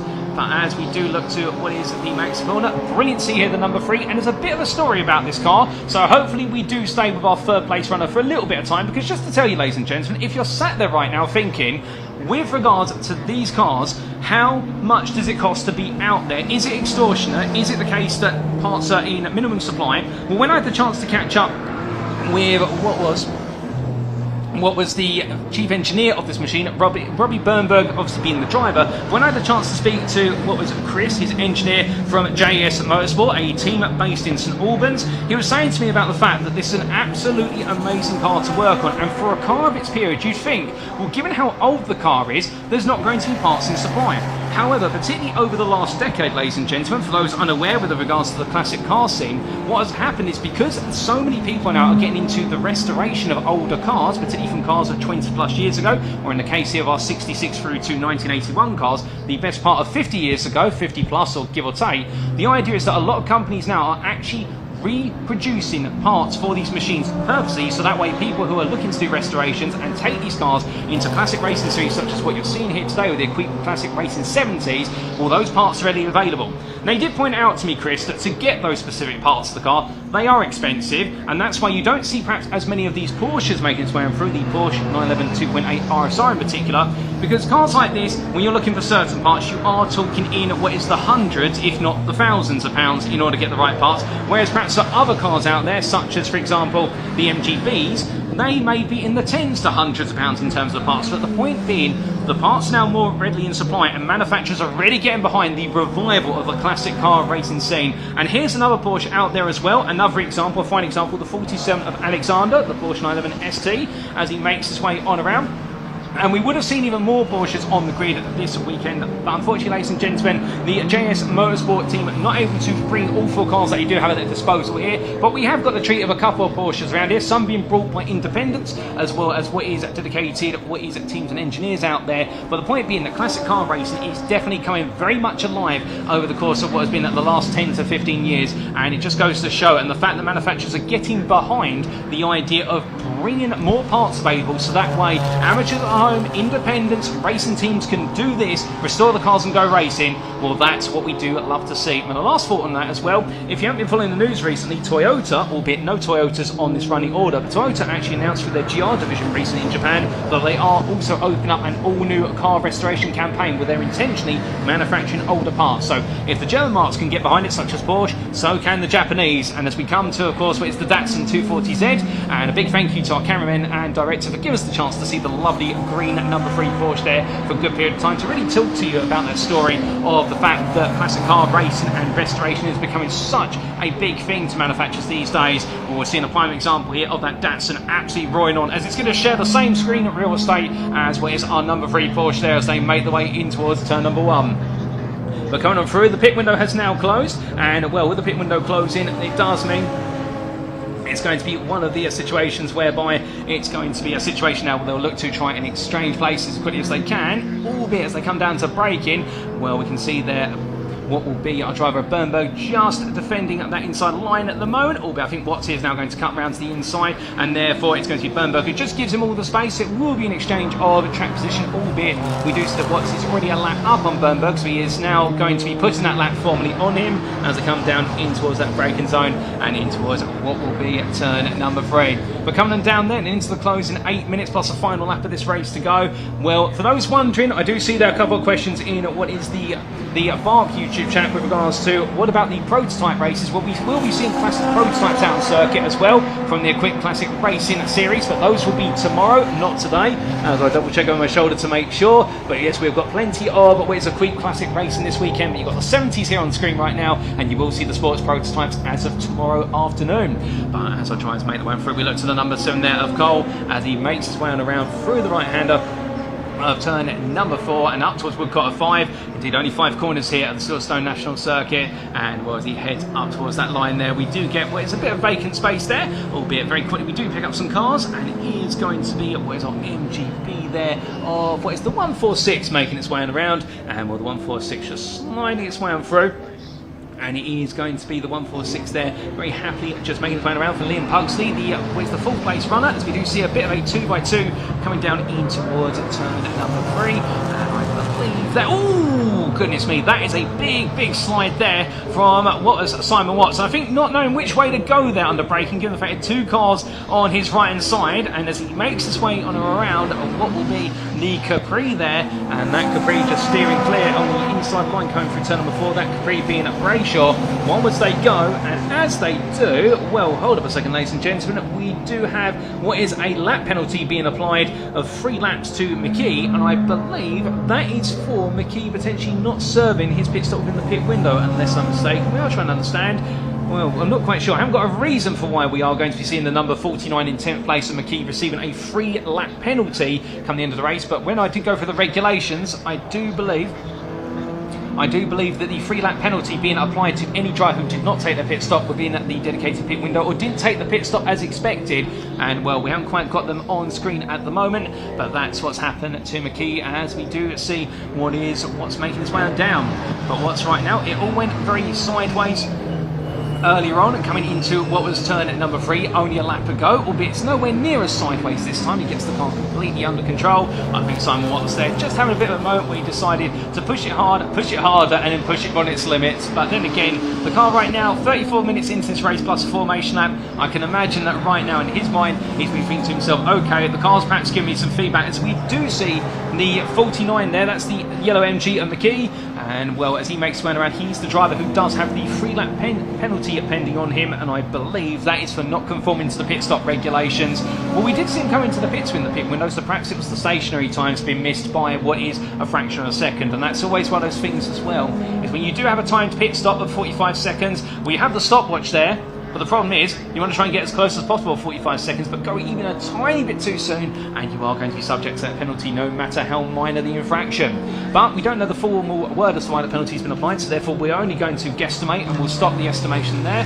But as I try to continue to make the way through, it does look as though now all the battling out there may be coming to what is a bit of a halt, albeit I think we do have a couple of drivers who are quite close together further down the order. We might be able to get a view of what is Reilly's Lotus Land and Alexander's Porsche 911 running close together, but we will see a little bit later on. But all the drivers are enjoying their run, and as they do in towards what will be at the start finish line, well, there is one of our Lotus Lands, and there's the other one, and I believe that is Reilly's pulled away, but as they make the way around, and well, from them, we are waiting to see whether we will see what is the 41 and the 49 coming through, because they were running quite close together. Brayshaw and McKee were running pretty much right on top of each other. But I don't think they are close together, right together, as we do see the 49 there, and I believe that is Brayshaw. Yes, that's the Capri as they head across the timeline, and well, right now they're separated by the best part of what is a second, but they're running in a battle for 9th place here, and it looks like the Capri gradually pulling away previously, but that last, well, in fact, he is pulling away at the moment, is Brayshaw, albeit McKee falling back by half a second. And here they come down to the braking zone. And we're 2 very different styles of car here, 2 very different approaches to how they deploy their power, and making their way on through the right hander. Well, right now, the little MGB here, absolutely tiny, very nimble through the corners, but doesn't have the straight line speed. But the Capri, meanwhile, well, it's got a bit more performance there. It's V6 engine as he makes his way up towards what will be turn at number 3. And well, these 4 Capris now very sought after. In fact, when I did look on Auto Trader a couple of weeks ago with regards to the price of what is a 4 Capri in very good condition, I can tell you one thing, ladies and gentlemen, the number for it was not in what was the thousands, it was in the best part of tens of thousands there. The 4 Capris being one of the go-to Fords of what is, if my memory serves me correctly, the 70s and also into the 80s era. And nowadays, they may not be the go-to car for what is the youngsters of the modern day, but definitely the go-to car if you do want a bit of memorabilia. But coming from one Ford to another Ford, this is the number 7 of Cole, and well, as we do see Robert Cole making his way on around up towards what will be turn number 2. Well, right now Cole 16.5 seconds off of Simon Watts, your leader, and I think for Robert Cole at this point he just wants to get it home because he is class leader, and here's your class leader and overall leader Simon Watts. With 3 minutes left on the clock, well, he will get the best part of what will be at least 2 more, if not 3 more laps out of the car. And I've just had confirmation come through, ladies and gentlemen, that the penalty for the number 49 of McKee, the MGB, is because he served his pit stop before the pit window opened there. So he was a little bit premature, and he did pull the gun on having that pit stop early, and that explains as to why. But as I try to make the way on towards what will be at the next corner into the braking zone, well, it's going to be the situation whereby now all the drivers really settling into the close, and well, they'll all deserve a round of applause when they do get to the checkered flag, for the simple reason, just seeing these cars out here today as presented as well as they are, and going full circle to what was our pre-race interview with Liam Pugsley, talking about the car presentation, as well as the fact they're out on circuit racing in a gentlemanly fashion. Well, if they all get to the close of what is this race and they're able to all get to that checker flag, they all deserve what is that congratulations for getting these wonderful machines of historical years out there, getting them in racing condition of the period as well, on all the correct tyres, and out there giving it everything. But as they come on past, well, we do see there what is the Capri of what is our driver there, unless I'm very much mistaken, Brayshaw there. So I almost went to say Reilly, well, he's being chased by Reilly, and I think in fact getting a lap back as Brayshaw continues to move onwards. But as we do see Simon Watts now coming out of the final major corner here, where he's got 2 more laps to go, he will squeeze in an extra lap or 2. And I can tell you one thing, ladies and gentlemen, if you are planning to be here this weekend, go speak to Simon Watts, have a chat with him, because I had the pleasure of chatting with him, and as I mentioned earlier, absolutely full of enthusiasm for that car. And if not, if you ever do get the chance to meet him at a race event and he's there with the Datsun, well, he will be able to tell you all about what is an incredible car. Have a look inside it, and an absolutely fantastic place in terms of where that car is. But as we do see there, the little MGB, the 49 of McKee, the car that will be put 3 laps backwards at the end of the race, will still McKee out there. I don't think he's going to mind that, to be honest. I don't think he's going to be too upset. It will mean that he'll go from what will be 2nd to 3rd in what is Class M, but he's carrying on his merry way. And there's the 116 meanwhile of Rowe. He's the leader, of course, of what is class number 2, the leader of the Tour Lang class, and well, as he makes his way up towards what will be the opening corner for him, it may be his final lap, depending on when the leader finishes, but we are 30 seconds away from seeing that checkered flag pop out, and when we do, it'll be Simon Watts who escorts us to that checkered flag, albeit we come to an escort of what is Mr. Cole, that being Robert Cole there, and well, right now, our 2nd place runner, quite a sizable gap, but here comes your leader then, ladies and gentlemen, and as he does, well, it's 105.77. He's got 13 seconds left on the clock. He will squeeze in what will be a 36th tour of the Silverstone National Circuit here. And as he looks to put another 1.64 miles on the machine, that's definitely seen some miles throughout its history. Well, right now, that 83 is cruising on high. Watts, to be fair, has pushed this car quite hard. He had that brilliant ding-dong battle between himself and what was Robert Cole in the opening 10 to 15 minutes of the race. And albeit he made his way through in the end, got the Datsun to get its power down the way he wanted it to, going onto the Wellington Straight, and had to be bold, but by being bold and being brave, he made that move happen. But Cole, meanwhile, in the Ford Escort further back. So for Simon Watts, it's been a lead that took some time to get, but once he got it, he didn't look back. The only thing is, he almost had a big moment here, coming under braking in towards Brooklands corner. Didn't go that way in the end. He managed to get it settled down, albeit the car, I think, at one point was saying, okay, you're pushing me a bit too hard. But as he makes his way through Luffield, there'll be no signs this time of him pushing the car hard. If anything, it's going to be the opposite, as it will come out the final corner then, head on to the Woodcott on the National Straight, and as he comes on around, well, Simon Watts is going to take victory here for what will be the Equipe Classic Racing 70s race at Silverstone National in what is round number 5 of the series for 2025, and what a lovely drive there from our overall and Class 4 winner, and taking victory by what will be the best part of 14 plus seconds, when we will see our 2nd place finisher come on through.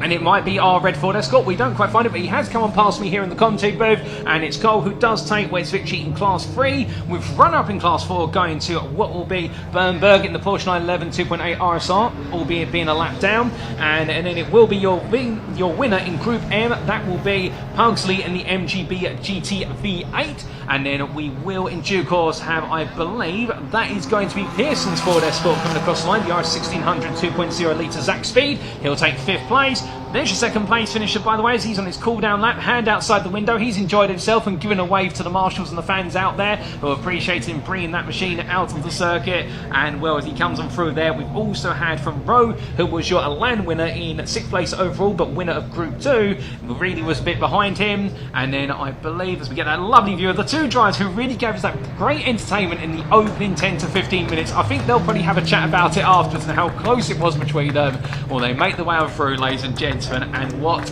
a run between them, no doubt about it. And I think Watts and Cole right now, they've definitely got a few stories to share about how close it was. But as they make the way back in towards the pit lane on their cool-down lap, well, we'll bring you those race results, those provisional race results in due course, but let's just enjoy these cars as they make their way around a historical site. And again, the Equipe Classic Racing 70 Series, all about cars from 1966 through to 1981 in GT, GTS and touring car configuration, and we got to see some absolute superstars out there. But here are your provisional results, subject to any stewards' inquiries, and as we can see, Simon Watts then your overall winner and also your Class 4 winner ahead of Robert Cole, who took second place overall, was your Class 3 winner, and it will be Robbie Bernberg there, your Porsche 911 2.8 RSR, who finished a lap down but in third, second place of Class 4. Liam Pugsley taking fourth place, also a lap down in the 146, took victory in Group M for the MGB GT V8, and then in fifth place it was John Pearson there in an absolutely lovely run in 2 laps down, and it was Bob Rowe who was your winner in Group 2 in the Lotus Elan S3, 2 laps ahead of his rival Anthony Reilly, and then we did have John Alexander followed by what was Nick Brayshaw and Ian Warry Thomas to complete the top 10, albeit Warry Thomas there being at second place in Group M, and then Stephen McKee was 11th ahead of Paul Ogborn, who took his victory in what was Group R, the road racing cars, 12th of all of our runners there, but all of them starting on the grid and all of them making it to checker flag, and all, I think, very happy drivers, all said and done. Well, that was round number 5 of the Equipe 70s What Is series for 2025 here at the Silverstone National Circuit. 40 minutes of racing, but it's all capped up there with some lovely pictures of the cars making the way on through. And with that, ladies and gentlemen, we're going to go down to Parc Ferme because I do believe we've got Jack Oliphant down there already to interview some of our drivers. So the Equipe 70s have come to a close, a great 40-minute race with some fantastic machinery out there. They're actually all driving out of the pits, out of the part assembly area, which is a bit annoying, but we're going to try and hopefully have a chat to our race winner, Simon Watts, in his lovely Dats, and I think you can all safely agree with me that it's one of the best looking cars that we've got here at Silverstone, full stop. Absolutely stunning. And I have to say, it is brilliant to see, Simon, that it is looking exactly the same as when it went out there, which is, if nothing more than the full objective of this race series, isn't it? I mean, it's to just get out there, iconic circuits, in some iconic machinery as well. Simon, I don't mean to interrupt you too quickly, but we want to get your raw reaction. How was it out there? Is it starting to heat up here at Silverstone? Yeah, it's hot. Finally, my shorts are coming into their own. Yeah, no, we got caught out with tyre pressures, that's for sure. So the last 20 minutes, it felt like I was on balloons. Oh, really? But yeah, no, great out there. It's fantastic. It's Silverstone. It's a 240Z that raced in period. It doesn't really get much better than that. And like you say, the series is absolutely fantastic. It really is. Started off at Brands a month ago or whenever it was. Great turnout. I know they had a few pullouts for this meeting, but fantastic series, and the guys should really be applauded for putting this sort of event on. It's fantastic. I was going to say, Equipe as a whole, no matter what the series is, whether it's the 70s, whether it's the 80s, the muscles, as a whole, they run some tight ships, don't they? It's fantastic. It's back to sort of club mentality racing. A little bit extra. And the guys are fanatical about racing as well. Like I say, it doesn't get much better. It's a real good feel for Equipe.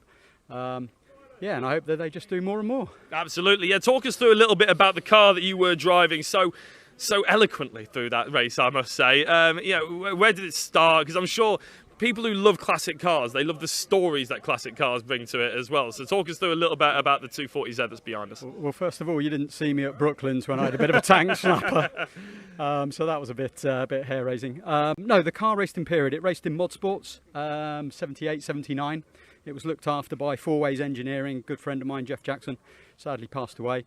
And it did various things after that, and then was converted along with another car, as they do, into what was known as the Bluesmobile, which was very famous in Z circles, and that raced a lot, did a lot of sprints. And then I bought this about 14 years ago. Oh, wow. First ever race was in this car. Fantastic. Masters at Brands Hatch, and myself and a chap called Roberto Giordanelli, the cool dude Italian, we managed to win it. So we were up against some really stiff competition. Your first ever race? First ever race, yeah, and up against the likes of Gary Pearson and Chris Ward and some serious racers. Yeah. It wasn't because of me, because I was incredibly slow. It was all down to Roberto, but yeah, no, it was wonderful. No, it's fantastic, and it's great to have it here. I believe that the track commentary want to have an interview with you as well, Simon. Thank you very much for coming along and providing such great action. Right, unfortunately, the rest of the field left me. So all over their paddock, which is a good 10-minute walk. So what we're going to do is we're going to chuck to the Mini Challenge Clubsport, because I did a little bit of a pre-recording with one of the drivers. I think it was Freddie Hewitt, who started on 2nd position. Here is that interview now.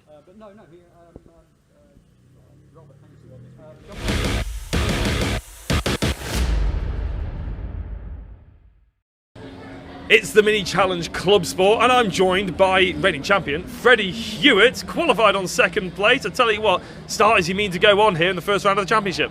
Yeah, we'll hopefully push Ollie for the win. We seem to have a good gap to everyone else, so it'll be good to give him a push for the win. What's the plan for this year then? Because obviously coming back for a championship that you've just won, there's always a little bit of a target on the back, isn't there? Do you feel that pressure? Massive target. I remember last year coming in as, just another guy and looking up to the champion. So yeah, big target. Everyone's coming over, wanting to know what you're doing, what's going on. So yeah, we're enjoying the challenge. It's great. It is a great series, isn't it? Or a championship, I should say, ran by fantastic people. What's it like? Why did it initially draw you to it? And then once you've almost completed the objective of winning the championship, what brought you back to this Mini? What drew me to the Mini and the championship was my sister racing the original Mini Challenge with the car. So for us, it was we were always going to stick with the car, always going to stick with it. And then this series came along and reopened up, and was great for us. They've been great to us. The budget that they allow us to run on is competitive, which is great, and we haven't really needed to look anywhere else. Brilliant. I was going to say, you also mentioned just before we did this as well that you have commentated on iRacing a little bit. Yeah, I've commentated on iRacing. That's why I remember the Hewitt name. Yeah, I mean, you still sim racing? You still getting active in that world, and has that trained you up to be a better driver in the real world, do you reckon? The time in COVID was obviously a difficult time for everyone, but for racing drivers, it was great to get on the sim and really look up some big people that you're racing against on the sim. I was doing races with some LMP1 drivers and some Le Mans racers, and you're able to look up to them and even challenge them, which was brilliant, and really helped show me the ropes as a young man to help me develop in my car racing, which was great. Like Callum Newsham, who's here in the TCR cars, we were racing against him on this.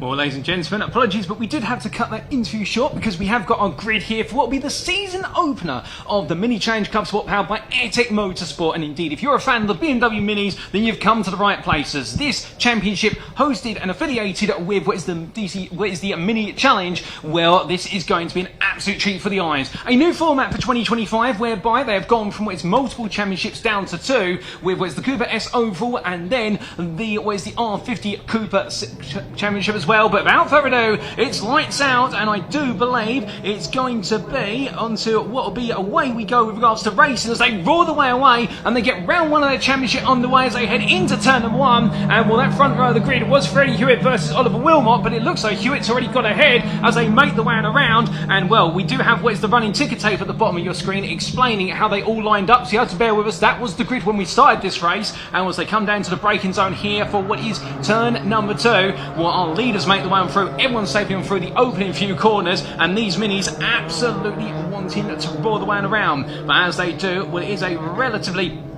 quick fire round of racing here. 15 minutes of racing over the course of this weekend, and as they charge them down in towards what will be turn number 3 here. And well, right now I believe that is Hewitt still ahead of Wilmot as they're coming down, with Langley just behind there in 3rd, but roaring the way through side by side a bit further back there. And I believe that's a bit of a moment between Clark and Trunley, and well, Trunley's staying on for now as they make the way around. And well, we do have the mixture of what is the Cooper S class machines, that's the R53s and R56s, and then you will also have what is the R50s out there, which is known as the Cooper class, or the C class. There's 4 of those towards the back of the grid. They started a bit further back, and well, the pole sitter for that class, unless I'm very much mistaken, I believe was none other than the driver of Daniel Truman there. But as the drivers make the run to lap number 2, well, plenty more laps to come, and Hewitt is ahead of Wilmot, as meanwhile we do see a bit of side-by-side there, and that is going to be the number 28 of David Taylor, looking to try to take the lead through what is the opening corner in the Cooper class as they roll the way through, but back towards the very front of the field, because Hewitt may have got the jump start, but right now he's not jumping away at all. Wilmot's coming right back at him, the number 70 driver all on the back of him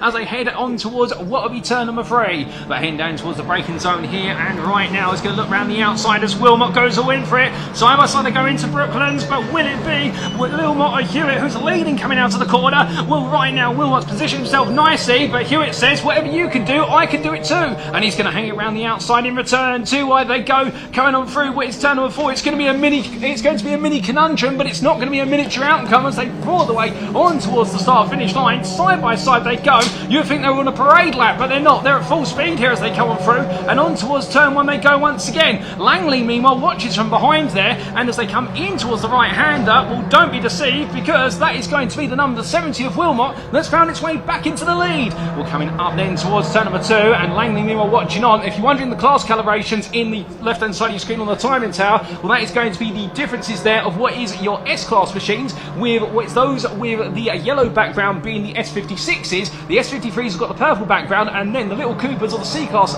what is 50s, they are under the blue background there. But treat what is all the cars with yellow and what is purple backgrounds, they're all racing in the same championship, all racing in the Cooper S overall championship, as well as racing for class honours. So therefore there's a lot of pride on the line, and those of you who followed this championship in 2024, you may recall there was an open class. That's no longer with us, given the fact that it's been decided that we're going to focus instead this year on what is the Cooper S and the Cooper championships. But we also do have some cups, so the Ravenel Norris Novice Cup, which is for first time racers to the grid for this season, and also the Ladies Cup for any female drivers out there across all classes. There's plenty of cups out there here. Always a mini challenge Clubsport powered by Equipe Motorsport racing for this 2025 calendar. And as I try to make the way across that timeline this time, they go on to lap number 4, and it's line astern between them now. But meanwhile, an update further on down the order with regards to the Cooper C class. Well, for our 50 drivers, it is still a game of cat and mouse, with Truman still ahead of Taylor, albeit only by a slender margin. You will expect the Cooper C machines, the R50 machines, to fall back gradually because they don't have as much engine power. I believe they are running 1.4 litre engines, whereas we do have what is 1.6 litre engines here for what is our S53 and S56 machines. But roaring the way around, well, Wilmot and Hewitt right now trying to pull away. Langley's still there with him as they head down the Wellington Straight. Nose to tail they go, and well, it does look as though now Wilmot is starting to open up a bit of a gap here in what is his machine. Running away there in his turbocharged R56 ahead of his fellow turbocharged counterpart of what is Hewitt, and meanwhile you do have what is the supercharged R53 of Langley still trying to stay in there with them in 3rd place. But all these drivers coming on around, and as they do, well, it's going to be at this point the number 70 that is just gradually trying to creep into the distance. But much like we saw in the Miltek Civic Cup earlier today, and also the TCR UK racing, you may be leading, you may have half a second's worth of advantage, but you're not breaking away anytime soon because the toe is so strong around here. But in towards where it's turn 1 they go, and right now the number 5 of Hewitt is not giving up whatsoever as he gives chase, and Langley meanwhile just watching on from a second behind him thinking, well, I'd like to come out and play. But I think right now it may be the situation whereby he's going to have to wait until one of the 2 cars in front of him decide to make a mistake, and that will be of their own doing. Alternatively, the 2 of them have a bit of coming together, Wilmot and Hewitt. But meanwhile, looking back here, now we're looking at our 2nd place runner in what is the Cooper class, the R50s, and that is none other than David Taylor. Now, for those of you who tuned in last year, you may remember that the number 28 decided to play Sandcastles at Brands Hatch, and that was where the car had to be retired for the rest of the season because it all went wrong for David Taylor. But he decided to take the rest of the year off, and he's returned to the grid as of this year, and we're very happy to see David Taylor absolutely on attack here. And well, he was absolutely surprised to have taken 2nd place in qualifying, as we're about to see him and Truman coming on through, or are we? Yes, we are. But right now, David Taylor is absolutely... Oh, there's a big front lock up there from what's number 28. He's pushing hard here. He wants to give it everything, because he's literally thrown everything at this to be on the grid this year. And we were saying to me in the build-up, he's had bad luck for him as well. And the fact when they took that car off of what was the trailer in coming into Silverstone, even it dropped off the trailer and the front radiator was cracked, so they've had to replace the radiator this morning before he could go into qualifying. So David Taylor's had no luck since 2024, but he's back here right now, and he's having good fortune come his way. And as he roars his way in towards what is turn number 3, I think he's going to be absolutely smiling. But as this battle for 1st and 2nd in where's the Cooper class plays out, meanwhile at the very front of the field, we must come back to what is the battle between Wilmot and Hewitt as they roar the way out of turn number 2. And well, right now Wilmot, he was leading by a comfortable margin, and suddenly Wilmot finds himself under increasing pressure.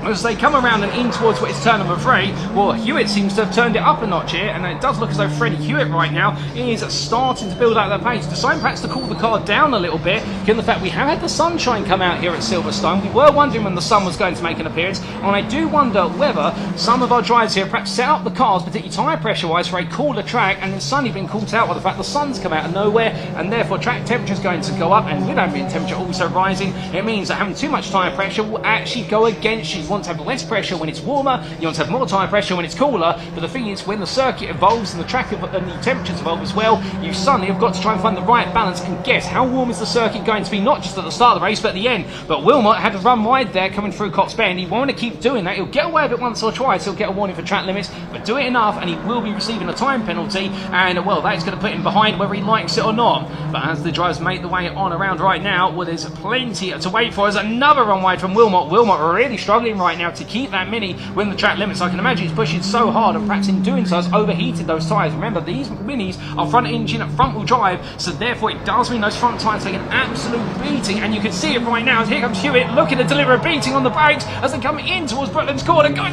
very, very late on the brakes. A big lock up on the front left, but he gets it stopped in time. Doors open there as they come in towards turn number 4, and then he goes up the inside here, where it's going to be all in for Hewitt. Wilmot runs deep, gives him the space to breathe, but I believe he's got the exit here as they coming out. Meanwhile, look at Langley. Langley catches up from behind him and says, okay fellas, it's my time to join on in as well, as they go too wide through Woodcock corner. Wilmot's going to take the lead here, he's going to get it back, and just about literally by a hair's width as they come in towards turn number 1, side by side they go, Wilmot on the right, Hewitt on the left, and then it's going to be Langley trying to look from behind, but he can't find it, but that is Hewitt who takes the lead for now, as Wilmot comes back up the inside and says, oh no you don't. And I think right now Langley tucking in and placing his hedge and placing the hedging bets on Wilmot as he wants to try and get involved as well. Keep an eye out for the S53 class mini at the back of this group in what is blue with the white stripes on it, because right now he is racing for the overall lead with them, and he's up for honours just as much as these two. But oh goodness me, Langley decides to take a very liberal use of the escape road there coming out of the Maggotts hairpin. I think he decides, you know what, I might get the better run, I'll sacrifice the track limit impeachment as a result of it. They will get away with one or two of them, but they are seen to keep doing it to gain an advantage. Well, the race director will be very quickly giving them a call, but as they roll the way down towards turn number 3, and that's the car of Dudley there, I think, struggling a little bit at the moment, having to step aside as they make the way in towards the right-hander of Wits Luffield again. But another run deep there from the number 70 of Wilmot, just slightly overcooks the corner, and he comes out to the right-hander now, up towards what will be turn number 5 they go. This is brilliant racing, what we love to see in the minis, because here comes Hewitt again. He goes away in too wide, they make the way onto the start-finish straight. And what I can tell you right now, if you're wondering how long we've got left in this race, because we haven't got it in the top left corner of your screen, we've got 5.5 minutes to go, and I don't know what's going to happen first, whether this lead battle will stop or my voice will give way. But as they come through turn at number 1, well, here comes Langley. Langley says, okay, it's now my time. They go 3 wide as they make the way towards turn number 2, and Langley right now trying to go all on the inside, and in the end it's going to be the 70th Wilmot that gets them through, holds the middle road as Hewitt drops back to second place, and Langley now tries to go all the way around the outside of Hewitt. Well, as he comes on around here, well, Hewitt right now tight line on exit, but he won't have as much traction on the corner, in fact have a lot less speed. You can see it right now as Wilmot drags his way back past, and immediately Hewitt says, right, I'm going to sniff the rear of that car, I'm going to sip on the toe as they come in towards what is turn number 3,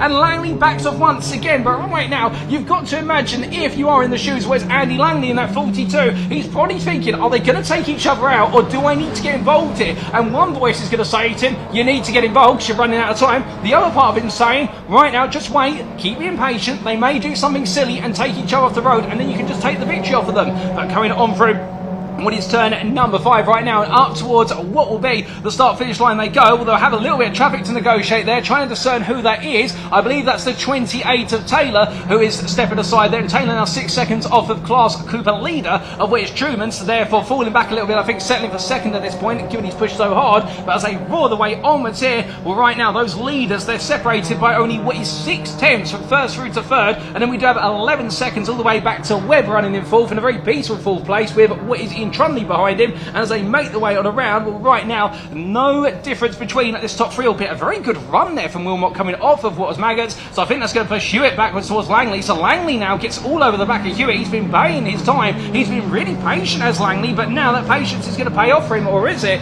As we do have what is 4 minutes still left on the clock. Big lock up there on the front left brake.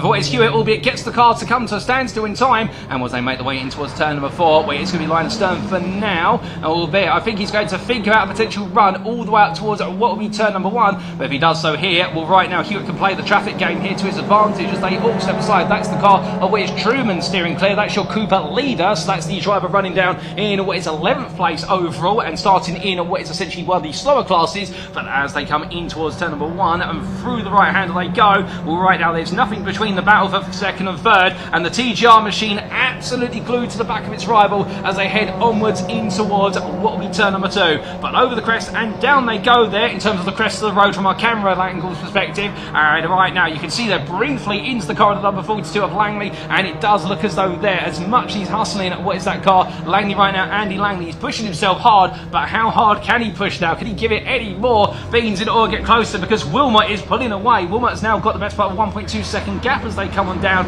one ease up the Wellington Straight. You can see him there making his way through the camera shot first, and then Hewitt and Langley right now, well, they're close, but will we see anything between them? Well, we are keeping an eye on the fact that we have seen with some track limits usage from Wilmot, so therefore we are wondering whether that is being picked up. Well, I'm sure it might be picked up by the race directors, they're normally very close to it, but we're just wary of that because all 3 of these drivers have been pushing it to the absolute limit. We hope that track limits don't have a role to play here, because we want to see the racing done on the circuit. That's the way we always want it to be, but as they roar the way up towards what will be at turn number 1, well right now the battle for second here with what is 2 minutes left on the clock. We will get this lap plus potentially another lap to go, and well, as they come on around there, given the fact we haven't got a clock in the top left corner of your screen, ladies and gentlemen, we'll remind you when we are on that final lap, we are seeing the checkered flag, but the rest of the field comes on through there, and a bit of a lonely web in 4th place ahead of Trundle and Clark as they come down, and well, Trundley I should say, and it's Clark, they're separated by a bit of time, but as they make the way on through, we come back to leaders there. That's a big run wide, and even bigger run wide there from Langley, and Langley right now, where he's carrying as much speed as he possibly can, really turning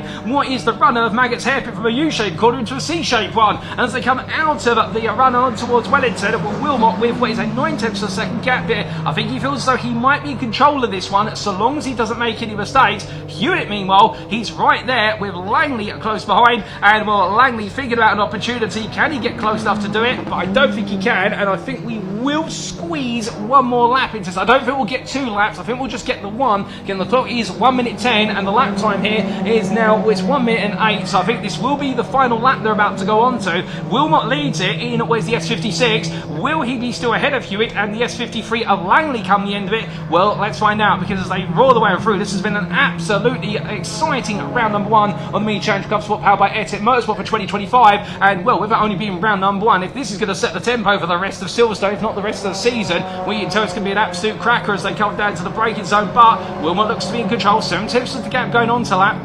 Hewitt, meanwhile, going a little bit deep on the brakes there, and well, from them at Langley, he's close, but I don't think he's going to be able to get any closer. 3/10 is how he started, but that gap opened up a little bit, so he is in the tow here as they make the way down towards what will be at turn number 3, but as they come in towards the left-hander, or roaring the way on past, I think we've also got a bit of a close run between Webb and where's Trundley, in Trundley close behind, albeit the gap there, you can see how much the leaders have pulled away, and there is what is the run of what is the number 18 car, and that's chasing after while the drives out. Let's make way through. I don't think that's number 18. In fact, I think the number's slightly different, but the point being that there's all fighting to be looked to the left, right and centre, but meanwhile the checker flag will wave, ladies and gentlemen, and as it does, the first victory of the season will fall to Ollie Wilmot, as it's going to be then behind him Hewitt second, Langley comes home third, and will be taking honours in the S53 class, whereas Wilmot takes honours in the S56 class, but remember they are competing for the overall Cooper S Championship as well, and it's Wilmot who takes victory in that ahead of Hewitt and Langley. Webb will finish 4th ahead of Ian Trundley, who finishes 5th, and then it is going to be what is Clark coming home in 6th place. Truman will take victory in what is the R50 Cooper class, and well, he'll be ahead of Taylor, as we do have some more cars coming to line here, and that is going to be Belk just holding off Trundley, and that will be the other member of the Trundley family there just finishing behind, and that was Ben Trundley just missing out, but there is your race winner of Wilmot, and what a drive there from Ollie Wilmot to hold on after an absolutely close and nail-biting start to the race. In the end, he gradually crept off into the distance and got the job done, as meanwhile that's the number 15 we do see there, and that being the car of what is McKean's making its way to the end. But here are the provisional results, ladies and gentlemen, for round number 1 of the Mini Challenge Clubsport with Airtech Motorsport for 2025, and Oliver Wilmot taking victory there after 13 laps of racing by 1.1 seconds over Freddie Hewitt, with Andy Langley third place there, but in the lead in S53 behind the two S56 Minis, and then Steve Webb in fourth place, fended off a charge from Ian Trundley right to the line. And then it was none other Neil Clark in 6th and a lonely 6th place, albeit Paul Sires started to close up to the back of him at the end. Freya Belt finishing in 3rd place, I do believe taking what was honours there in the Ladies' Cup ahead of Ben Trundley, and it was Chris Johnson who finished in 10th place there ahead of the Coopers, the R50 Coopers, and Daniel Truman taking victory in that class ahead of David Taylor, finishing where he started, and Chris Aram and Jason McKeans completing your 14 car finishing order there. 14 starters, 14 finishers, and what a way to open up what was the opening round of the Mini Challenge Clubsport. But without further ado, ladies and gentlemen, that's enough here from us in the commentary booth. Let's head down to Parc Fermé and hear from our drivers there, and was an absolutely brilliant race, and bringing all those interviews, of course, will be none other than Jack Oliphant. We will be back with you shortly for our next race.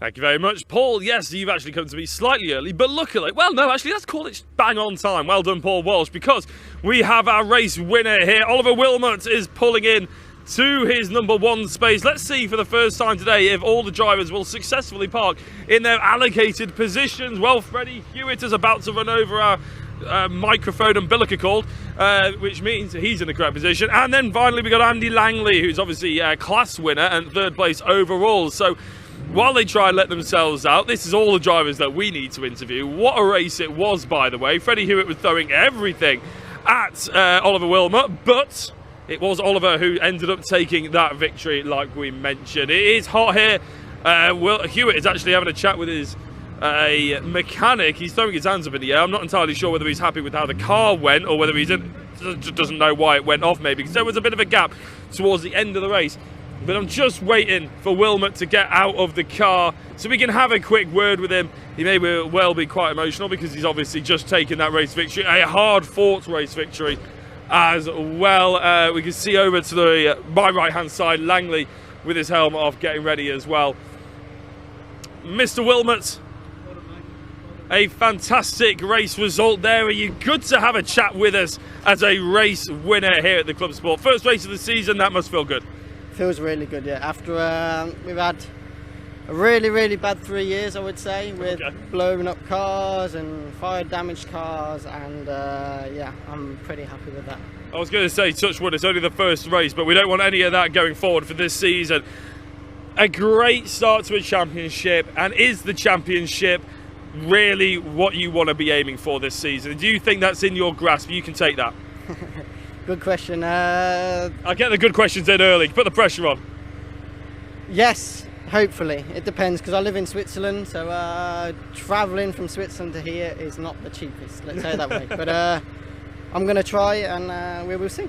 Fantastic. Thank you very much for having a chat to us. Apparently the cars are already on circuit for, I believe it's the track action. So we are going to shoot to the interview for the track action, which is shooting to me interviewing those people. So enjoy that pre-record, and then we'll be back to Paul Walsh for the race.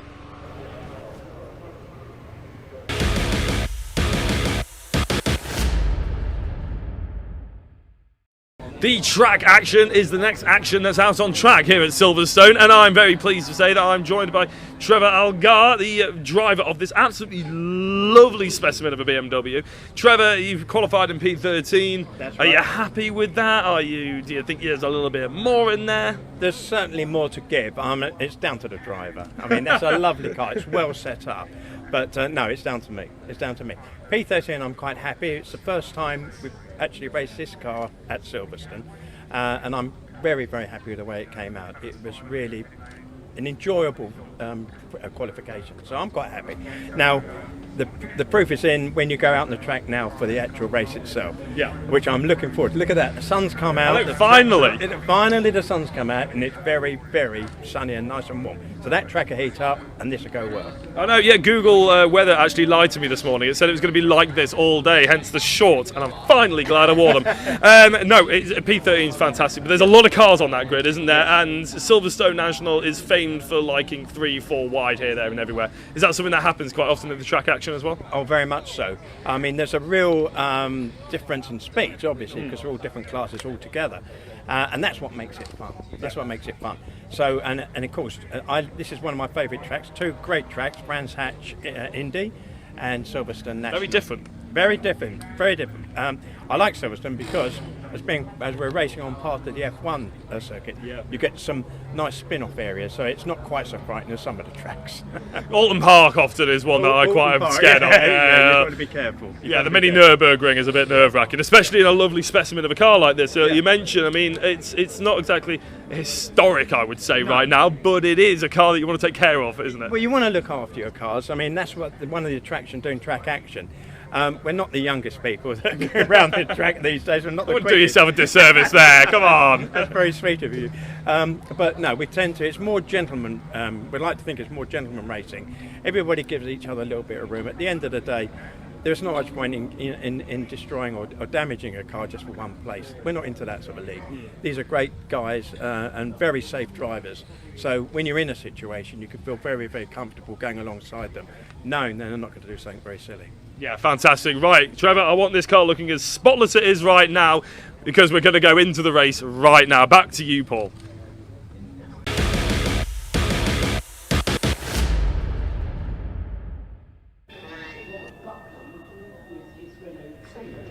Thank you, Jack. Well, we were hearing there from Trevor Algar, and you're going to be seeing multiple family generations of the Algar family racing over the course of this weekend, with what will be their youngest member racing in the Junior Sports Saloon Car with the Junior Saloon Car Championship later on today and tomorrow. But without further ado, ladies and gentlemen, we roar away then into what is going to be race number 6 of the weekend with the Track Action Racing Club. And well, this is how they'll line up for what is their first race of the weekend. William De Claudio lines up in pole position ahead of Sean Govodu, who lines up second. Then it will be on the second row, Paul Rodderson ahead of Robert Buckland, with Adam Croft in 5th place ahead of Anthony Ollett, starting 6th in the Honda Civic. Then we'll have the Renault Clio Gen 4 of Andy Tate. He'll line up on the 7th spot ahead of Jake Alden in the Citroen Saxo VTR. And then completing the top 10, it's going to be Andy Presswell in the Opel Astra VXR ahead of Grant Hatfield in the Mini Cooper. Well, that's your top 10, and goodness me, what an eclectic mix of cars we have in the top 10, and Track Action is all about that. And well, then we come on to what is the remainder of the grid, starting in what is best the rest in 11th place. It's David Thomas in the Toyota MR2 Mark 1. I saw that earlier at a distance. It is absolutely beautiful, that car. Stephen Rigby starts in 12th in the Mazda MX-5 ahead of Trevor Elgar, who we spoke about only moments ago. The BMW Compact driver starts 13th. Andrew Mitchell is 14th in the Peugeot 206 GTI, and it's going to be Peugeot 206 GTIs all the way to the rest of the field, with Mervyn Beckett in what is 15th place ahead of Jacob Baldry, and 17th will go the way of Noah Checkley there, who starts last on our grid. But ladies and gentlemen, that is a run through of your order, and I do believe as our drivers all make the round around and their formation up, they'll very quickly be heading back to the grid for a standing start. And they do have 2 races this weekend, one today and one tomorrow, for what will be rounds 5 and 6 of the Track Action Racing Club series. And again, just to point out, we do understand that this is a series, not a championship, so therefore there's no points to be tracked. And there's a whole host of classes here whereby they all have individual cups, where you have the Britannia Marks Cup for anybody running a machine which is British manufactured, from say Lotus for example, as one of the many British manufacturers. You've also got the Peugeot 206 GTI Production Cup, and you saw all the 206 GTI drivers towards the back of the grid. They're fighting over their own spoils in what is the 136 brake horsepower 2-litre EW10 J4 straight 4 cylinder engines. And then we'll have the Deutsche Marks Cup, and you have seen what is the BMW Compact out there as one of the fine examples. We've also got the Nippon Challenge, which the Honda Civic and the Mazda MX-5s will be, and that's dedicated to any Japanese or Asian manufacturer. And we've also got the Tricolor Trophy, which is for any French marque machine, one of which being run through there by Checkley as he makes his way on around there in Noah Checkley in the TF class machine, and that's the Peugeot 206 GTI. GTI. So without further ado, ladies and gentlemen, as they all come to their spots on the grid, well, it's going to be a packed grid, and well, after what was Bramhatch and Thruxton, where we have seen a whole mixture of drivers take victories, well, they all get into formation or into position for two 15-minute races today. This is the first of what is our 15-minute races. The other one tomorrow. That grid is absolutely packed. It's low cost, high excitement racing between all of these drivers here, and it's absolutely affordable. A very basic route into motorsport, if I quote their website, and you can understand why as they get themselves set then. Well, they've just been told that it's going to be the lights on very shortly, and well, all of our drivers, they're absolutely itching to go. 17 cars, one opening corner. Who's going to be leading coming out of it? Well, here we go then, ladies and gentlemen, because it is going to be for what will be their 5th round of the series. It's going to be lights out, away we go for the Track Action Racing Club here at Silverstone National, as it's a good start there from what is William De Claudio as they come in towards the opening corner. Behind him is Sean Govard, who just tucks in behind, and then we do see the Mini a little bit further back there getting involved into the fight, as the Peugeots meanwhile getting all their elbows out before they've even made one corner. And we do see the BMW Compact there of Ulga just having a bit of a slow start as they come down into the braking zone now for turn number 2. The field going line of stone for now, albeit a bit of a sniff there from what is one of the drivers a little bit further back. I believe that's the Volkswagen Scirocco of Croft trying to look for an opportunity. Ooh, car round, and well, everyone taking a base of action there, including the Toyota MR2. And as they make the way around, who's that who's gone for the spin? It's the number 11, and that is the car of Andy Presswood, I do believe, the Opel Astra VXR, that's taken a spin but gets it back together, and well, he does so, lets the field get out of the way. Cold tyres and cold brakes, not a nice combination, sends him on around. But meanwhile, speaking of those going around corners, well, there's plenty of change going on in the midfield pack right now. It's the Mazda MX-5 there of what is Stephen Rigby trying to hold on, and well, as I try to roar the way through, well, it's been an absolutely entertaining open lap, and there's going to be plenty more of them before we do see that checker flag. So after one lap of racing, it is still William De Claudio who leads, but further on down, we've got side-by-side fighting there, and that is going to be side-by-side, I believe, between what is Hatfield and Alden, practically nothing between the two of them as they come through, and that is going to now see what will be some movement being made there. Rigby also trying to make some progress, albeit right the way onwards. Buckland there, and to tuck in behind where is Croft getting up into full place as they cross the timeline, but back to the leaders, and the Peugeot 106 GTI of William De Claudio right now is absolutely roaring off, albeit I say that, Sean Govard's not letting him go too much, and the little Citroen's AX right now is staying right there with him, but these two gradually disappearing off into the distance, and the best part of what is at 2 seconds a lap as they head down towards what's turn number 3 once again. In what's third place, meanwhile, you do have what's the car of Rodderson in the Skoda Octavia, and then it's Croft right now, Volkswagen Scirocco, who after passing the Clio of Buckland, well, now he's trying to make a bit further progress here, albeit it does look as though in fact the two places have been swapped back there, unless my eyes do deceive me. We'll have to get an update on that very shortly. Meanwhile, we do see a bit of side-by-side moment there. I think that was Tate and Hatfield coming together, but as I try to make the way through then to complete what will be the second tour of the circuit under race conditions, well, there are your leaders, and De Claudio did have a big gap, and that gap has been absolutely slashed in half. It's down to half a second already, and well, what is the car of Govard there? I think he took a bit of time to get himself up to speed, but right now he's got himself together and heading in towards what will be turn number 2. Nothing between them here as they make the way into what will be the Maggotts hairpin. Onto the brakes they go, and well, I think so long as Govard can keep up this pace, it's going to be a question of when, not if he can look for that move, and De Claudio is going to be very cognizant of that as they get a bit closer. But heading onto that back stretch then, well, as they roar the way on down, and I do believe there is going to be an investigation for car 95 after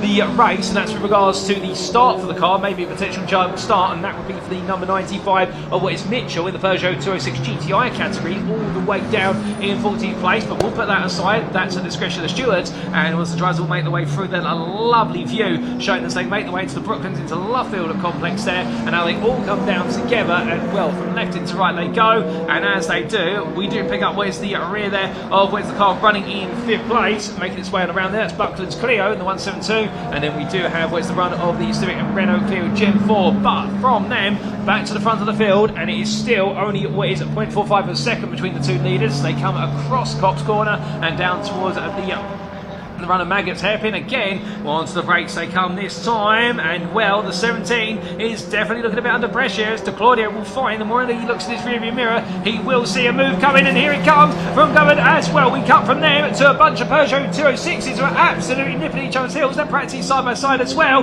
There's action everywhere as that is going to be Beckett who's trying to hold on to leader Mitchell Baldry, but then back to the leaders. And has there been a change of position, I hear you ask? And the answer is no, there's not. De Claudio is still ahead just about. He managed to find a way to get the pace down at straight, but look at Govard absolutely over the back, and De Claudio's going to go deep. He goes deep, and that's going to be Govard getting up the inside there as they come out of Lovefield Bend.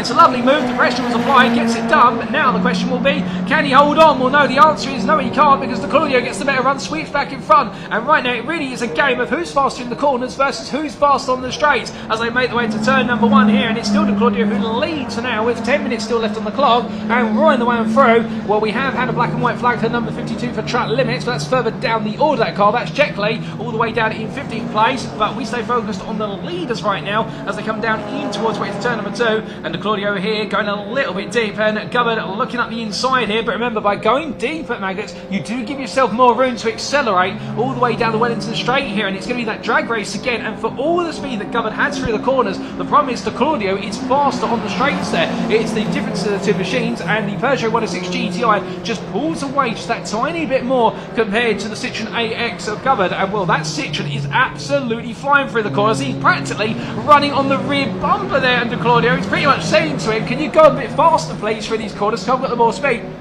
And Claudio, of course, will only take the speed he can through the corner, and he will frustrate Gubbard as much as possible.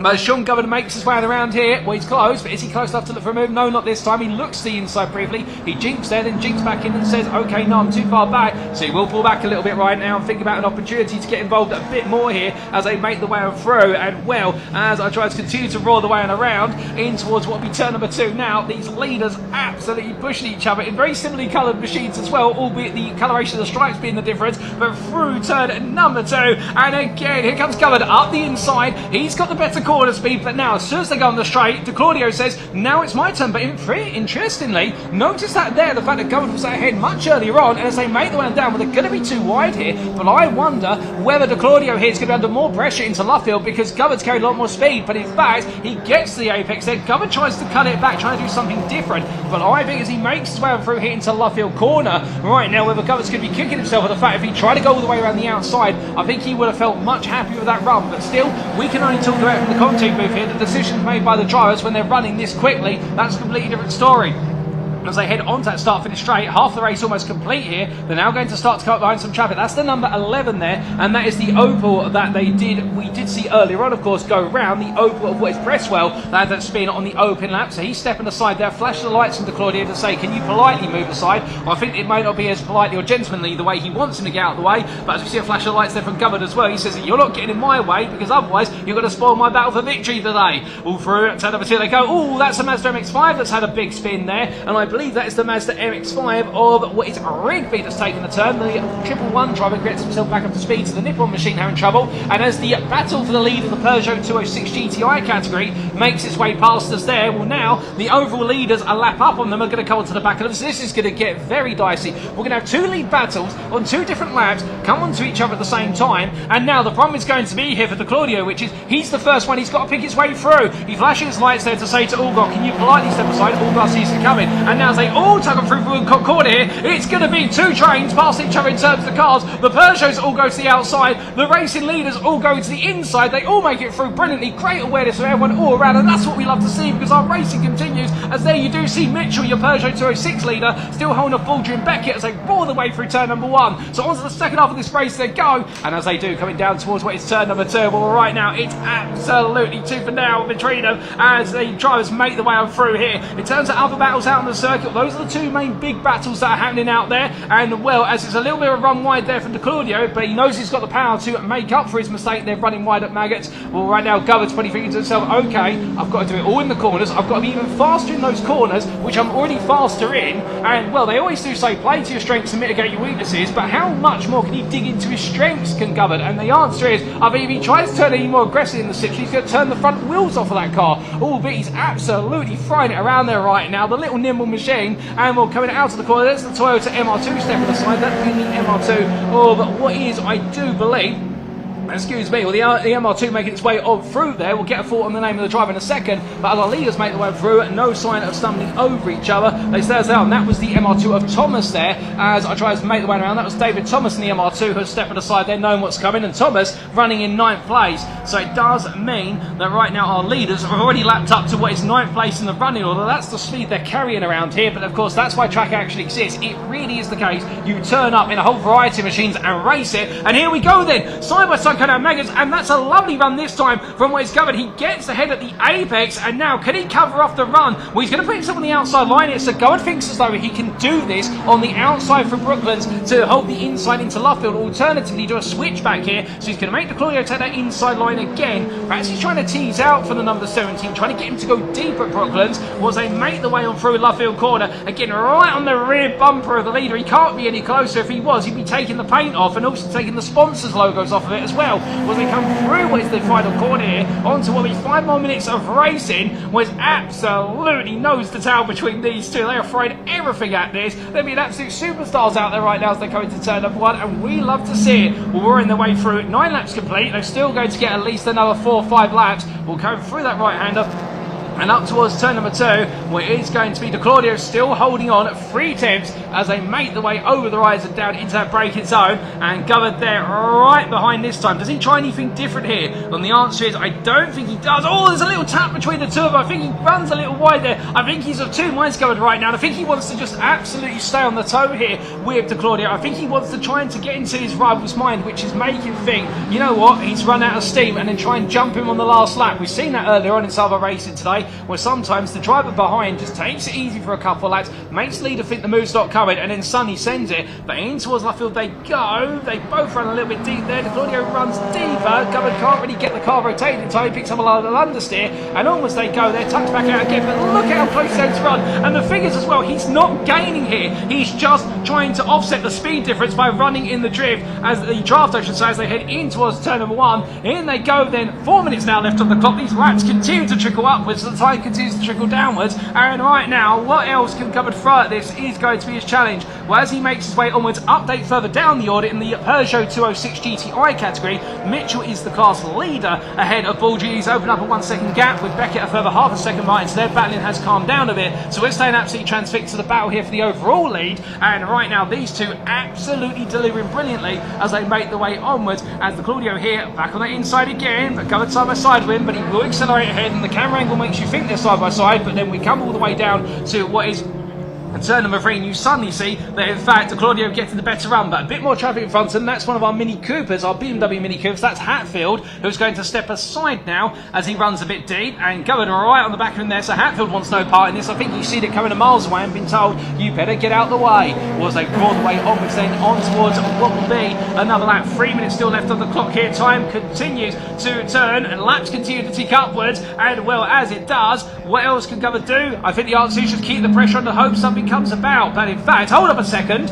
as they make their way through the right hand there, falls a little bit further back. I thought there might have been a bit of an issue there given how much the gap opened up, but my eyes do deceive me, and in fact they stay as close as ever as flames spit out the back of the number 68 Mini of Hatfield. That was lovely to see, and well, as they come down the braking in, it's a quick switch back to the inside. He's going to go in for it this time as Govan. He got the Claudio to go deep, but he runs out wide himself. Now it's going to be a drag race here, but surely Govan now has got to pin his car to the inside line. He's not going to take it to the outside line, because here comes the Claudio looking around the outside then, going all in, but now he's got the long way round to go. He's not going to have cut off the nose of Govan as they come in towards Bretland's corner, so he's going to have to go the long way round, but he hasn't got the corner speed, so it's going to be Govan who now leads into Luffield corner. But can he make the brake kicks? He will have the better corner speed. You can see what the Claudio is doing straight away. He goes deep intentionally because he knows he hasn't got apex speed. He's got to use his straight line speed in what is that Peugeot 106, so it means we've had to change a leader. 2 laps remaining here at the Silverstone National Circuit for what is round number 5 of their series season, and as they come on towards what will be turn number 1, well, here comes the Claudio looking up the inside. He's got the speed into top speed, but has he got the brakes? The answer is yes, he has, at least for a meantime. They come through there, they stay within track limits, but here comes Govan coming back. He's got the corner speed, he's got the better exit, so now it's 2 wide as they come in towards turn number 2. And as they go side by side on in, we'll go with their backs off, and De Claudio right now back into the lead here, albeit it's only going to be temporary, because again we'll see a switchback kick over in Maggot's corner. Oh, goodness me, there's some elbows out there, and I think Govan running wide, I think trying to say to De Claudio, no, this is mine, and the number 17 driver's not going to be too happy about that, as he was given the slight elbow to jink wide, but right now I think the gloves are off between these two as they come down towards turn number 3. Side by side they go, but it's now going to be De Claudio up the inside this time in what is the white and green machine versus the white and blue machine of Govan. Govan's going to go around the outside. Surely he's not going to get this done through Luffield corner on the outside. It's not easy to do. No, he cuts it back here, and as they come on out, well, it's going to be 1 more lap then, ladies and gentlemen. They're going to complete lap number 13, and then there'll be a 14th lap to decide who's going to be the winner here. Will it be what is the number 17 of De Claudio, or will it be the number 15 of Governor? Well, here we go then. We're going to stay with the leaders all the way to the finish now, I do believe, and as they roar the way through turn number 1, well, De Claudio there leads into the corner. Govern's not close enough here. He's going to have to wait for an opportunity into turn number 2. That's where he's normally gone for it. He's normally got ahead into the apex of turn number 2 and then just tried to finish the job in towards what is Bretland's corner, but De Claudio takes the corner there. You can see the hesitation that De Claudio has. He doesn't want to let the car run too wide unless he knows that Govern's not alongside him, and does exactly that, and De Claudio now will have the lead down the Wellington straight here. I think Govern's too far back, and with this traffic they're coming up to, the MX-5 there plus the Peugeot 205, was they make the way under braking, well, it is going to be what is De Claudio ahead, and well, that is going to make it single file, albeit, oh goodness me, it's bad positioning for De Claudio. He gets tucked in by the MX-5. They're going to go 3 wide going around through Luffield Bend, but Govern runs out of traction on the outside there. He can't get the car to grip up, so as they power their way out the final corner and on towards the checkered flag, it is going to go the way of what will be the number 17 for the first time this weekend, and it is going to be William De Claudio who takes victory there over the number 15 machine of Govern. And what a battle between the two of them. I think they both deserve a round of applause there. Sean Govern huffed and puffed as much as he could, but William De Claudio in the end stood the test of what was the wonderful little Citroen AX's Peugeot 106 GTI. We do then have the best part of which 16 seconds to what will be your third place finisher, and that is going to be Rodderson, who comes on home in third in the Skoda Octavia, and then we will have a sizable bit of time before we do have our next finishers coming through, and it is going to be Croft in fourth ahead of what will be Buckland in fifth, and then completing that top 10, I believe it is going to be Alec ahead of Tate, followed by Hatfield, Pressfield and Thomas. But there's our leaders making the way on around, and well, a deserved what is wave of the hand there from what was your race winner of William De Claudio. He'll be absolutely ecstatic with that one. But as all of our drivers come towards the close of the race, and ladies and gentlemen, here are the results subject to any stewards' inquiries, and goodness me, what a race of the Track Action Racing Club. And well, it was William De Claudio there taking a victory after 14 laps of intense action ahead of Sean Gubbard, with Paul Rodderson in third, Adam Croft then finishing fourth in the Volkswagen Scirocco, having fought his way past Robert Buckland in the early stages. The Renault Clio driver having to settle for fifth ahead of Anthony Ullett in the Honda Civic. There was Andy Tate in what was seventh ahead of Grant Hatfield, with Andy Cresswell, David Thomas and Trevor Ulgar in the end completing what was the run to 11th. And winner of the Peugeot 206 GTI class lap down was Angel Mitchell there, who fended off the charge of both Jacob Baldry and Mervyn Beckett.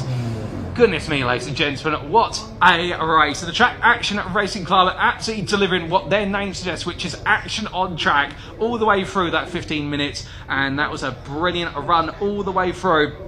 But as I do believe we have got our drivers gradually making the way to Parc Ferme, well, we'll be shortly getting interviews with our drivers, particularly our winners there, and we'll get to hear the story of the battle of the Peugeot versus the Citroen. And in fact, here we go then, ladies and gentlemen, as I do believe our drivers are just making their way in position. We're going to go down to Jack Oliphant in the pit lane and hear the story.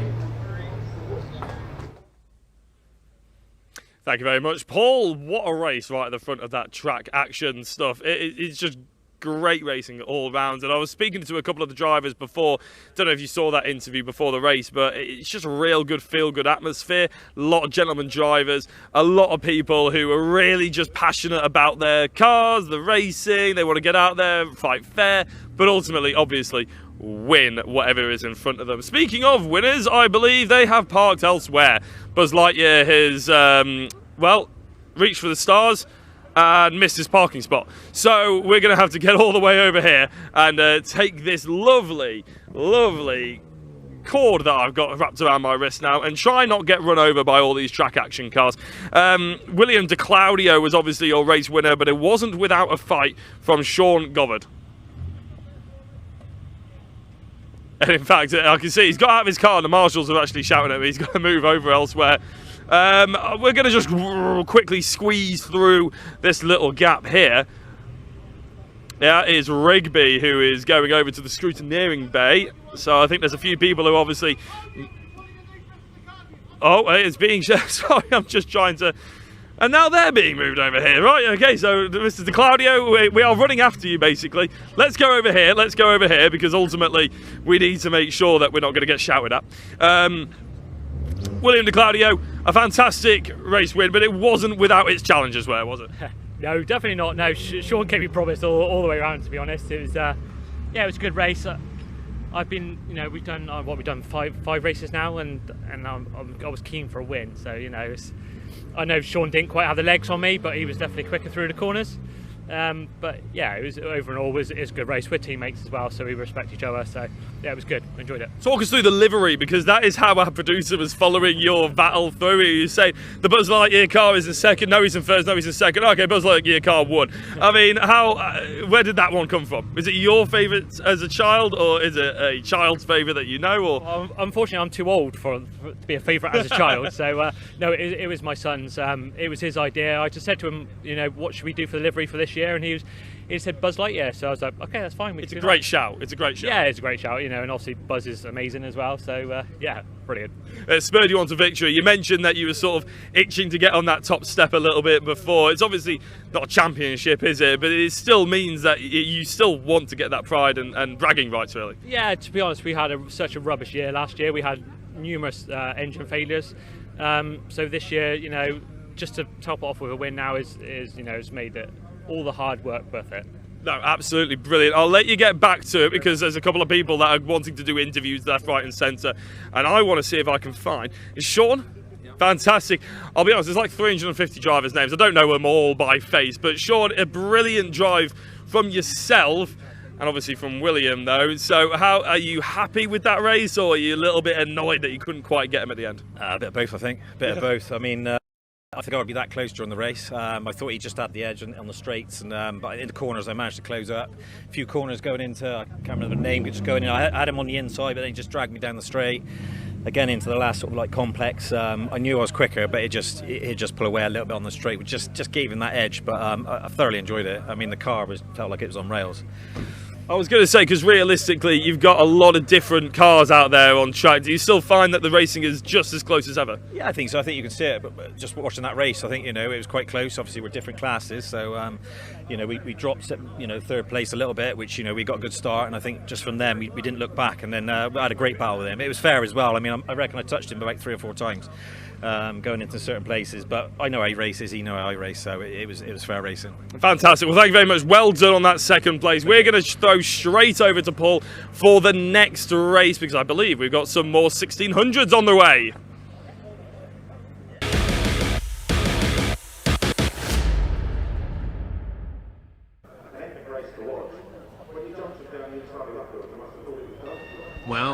Well, ladies and gentlemen, as our racing continues at this fine Saturday afternoon, the sun continues to shine, and after hearing from our top 2 finishers in the Track Action Racing Club, and goodness me, they looked absolutely exhausted, they threw everything at it, we are back once again then for round number 2 of the Heroes of Formula Ford 1600, the FF 1600 Sprint Series of 2025, and this is how our drivers will line up there. Well, we do have some names left over from what is our previous track action, so I think that the grid's still being updated and fed through at the moment, ladies and gentlemen. But just to walk you through that grid, which we do have on standby over here in the meantime, we'll start on what will be a pole position for what will be the FF1600s will be Jordan Dempsey after that huge move under braking on the final lap of what was the opening race of the day here. And well, of course, line up when they finished in race number 1. Alongside him will be Tom Nippers, who'll be looking to try and get one back at him. And there's the grid updated then, ahead of Connor Willis, who will take 3rd on the grid, ahead of Rob Hall, and then behind them it'll be Drew Cameron and Ben Maludi who complete your first 3 rows. William Liston will start the day in this race in what is 7th place there in the Class A pole position, ahead of Ben Tilley, who'll be taking Class B pole position on 8th, and then it will be none other than Yap Blayleva ahead of what will be Grace Parkinson to complete your top 10. Behind them on what is row number 6, we're going to be seeing starting 11th, it'll be none other than John Hayes Harlow, who's our sole Class C competitor, and he'll be there. And then we will see what will be Simon Fraser on, well, not, yes, it will be Simon Fraser in fact, so I double check my eyesight there, and then Bernard Leclerc and Michael Fitzgerald, and that is how all our drivers will line up. But that's your top 10 on screen there, and as all our drivers gradually make their way on through in towards what will be the final couple of corners. Here's the quick view of what is the final 2 rows of the grid, as we said moments ago, with John Hayes Harlow there in the Crosswalk 32F, line up in 11th place, and Simon Fraser in the Van Diemen, and then Barnard Leclerc and what is other than Michael Fitzgerald completing that starting order. But without further ado, ladies and gentlemen, as what is our FF1600 get themselves in position, this is going to be another 15-minute race, and I know a number of you are very eagerly been waiting for this race. As we have looked in the YouTube channels for both the TCR UK and also the BARC TV broadcast, and it's always good to see these FF1600 machines out there. And well, will we see another nail biter all the way through? I know there's a few who fall into the camp of what is none other than Mr. Nippers and wanted him to try and get an opportunity back. Good old Tom at trying to go for the move, but Jordan Dempsey as well will be very eager to make it what will be 2 victories out of 2 here, and will he be able to? So remember, they're only racing this Saturday, the heroes of Formula Ford FF1600, and they will be moving on to Thruxton in June after today, but there's still plenty more racing to come their way, no doubt about it, as they all take the spots on the grid. 14 cars out there, all looking for that one green light to go racing, and well, as they await now, the engines will rev up, the 5-second board gets flashed up to them, or drivers will be looking upwards there, and the lights will go on. But who's going to be leading into turn number 1? Well, it's lights out and away we go to find out, as it's a brilliant start there from our third place round of Connor Willis. Also tries to get involved immediately. Willis looking to the inside in towards turn number 1. They go 3 wide there in the battle for third through to 5th, as they all come through. All right now, it looks like all the drivers there through immediately. Fitzgerald up into what would be their 12th place as they come down in towards what will be turn number 2. The leaders there going side by side already, and it looks like we had a change for the lead before we've even cleared turn number 2, and that is Nippers ahead. As further back, the fight for third and fourth and fifth is actually intensified, as Cold Tides and Cold Bakes will see a number of drivers escorting themselves wide, or I think there's going to be more battling here as we now start to get what will be the slipstream effect down the Wellington Straight. You can see they're all bobbing and weaving in, they all want the toe of each other, but it's definitely now Tom Nippers into lead as they make the way on down, with Dempsey falling backwards, John Dempsey on down, and as they come in towards what will be turn number 3, where it's going to be a side-by-side battle there, roaring on through in towards now Luffield, where they'll all go what is one astern as they roar the way onwards.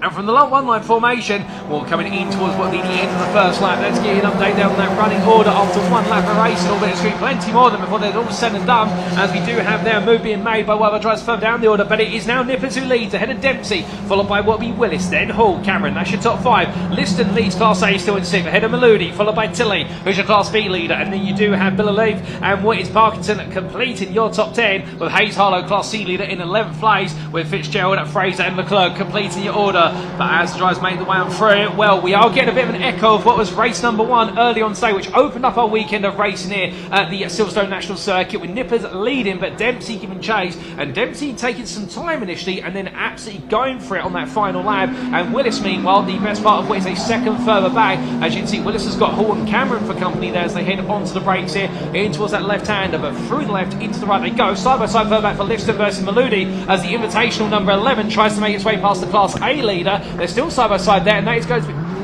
to be Maludi taking the place.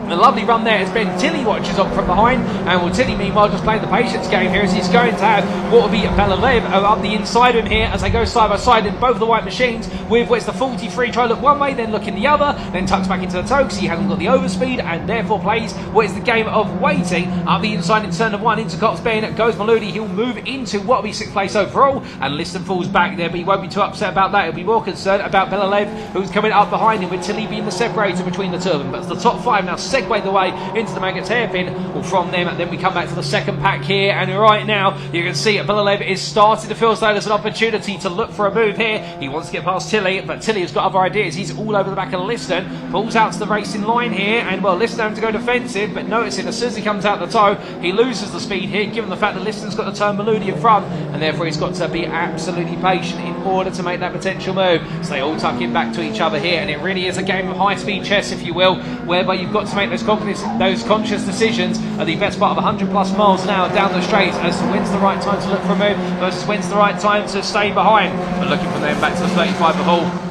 And Hall now starting to close back up to the back of Willis a little bit more. Match the lap time there of Cameron just behind him. And intriguingly, the leaders, the top 2 Nippers and Dempsey, starting to be condensed backwards a little bit towards Willis. We might see a top 5 fight for the lead, and that's how it started in race number 1 of the day between these drivers. As meanwhile, Nippers sets the fastest lap of the race. It's 1 minute 2.348. But I suspect we've been a 1 minute 2.380 for Dempsey behind. That fastest lap is literally marginal, and well, any moment these two fight, you're going to have the whole field coming back together. But down the Wellington Straight they go. Dempsey a little bit closer again, starting to creep forward, just creeping moving forward there on this lap by a tenth or two. As you can see, Willis meanwhile putting the car to the inside, back to racing line, wants to break the toe. As we've got Hall and Cameron staying with him. Cameron playing what is the game of just sitting there and watching. We saw that in race number 1 where Cameron was just very patient in the number 12 and deciding only to go for moves right at the end where everyone else had been frustrating themselves and running out of rubber. As they come up through Woodcock Corner, well, the top two definitely pushing each other onwards here,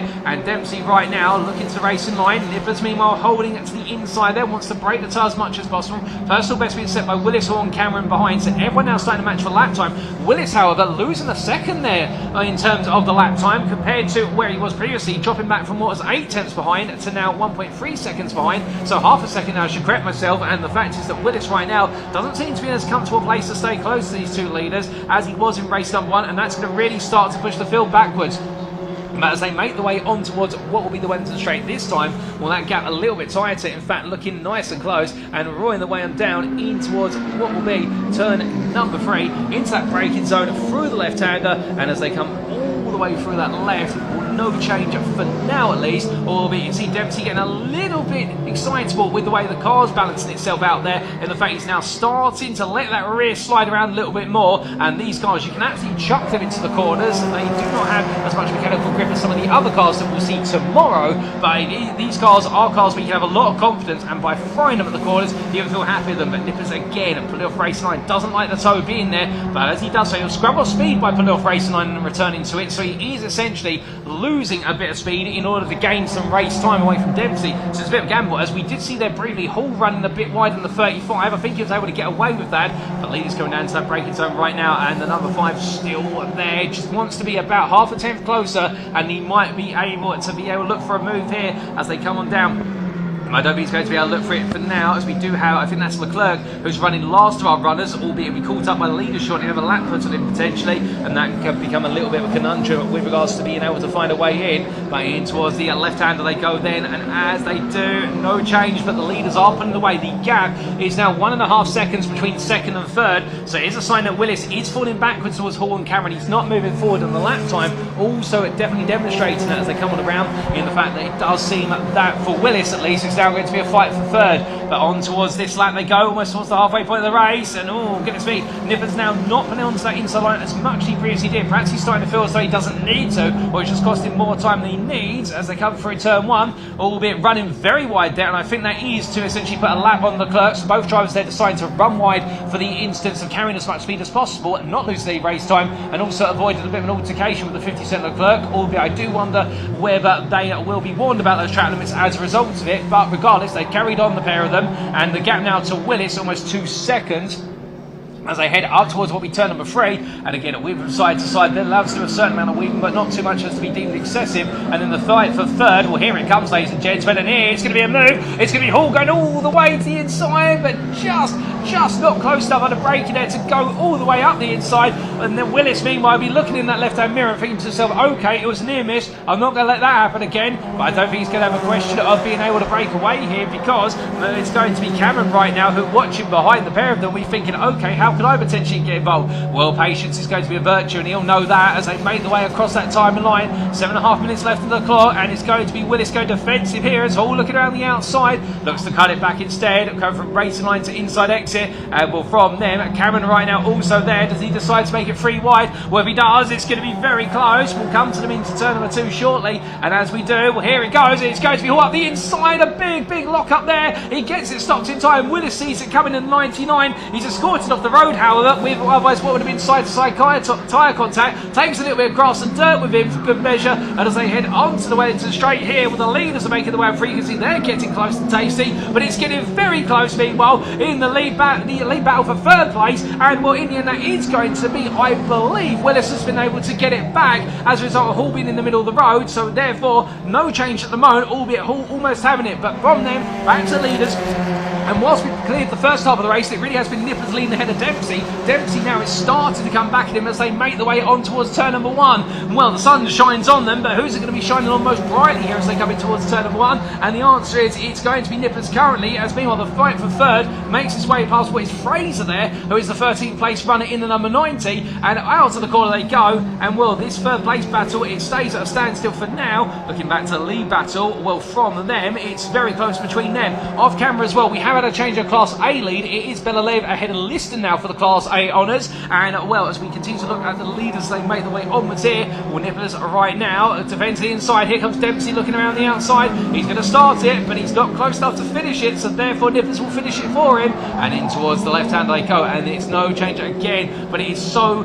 close between them right now. There's anybody's guess as to which of these drivers will be leading come the end of the race. Albeit I wonder if Dempsey is lined up a potential late lunge again like he did at the end of race number 1, where if he is planning it, I think Nippers will be wise to it, and I can imagine that final lap he will be putting the car so close to the inside he can practically go off track with it. But here they go then across that line, and Dempsey, that last lap from Dempsey, a 101.960, the fastest lap that's been set so far in this race, and I believe for the whole of today unless I'm mistaken. So Dempsey is pushing onwards here, albeit Nippers was a 102.239, so close to them.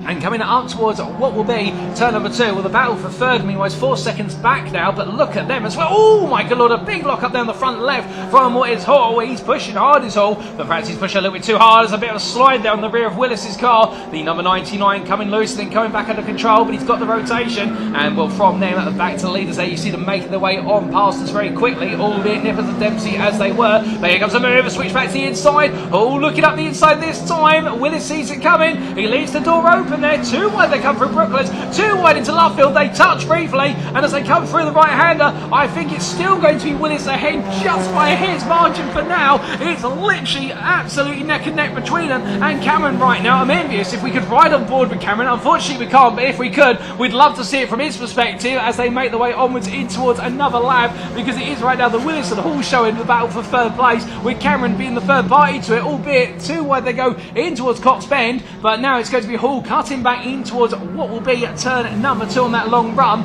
Our leaders as well, less than 2 tenths between them. Under braking they go, and Nippers there, very smooth under braking. Dempsey, meanwhile, trying to get his position in under braking. You can see that the number 5 just wanting to wiggle around on that front end. He's really pushing it hard right now, but he's rewarded for his efforts because he will have the overspeed here, and also a little bit of side draft as they make their way up towards what will be turn number 3. Looking around the outside, he's going to go for it here, but will he be able to get it done? Can he get to the inside of Lovefield? No, he can't, unfortunately. Nippers will get there well before him, and he will nip it in the proverbial bud. But as they come out to 4 and onto the Woodcock section, going onto that national straight, 3.5 minutes to go, and one thing that's definitely noticeable is that Dempsey, much like in race number 1, he's gone from a period of just run close to I'm going to get really close, and now I'm going to start to really throw every move I can out of the book of overtaking here at Silverstone National. And well, we absolutely love it when Dempsey does this, as Nippers still holds on to that lead, coming through the right-hander of Cops. Well, he's close. It's less than 2 tenths they make the way out to the corner. Is it going to be even closer going to Maggots? Well, here we go then, heading to the brakes, looks one way, Nippers says no you don't, it's going my way. But will he have an answer here?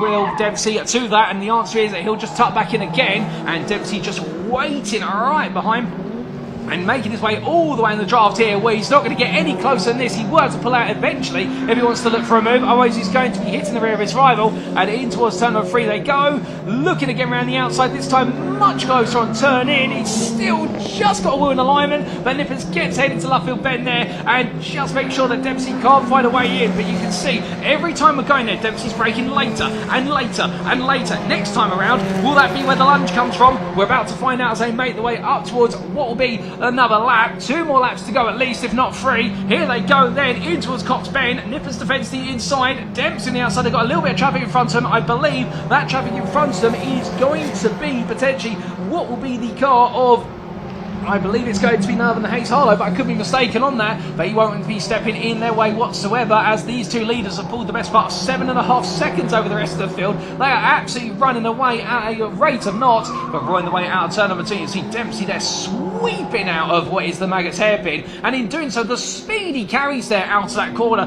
compared to Nippers, much more conservative on the line. But I think Nippers might be worried that he might be pushing the tyres too hard, or in towards turn number 3. And right now, not close enough this time is Dempsey to try and look for a move. So there will be 2 laps remaining, and there might be 2 more opportunities. But further back here, where it's all action stations, as this, I believe, is what is Tilly, Liston and Belalev. And we had a change of Class A lead. Liston's back into Belalev off camera, so that move's been made. And well, from them on towards what is turn number 1 they go once again to our leaders. 2 laps remaining here. And time is running out for always the move from Dempsey, but when's he going to make the move? Is it going to be this lap, or is it going to be the next lap? Well, we're going to find out in due course. And, well, place your bets, ladies and gentlemen. Will it be Nippers or will it be Dempsey who leads all the way to the end of this race? Well, I think if Dempsey were to be any closer right now, he'd be reaching out and touching the rear of his rival. I think he's been doing that all day. As they come through the right-hander of turn number 2. Close. Nippers follows him on out there in terms of the lines they take this time, whereas Nippers has been much tighter on previous laps. Dempsey getting the huge toe there down the Winton straight, albeit not fully alongside at the moment. He will get there eventually. He will be there now as he's given literally the bare minimum breathing room to coexist on the outside of Brooklands corner. And well, he's going to try and get all in, and here he goes. He's going to go for it into Lovefield this time. He's sized it up a few times. Oh, goodness me, there's contact between the two of them, and it sends Nippers out into the grass, and will both drive there fighting absolutely right to the limit. And in the end, Dempsey will take the place, and well, it is going to be Dempsey who leads onto the final lap. But has he picked up any damage here which may stop him from making it to the conclusion, or can he limp on home? Well, I think he's carrying out a pace right now, but that's definitely going to be heartbreak for those in what's the camp cheering on the number 189 the Nippers, as we do get a replay of what happened here, and it was side by side going from Britain's into Lovefield. And well, the camera angle not being obliging to the exact story, but in the end, the rear right of what was the 189 the Nippers jumping over the front left of Dempsey's car. They practically squeezed each other to the apex of Lovefield. Well, both drivers wanted the lead, but in the end only one could have it, and Dempsey in that instance has had it. But as a result of that, it does mean our lead battle comes to an abrupt halt. But meanwhile, we've still got a brilliant battle going on here for second place, and that's the Willis Hall Cameron battle, and Willis still holding on to that, as we do see, good to see there that we do have a 189 driver of Nippers out of the car. So it looks as though all well, although I think he won't be too pleased about what's happened. That car will be recovered in due course. But there's your leader, ladies and gentlemen, and after what was an absolutely brilliant race number 1, it's been another fantastic race number 2 here, and it will be none other than Sean Dempsey who takes victory here in what will be race number 2 of the day at Silverstone for the heroes of Formula Ford FF1600 Sprint Series. As he crossed the line, well, it's then going to be a sizable what will be 8 seconds back before we do see what will be Willis coming across the line. In fact, I think he has just crossed the line. It'll then be Hall and Cameron coming on through, and then it will be in Class B, it's going to be Ben Tilley who takes honours there in 5th place overall, with what will be then Liston coming on through in 6th place to take Class A honours, and then Maludi, Belalev, and what will be then none other than Parkinson and Fitzgerald completing your top 10, with Hayes Harlow taking Class C honours in 11th place, as we do see number 57 making its way to its checkered flag, and that will be the car of Leclerc heading on through. But ladies and gentlemen, what a race. 15 minutes of incredible intense action, these FF1600s, and here are going to be your race results, subject to any stewards inquiries when they come up on screen, and there they are. A brilliant race, and Jordan Dempsey, apologies, I said Sean Dempsey, gets the name mixed up, but Jordan Dempsey taking victory there, and also the fastest lap by 7.8 seconds over Connor Willis, with Rob Hall rounded off the overall podium there in the Ford Furman. Drew Cameron was 4th ahead of Ben Tilley, your Class B winner there in 5th overall in the Van Diemen RF86. It was then William Liston who completed his race in 6th place to take Class A honours with the Reynard FF88. Ben Maludi finishing there in what was 7th place ahead of none other than Yap Bilalev, and then we did have Grace Parkinson and what was Michael Fitzgerald completing your top 10. Hayes Harlow, that's in John Hayes Harlow, taking Class C honours in 11th place ahead of Tom Nippers, and well, unfortunate for Tom Nippers there with that contact with Jordan Dempsey right on the final lap, and well, not the final lap, on the penultimate lap I should say, and ended up into the grass, but out the car thankfully as we saw, and then Simon Fraser and Bernard Leclerc completing your finishing order. 14 starters and well 14 as classified finishers, ladies and gentlemen, but what a race. And that will be all of our racing for the heroes of FF1600 at Sprint Series 2025 at what is the Silverstone National Circuit for rounds 1 and 2 of their series campaign for this year. And well, without further ado, ladies and gentlemen, we are going to be cutting back to Parc Ferme, because we've got Jack Oliphant there to conduct interviews with our race winners and hear the story from the heroes themselves. Breathe. That was one of the most hectic races we've had here at Silverstone. I'm about to be run over by one of them. The Formula Ford 1600 never fails to disappoint, and we're going to talk to one of those protagonists right now, Jordan Dempsey. As soon as he takes his helmet up, I'm not trying to ignore you, camera, don't worry, I'm just trying to make sure that this goes around the correct location so no one gets in the way. Jordan Dempsey, a massive congratulations once again for a race win. That was hard work from the, I mean, my heart was racing watching it. Yeah, for the first few laps I just wanted to break away from the guys behind because we were fighting too much in the first race, so I was working with Tom, and yeah, we managed to break away, and then I said 5 laps to go, I'll give him a bit of hassle. Then just unfortunately I got a run on the outside of him with Brooklands, and he just put me straight on the grass, so I had nowhere to go other than he turned right in on top of me. So yeah, happy to come out away with 2 wins and no damage on the car. So I was going to say, no damage on the car is pretty crucial, isn't it, really, when going into the next round and everything like that. I mean, this is the first round of the championship, I believe, isn't it? So, I mean, or series, I should say. So what is the plan between now and the next couple of races that you guys have got? Well, we have a programme that we're doing this year thanks to Peter Martin. He got in contact with me. Our plan is, this was a kind of a test weekend to get ourselves into it, and then we'll do the United Formula Ford race in Brands Hatch and the Festival in Walter Hayes. So yeah, it's a great start. The car's really, really good. It's one of the best Formula Fords I've ever driven. So yeah, hopefully a sign of things to come. That's what we like to hear. That's what we like to hear. Jordan, massive congratulations. Good luck for the future. Right, okay, I need Rob Hall. Rob Hall, come across and have a chat as Jordan Dempsey greets his adoring fans on my left-hand side. Rob, that looked hot, looked pretty heavy. I mean, but it looked like great fun. It was good fun. Like I was just saying now, I'm too old for this now, really. I think these guys are probably half my age. But no, it was all right. We've been struggling with a little bit of pace this morning, but that seemed to come better there. We haven't got Jordan's pace or Tom's pace, but the race was good.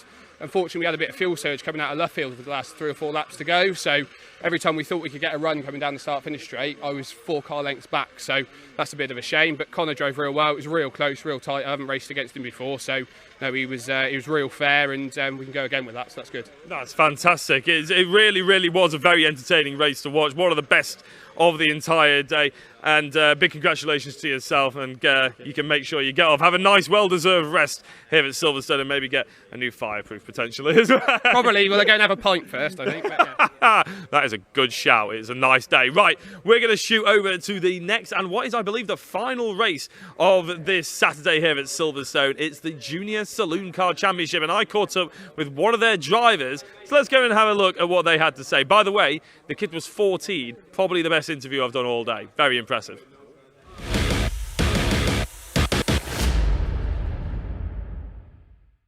Timothy Leonard is alongside me for the JSCC Championship. This is the last race of the day, I believe. Now, Timothy, is a little bit complicated. You are lining up in 17th, even though you qualified in 14th. I will explain. This is a Brands Hatch race we're doing at Silverstone because there was an accident. They ran out of time.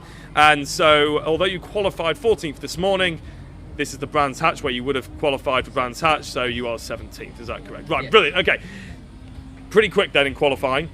How do you think you're going to take it into the race? Are you sort of glad you're at Silverstone? Do you feel like you're a bit stronger here than you were at Brands Hatch? Yeah, definitely. I mean, obviously Brands Hatch was literally my first race. Pretty much all of the other drivers have done all 3 so far. So we had Donington, Brands and Thruxton. Brands was my first one, and then I missed Thruxton as well. So this is my second one. So obviously super happy to be 14th. But yeah, this first race will give us a really good chance to just see where we line up in terms of the race, because obviously that's just completely different to practice and quali, and yeah, we'll go from there. You didn't race these last year, you were saying, so this is your first entrance into JSCC. It's a brilliant championship. It is a hard championship. Is that what you're finding when you get out there on track? Yeah, absolutely. I mean, when you're sitting in the grandstands, you're just watching it and thinking, oh, they're quick, but when you actually get on track, it's like, oh, this is actually quite difficult. Yeah. And so that's obviously what we spent Brands Hatch doing, but I'm really glad that I've got these guys behind me. I've got a really, really solid car, and I can start to really claw through the times now, which is amazing. I'm really liking this track as well. It's just such an amazing circuit. It is awesome, isn't it? And for racing, it's even better. You're going to be an absolute blast. The fact you had that extra race here is a blessing, honestly, because it's absolutely brilliant. Now, who have you got supporting you, team-wise, sponsor-wise, family-wise? Anybody you want to give a shout-out to before we get into the race? Well, firstly, obviously, my dad. I wouldn't be doing any of this without him. So it's just amazing to have a supportive family around me. Oryx competition, we had a couple car issues at Brands, but they were straight on it, and they've been honestly flawless. We're still hunting for sponsors, so if you are a company out there, good plug. 3,500 extra followers, then the Timothy Leonard Racing on Instagram and YouTube. But yeah, it's just honestly, I couldn't think of everyone that I want to thank. It's just amazing. Very well done, Timothy. You can watch how Timothy gets on and all the action, obviously, coming up for your screen right now. But I just want to point out, he's 14, and that's probably the best interview I've had all day. Well done to you, young man. Right, over to Paul.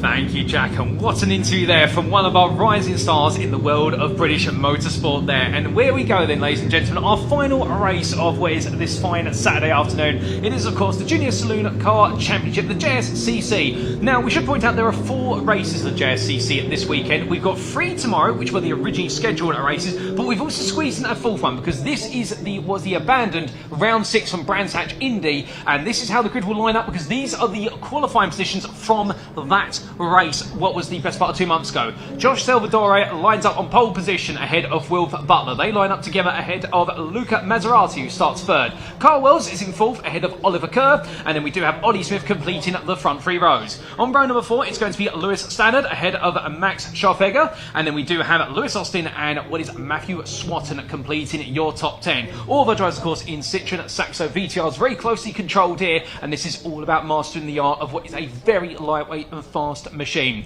But your top 10 there, absolutely packed full of brilliant drivers, and of course, your pole sitter is your 3rd place driver in the championship coming into this round, and Luca Maserati, meanwhile, your championship leader, starting 3rd. Further on back, we do have starting always 11th, Martin right there, the scholarship winner, I do believe, coming into this year, starting 11th. Leon Holly joining alongside there in 12th, ahead of what is Sherry Ann Powell, who starts off our 7th row in the company of Joe Wood. On 15th will be the youngster Tom Algar, and you'll remember I said watch out for multiple generations of racers because he is the grandson of the Algar member of the family that we did see in track action only a couple of races ago. Timothy Leonard, who we heard from, starts 16th there, and then Lexi Powell completes your running order of 17 drivers here for what is their first race of this weekend, or their rescheduled race from Brands Hatch, if you will, albeit we can't transport Brands Hatch up to Northamptonshire, but we can bring the racing spirit from Brands Hatch, and as all the drivers have made their way onto the grid, I do believe they're already in position, and they have been given the countdown board, so you know what that means, ladies and gentlemen. For the final time today, it does mean we've got more racing to get underway, and it is to our Junior Saloon Car Championship drivers there as they get in position. We may have a warm-up lap, to be fair. Perhaps I'm getting a little bit ahead of myself, but let's wait and see. And, well, as they all sit there, we will find out very shortly. And I believe they have been given the countdown board there, unless I'm mistaken, from our marshal up in the gantry. Well, no, it is their formation up there. Getting a little bit ahead of myself. I do apologise. I'm just so eager to see what is the racing here for what is all these drivers. And to talk a little bit about this championship in the fact that all the drivers you see here are aged between 14 and 17 years old.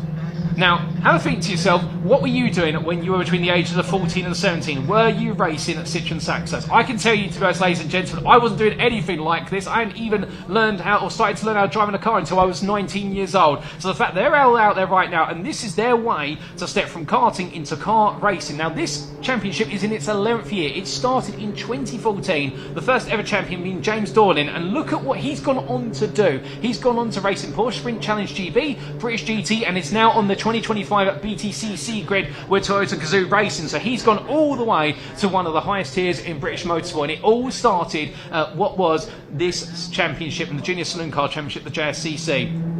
And there are 3 championships contested over the course of the year. You have the overall championship, which everybody's competing for. You also have the rookie championship, which is for any driver who is new to the grid. And you have the independent championship, because some drivers race as part of official teams, others race as independents or privateers, as they're also known. And with regards to the rookies, the leading rookie is Ollie Smith. Meanwhile, your leading independent is Oliver Kerr. They're very close to the battle for 5th place in the overall championship as well. So therefore, it's all to play for around here. And we'll talk tomorrow about what their regular format of the weekend is, but just keep in mind this is a bit of a special race for them because this is the carryover race from Brands Hatch, what was all the way back on Sunday the 20th of April. But we've brought the clock forward by the best part of a month and a half. Well, in fact, the best part of a month there, as I can't count my days. I'm definitely out of sync with my calendar. And well, as we do see there, a bit of weave from side to side for the number 26 driver there of Austin, getting sort of all set and ready to go is Lewis Austin. Well, they're all absolutely itching, and well, they've had some great racing so far this season. We're going to see plenty more of it I think a few drivers did have a few words said to them at Watts Thruxton after a few major incidents between them all, particularly at the chicane. But I think they've all calmed it down here today, and we'll see very shortly as they all get into position there. A marshal step aside, they get them all to line up, and well, then the countdown board will go on, and they'll be looking to the lights for 15 minutes of racing action for race number 8 of this fine Saturday afternoon.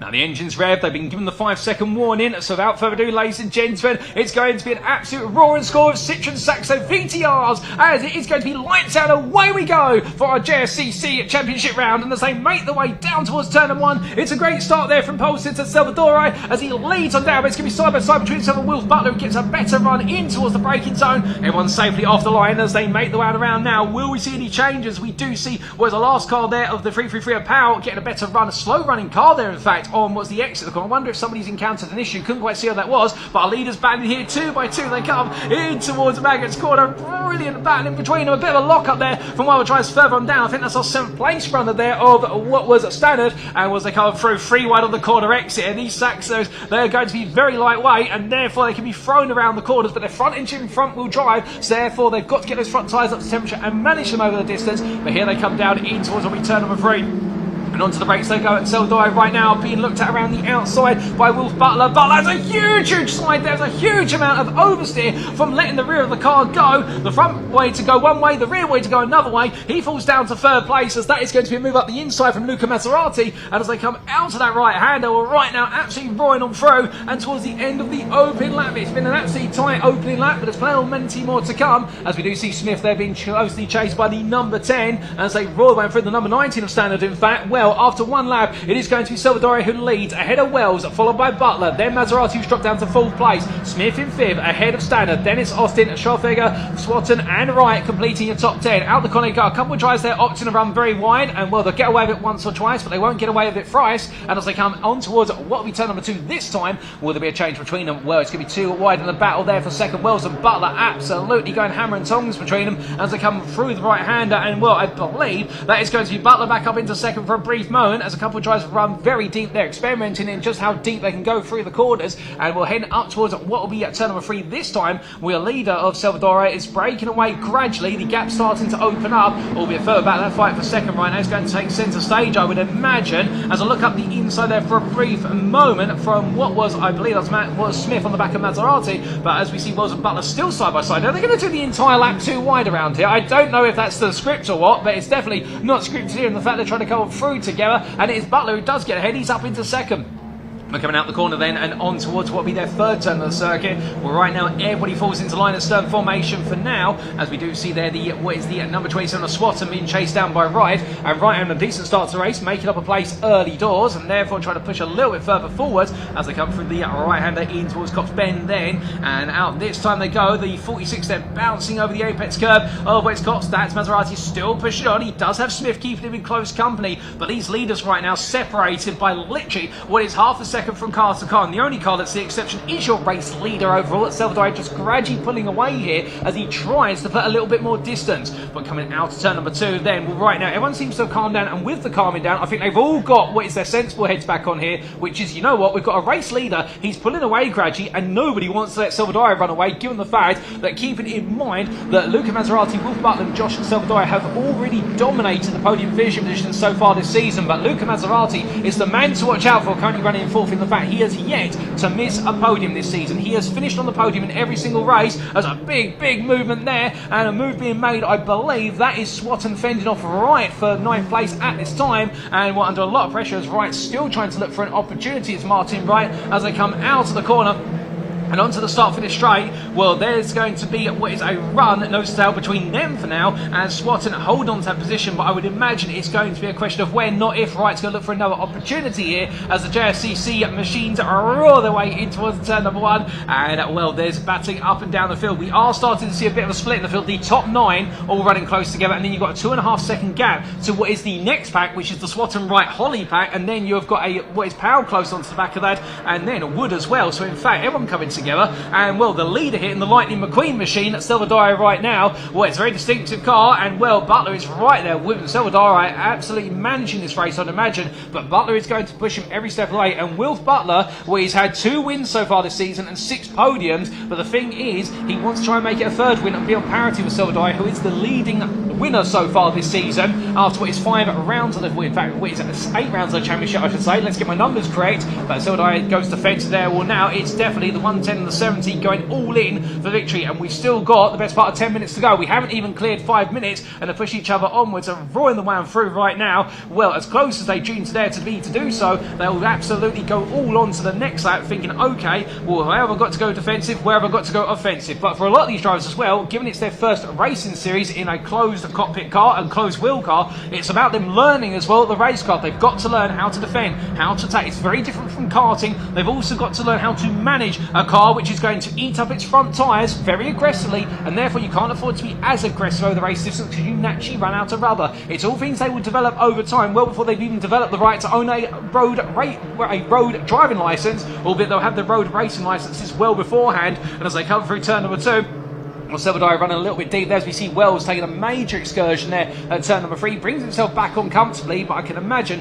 he might be drawing the eye of the steward's eyes a little bit there as they make the way down the Wellington Straight. But Butler firmly in the draft now as they come up towards what is turn number 3. Can he see an opportunity here? I don't think so. And in fact, he's going to go for it there. He does, trying to get a nose in. Silverstone there goes a little bit deep in the rear of the 110, steps aside, but it forces Butler now to look around the outside. But Butler's getting what he's wanted, this Wilf Butler, which is to have an opportunity here to try and put Josh Silverstone under a bit more pressure. And remember, these two currently in the championship sitting only what is 2 and 4 points respectively off of Luca Maserati, the top 3, separated by only 4 points in the championship, so therefore every place and every point is critical. But intriguingly, Wells right now, Carl Wells holding on to what is that 3rd place and not letting Maserati get any closer to him. They are sitting exactly as they have been for the last couple of laps, so I wonder if Maserati's perhaps just managing this race, perhaps hoping the race will come to him a little bit later on. As Silverstone runs wide, there's some pressure starting to build on the 110 driver. Of course, they have plenty of runoff area to use and abuse here if they can, but they can't use it too often, but therefore it does mean mistakes as not as punishing as perhaps other circuits like Thruxton that we saw last time out and what was the 3rd and 4th of May,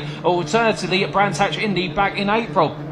But as the top 5 make the way through, you can see those leaders pulling away more and more. Wells now the best part of a second back as Maserati closing on him, albeit the gap between these two has pretty much stayed to the best part of 3/10 so last couple of laps. Leaders make the way back into our camera shot, and as they come down into that braking zone for what is turn at number 3, where it is going to be Butler looking around the outside. It's getting very tight between them, but it's also getting very tight between what is Wells and Maserati as their Butler's forced to tuck it behind. A bit of contact, there's further contact between the two, and Silverstone is made to go wide there. I think there was a tap, but Butler is going to get ahead here, so getting where's the elbows out there, touring car style, as they head up towards what will be the start finish line straight. And as they do, we get to the halfway point of this race. They are neck and neck as they come across the line here, and it is going to be Butler, who I believe is just ahead by a slight nose. There's nothing between them. I think it was 600s. They can cut it fine if they wanted to, but I don't think they're going to be able to right now. They go too wide into turn 1. It's going to be a cutback for Silverstone. He goes for it, finds the dirt on the apex, but it's a lovely cutback there as they head up towards turn number 2. Butler now on the outside. Wells and Maserati have been brought right back into this battle, and Smith is being brought with them. And Wells, they come down to the braking zone here too, where they go. But look at this. Wells comes all the way in under braking and gives Silverstone a little push and says, no, I want you to go a little bit forward, please. So I want to get a bit in on this. And as they come on through here, well, Maserati and Smith just watching from behind right now. Keep in mind, of course, that Ollie Smith is your leading rookie, and he's your 2nd place independent coming into what is this round, with Oliver Kerr just ahead in the Independence Championship. But here they go then down to the braking zone for turn number 3. And well, it's going to be 1 and 2 as they come on towards that left hand in terms of the number of cars side by side. And well, it does look as though Silverstone has been able to get back ahead, albeit here it's going to be a staggered 2 wide between what is Butler and Wells. And well, it looks as though Wells has been able to sneak his way through into 2nd place up the inside into Luffield Bend. Wells just making his way forward, meanwhile Butler losing 2 places that he gained at the start of the lap.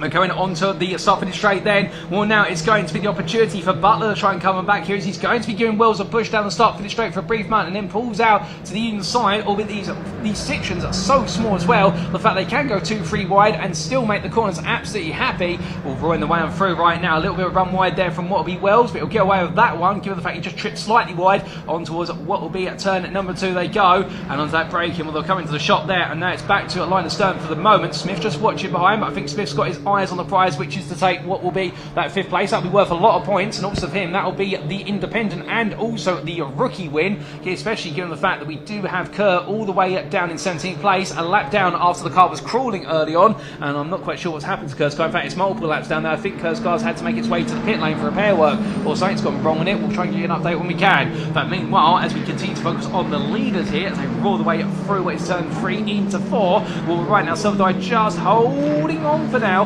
Wells is there, Butler with him, but you can see these three, they're literally pushing each other along here, and well, as they come out of the corner now with 5 minutes left of the clock, a bit of a drift wide there for a brief moment from what is Butler, deciding to see whether the sand's nice out there and recognise the fact all it does is slow you down. We're coming up towards what we're at timeline, 5 minutes on the clock then, and with an average lap time of our leaders of what is a 1:13, you would imagine doing the quick mathematics, we are going to be seeing, well, 4 more laps. We may squeeze a 5th extra lap in, albeit it's going to be very tight. It'll come down to how much the pace stays with these drivers as they make their way through, and I can imagine that their front tyres right now will definitely be quite hot. And with that heat on the front tyres, now it's going to be about who can manage those fronts as much as possible all the way to the end. If they don't manage them, you could suddenly see a driver plummet off the proverbial tyre cliff in terms of lap time. But Silverstone right now keeping these drivers all together with him as they come on around.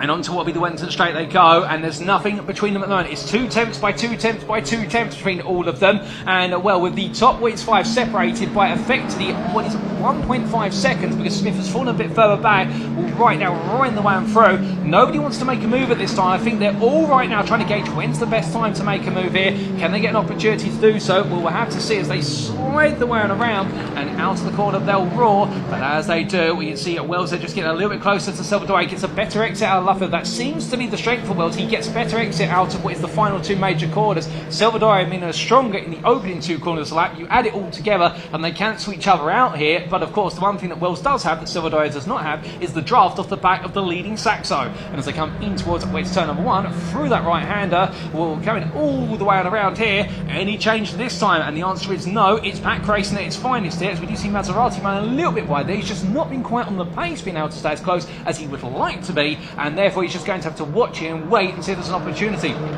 But again, the advice that might have been whispered in his ear by his family or his parents, and indeed all these drivers will have mums and dads watching, indeed family members coming along, and I can imagine all the family members right now will be loving seeing this racing, but the one thing that will be on their minds, they always want to see their children, son or daughter, make it to that checkered flag. It's understandable there, but a lot of family pride on the line right now, and all very eager to see who's going to take this victory. But Silverstone makes his way down to that braking zone, well, again, just doing enough to make sure that Wells can't get side by side here. But you can imagine if Silverstone makes one small mistake, it is going to be a situation whereby we'll see Wells and Butler look to pound like a pack of absolute piranhas. But through the right hand and up towards what will be turn number 1, roaring the way on around, and well, it is still close all the way to the finish here for a little bit more. But of course, just to remind you, it does say this is the Brands Hatch race because this is the rescheduled or the abandoned Brands Hatch race from what was round number 6 of the championship, because of the British Truck Racing Championship having an incident that cancelled this race. But we've been able to squeeze it into the schedule today, so you are getting a bumper packed race action of 4 races this weekend for the Junior Saloon Car Championship. And well, that action now is starting to be expedited upwards once again here as they make the way through it down towards what will be turn number 2 they go this time. And well, we can see that Smith is getting a bit closer, but not close enough in order to be really involved with Maserati. But it does look as though Maserati and Smith are falling away from this battle. I don't think they've got the tyre life anymore in order to be able to stay there with this top 3. So this top 3 are gradually pulling away, but with 2 minutes left and what will be this lap plus potentially 1 more lap, well, potentially, well, it might be 2 more laps depending on how quickly they get on around. What we can see right now, I think Silverstone and Wells have got the tyre life to keep in the hunt. Butler's falling back a little bit further, but I wonder if Butler's potentially just deciding to watch, wait and listen until that final lap, just because he may find that the 2 leaders get stuck on each other and he can pick up both places for the price of 1. But coming out of the corner, well, Wells was close again. The standard, he gets the better run out of Luffield, but is he going to be able to think about it? As we do see the bonnet briefly pitch up there, hopefully that's not going to come flying upwards. I don't know if anybody else saw that very closely. The bonnet just slightly vibrating upwards there on Wells' car. I'm sure that's just where he's had some brief taps on the back of Silverstone's rear. But coming in towards what is the opening corner then, well, 1 minute 15 left on the clock by the time they go into cops. So presuming they don't fight too hard on this lap, we will be getting 2 more laps in. It literally will be by a second or 2. But further back down the order, we've also got a good little battle going on here, as that is the younger member of the Algar family. That is Tom Algar racing along here. And he's been looking forward to the race all weekend. He was telling me earlier on, albeit the track limits being very strict, so he chases after Leonard, and well, we'll talk a bit more about him another time, because we come back to leaders right now, 50 seconds left on the clock.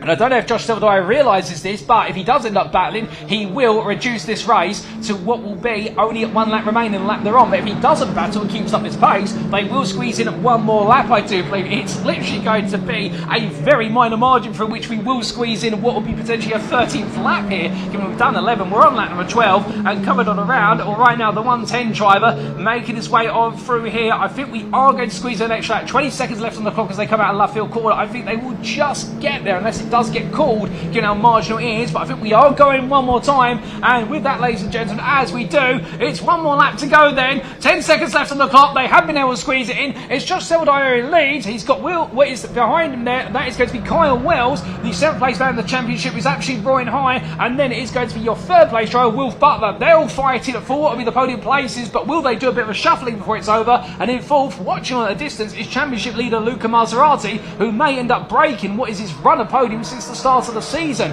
But will that be the case? Well, here comes Wells, then he gets a lot closer this time. A brief dip of a tyre onto what is the grass there. They all run a bit wide. Maserati, meanwhile, just watching there, stays of his racing line. Down what is the Wellington Straight they go then. 2 more corners plus the curve of Woodcock to complete the lap. And as they come on down, where it's going to be right now a very close 1, 2 and 3. Nobody coming off that racing line. They all want to be in the draft, but will we see a potential move from anybody? They're all thinking about it here. You see Butler in the end getting much closer to the back of Wells. Silverdoy runs out a little bit wide, but that guarantees him the inside line into Luffield Bend. He won't be upset about that. So all he's got to do now is park the car on the apex and drag it out the corner, and he does exactly that, as Wells, absolutely glued to the back, will push him all the way to the finish. But it does mean, ladies and gentlemen, as they come on through what will be the final corner, the checkered flag will wave, and it will be the Lightning McQueen machine of what will be Josh Silverdoy, who takes victory in the rescheduled round number 6 of the championship ahead of Wells, followed by Butler. Maserati will finish 4th, ending his run of podium finishes since the start of the season. Smith will come on home, and that will be none other than Ollie Smith to take rookie and independent honours, I do believe. It will then be Max Scharfegger, who's moved all the way out to 6th place, Standard in 7th, right in 8th, and then Austin and Swatton completing a top 10 with Holly best of the rest in 11th, and then we will see what is Wood in 12th, Powell in 13th, and I believe that will be one of the 2 members of the Powell family, and that will be Sherry and Powell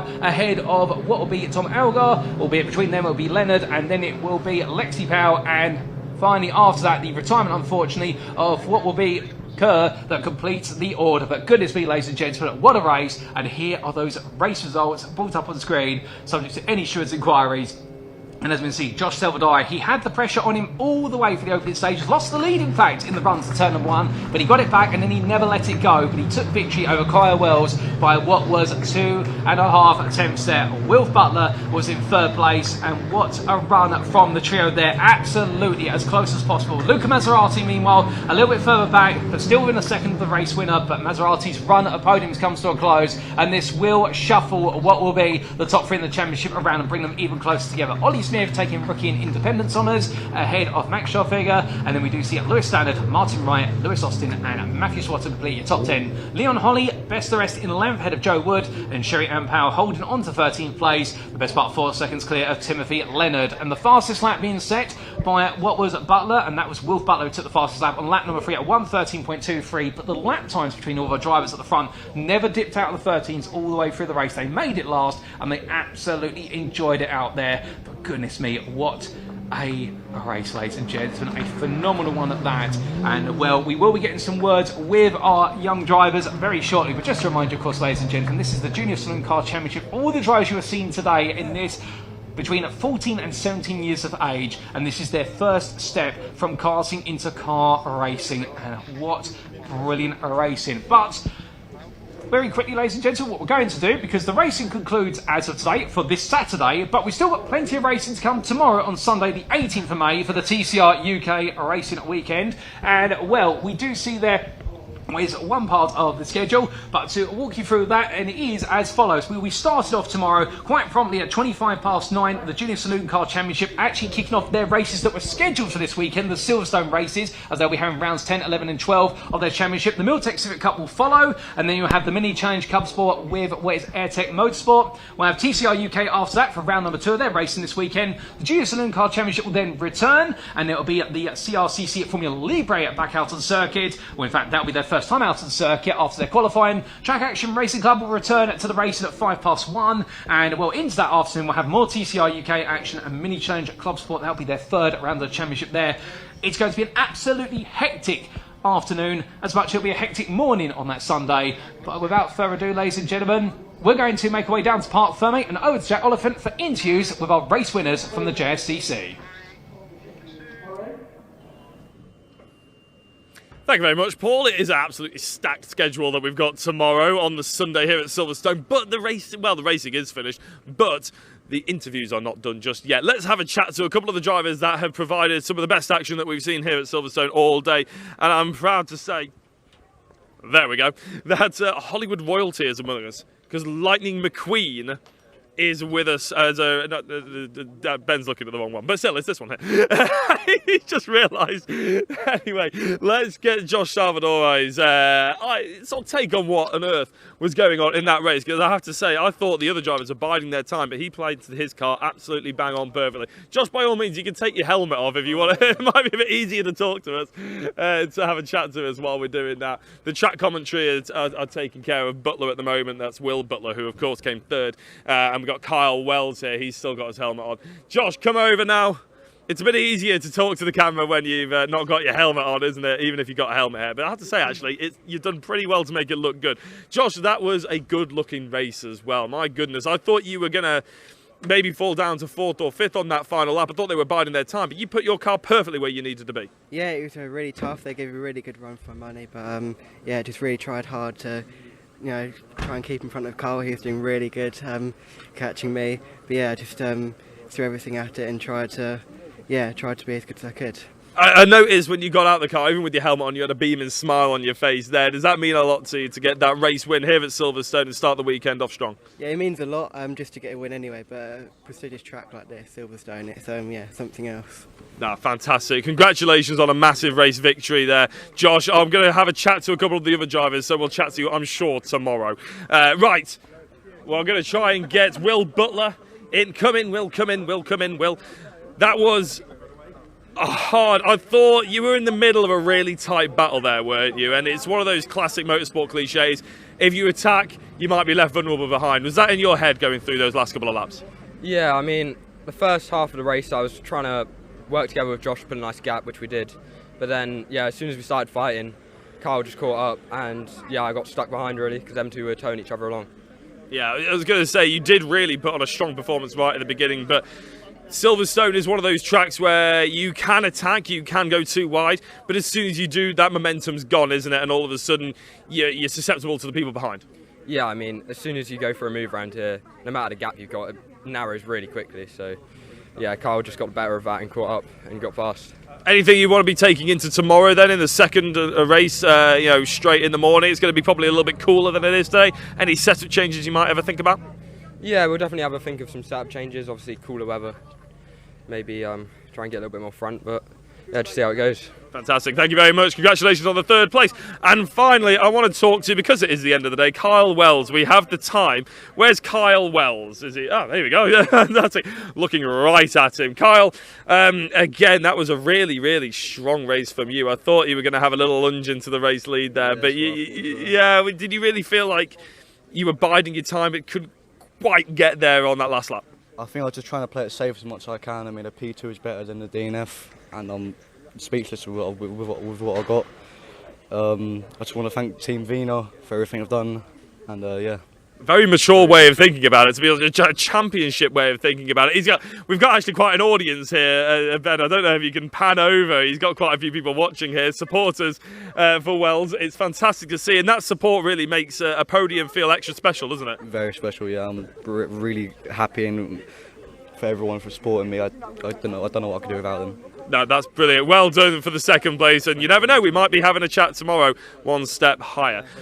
Right, okay, that is the Junior Saloon Car Championship. That's not only them finished for the day, it is everyone finished for the day. But if you are a fan of the JSCC, don't worry, because tomorrow we open the show with it. That's right, we are live Sunday here at Silverstone at 9:25, I believe that is, for the second race of the Junior Saloon Car Championship. We've still got TCR UK, we've still got Miltek Civic Cup here, we've got Libres, we've got loads of cars, loads of action. If you've enjoyed what you've seen today, please, by all means, come back.